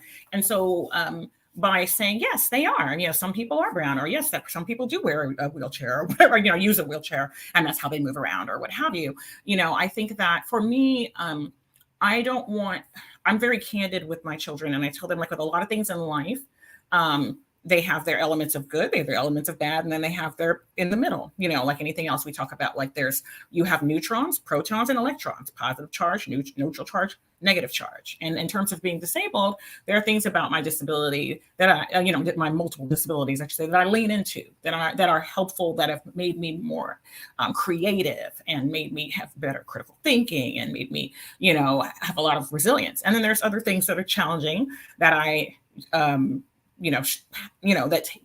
that take more time and make things more complex. And then there's things that are just kind of, what they are. And so we don't use negative language in our home. Like, for example, when I talk to my children about their disability, I talk to them about what it is, and not just about that you can't do this. Like I'd say never talk to a child the way that anything that you probably read in the ICD or DSM is written,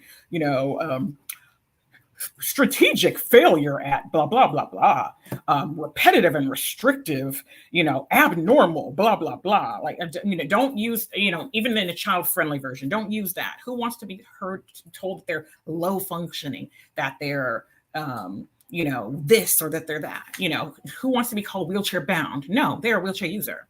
They're not bound. That is allowing them to move and be free.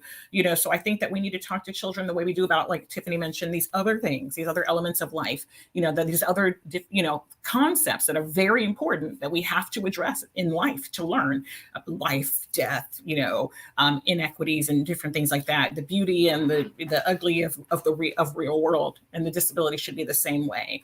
And we shouldn't always do it from the lens of the abled. Like there's this interesting, cute little book. It's a satire. It's called, I think, Why Doesn't Cody, I'll have to find it, Flap? And it's written from the perspective of a child who is autistic, who has a friend who is neurotypical. And so he is kind of thinking, wow, such and such comes over and he makes eye contact and it's really unnerving sometimes and he doesn't look away, but he's my friend and I like him, so I'm okay with it. So it's kind of like, so he's showing that, it's a two-way street in terms of there's perception on both sides. And so, I think we just need to be real with children. We need to be age appropriate, but we need to be real. I think we need to understand that children know a lot more than we give them credit for. And if we can give them examples, and show them things, if there's things in their world, are you watching movies? Are you reading books? Where are people with disabilities in their lives? Even if the child has no disability, people who are disabled are a part of life. Don't let them grow up to be an adult before they realize, oh, we had a president who was in a wheelchair. Oh, such and such was a disabled person. This historical character that I really admired.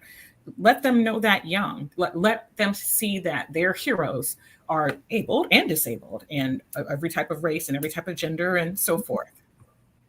Yeah, great advice from all three of you about how to have better conversations and some resources to educate us on these things when we're talking to our kids.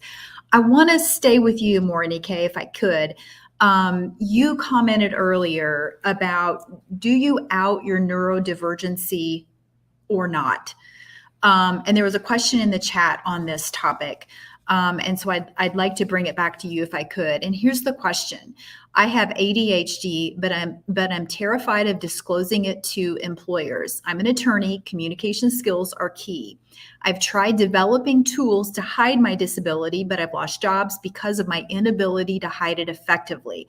I know I can do my job and do it well. It's just that my verbal skills are terrible, and I need more time to complete a written assessment. Can you advise me on what to do here? Any thoughts on that question?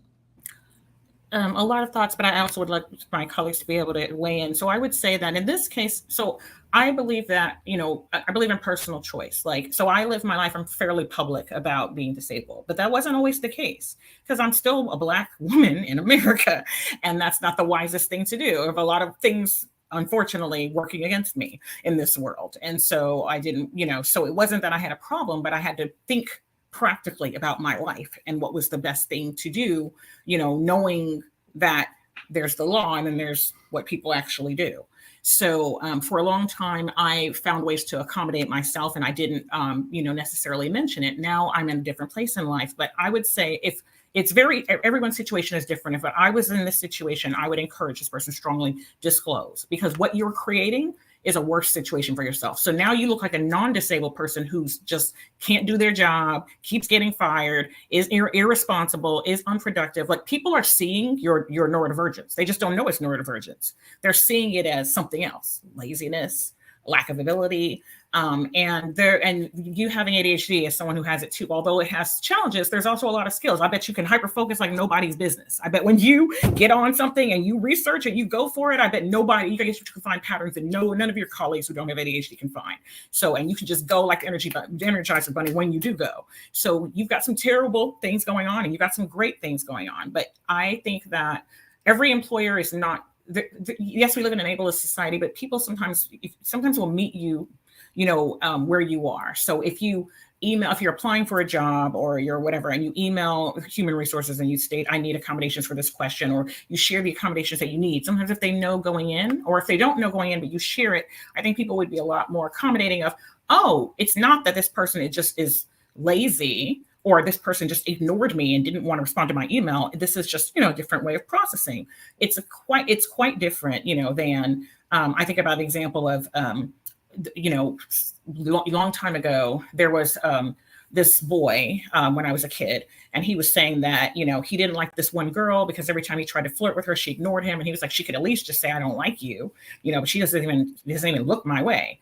And it turned out the girl was hearing impaired. She never heard him, if he had went up and tapped her and, and then talked to her and engaged her, then you're talking to yourself, essentially. And so it was just about the perception of the matter. And so, you have a lot more protections if you utilize the, Americans with Disability Act or what have you. And while, again, it's a person's personal choice to do that, I feel like it has gotten to a point, where I think it's unwise at this point for this person to not disclose unless they are in a place where they can find some type of entrepreneurship, and even in that you have to be regulated and disciplined and so forth too. So I would suggest that I think that people would rather know that you have ADHD and you just have different wiring than just think that you were just a sorry employee. Great advice. And we are almost out of time, guys. So Kamel, I'd like to bring the last question to you, and then we'll do a quick wrap up. But Kamel, here's my question. I want to talk about accessibility in transportation. Delta, I think, came out just recently and said, hey, we're trying to develop seats for wheelchairs on our airplanes. I know there are lots of other transportation accessibility issues. What's on the horizon there that will support people living with disabilities? I think everything that we've been discussing today, all these different areas are there because people are awakening to the fact that people with disabilities are moving. People with disabilities are contributing to so many different conversations. And so they have a space in so many different tables that our environment is going to have to adapt and make space for us. And we will be ready. We'll be ready to contribute. But here in New York City, I'll talk a little bit about my domain, which I am so proud to say that the MTA, the largest transportation network in the United States, has made a commitment of $30 billion to redesign the New York City transit system and ensure that every station is accessible. That is huge. We are the oldest system probably in the world at 118 years old right now. And no one anywhere is making that level of financial commitment to redesigning a system and undo all the wrong that was done when it was first designed and created. And I am so proud of my colleagues and the disability community who's been fighting alongside me. They've been the wind to my sails to help us arrive at this point in time. And in addition to a lot of the physical assets that we'll be installing, ramps and elevators, we're really talking about what is accessibility at large, and we're redefining accessibility. We're bringing in all these different stakeholders who are missing from that conversation, and we're also leaning onto technology. I truly do believe that technology provides us with a bridge to to really solve a lot of the gaps of inequality in our systems. And what I look forward to most, and what I'm trying to create here, is providing individuals the tools that they need to be successful, to move around their communities in their own time and not be reliant on anyone else to get from where they are to where they want to go. And that involves educating my colleagues about the fact that people with disabilities aren't just going to a doctor's appointment.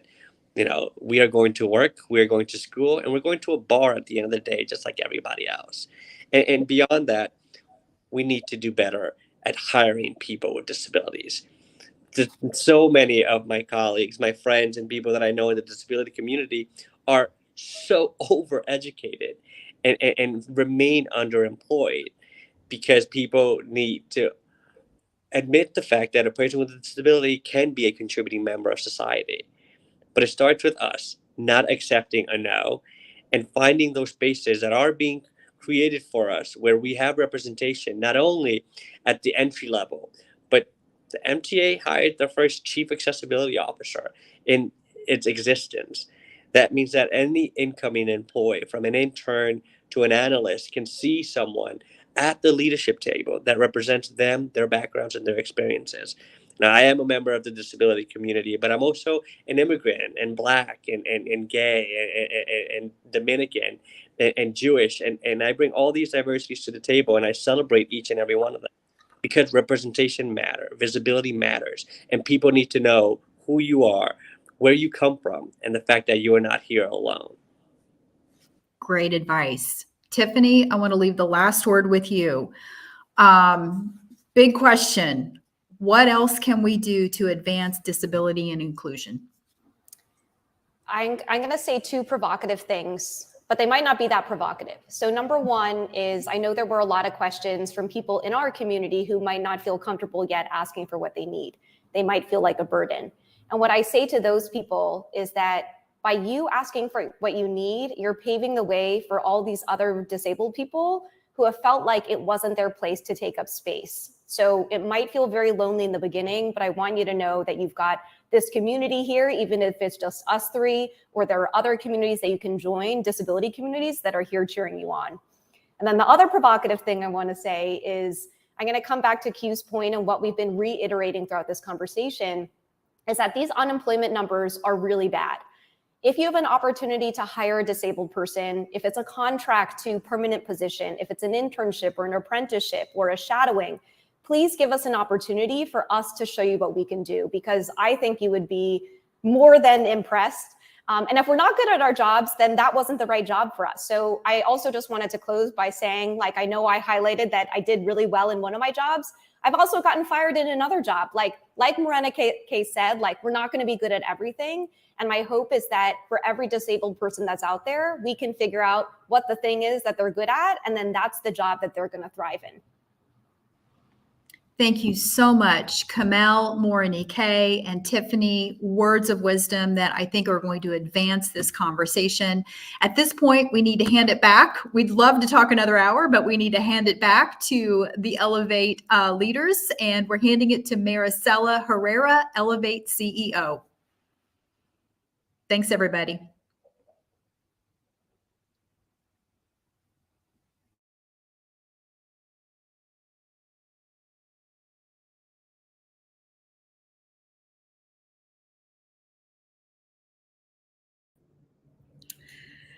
Thank you, Kathy.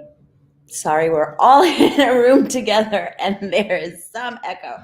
Thank you, Kathy, so much for passing that over. And thank you to our panelists. You were incredible. That was such a great discussion. And it's been quite the day. I would love for us to do one little thing before we leave. Can everyone write in the chat one word that describes how you are feeling after this day? And we'll all send it together at the count of 3. Okay? 1, 2, 3.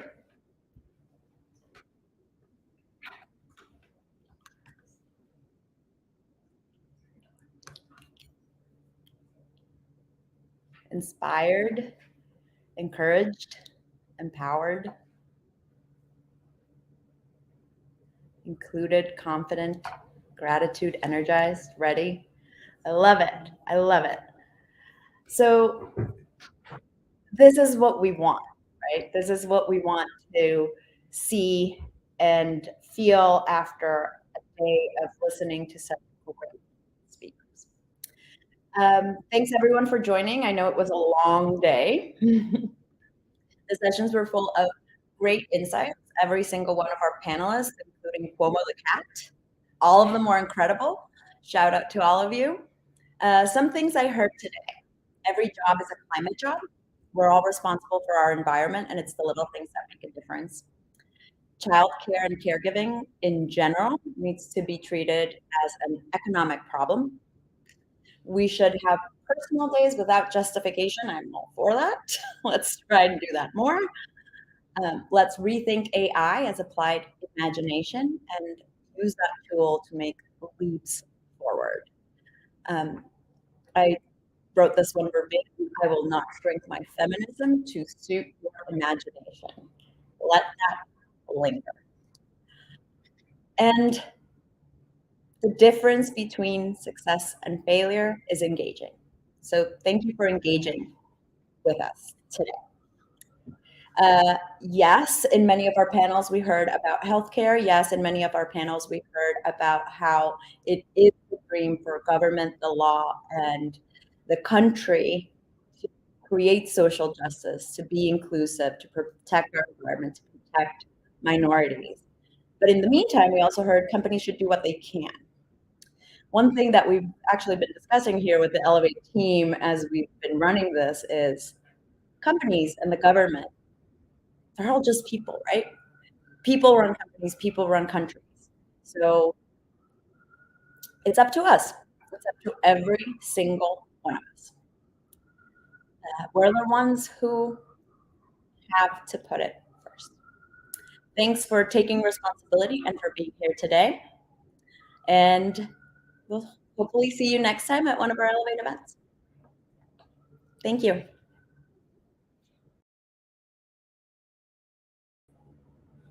And I am here to close you out one more time. That's Megan. Thank you so, so much to all of you who joined us today for Mobilize Women. And of course, thank you, a million thank yous to all of our sponsors, Accenture, RBC Wealth Management US, Alliant, ABA, Diageo, DTCC, Mamava, National Grid, New York Life, NFP, Robinson & Cole, S&P Global, Suncommon, Tend Academy, Live Girl, J. Lore Vineyards and Wines, We Magazine for Women, Women of Wisdom Magazine, and Satin. Happy, happy, happy Pride, and I will see you all again soon.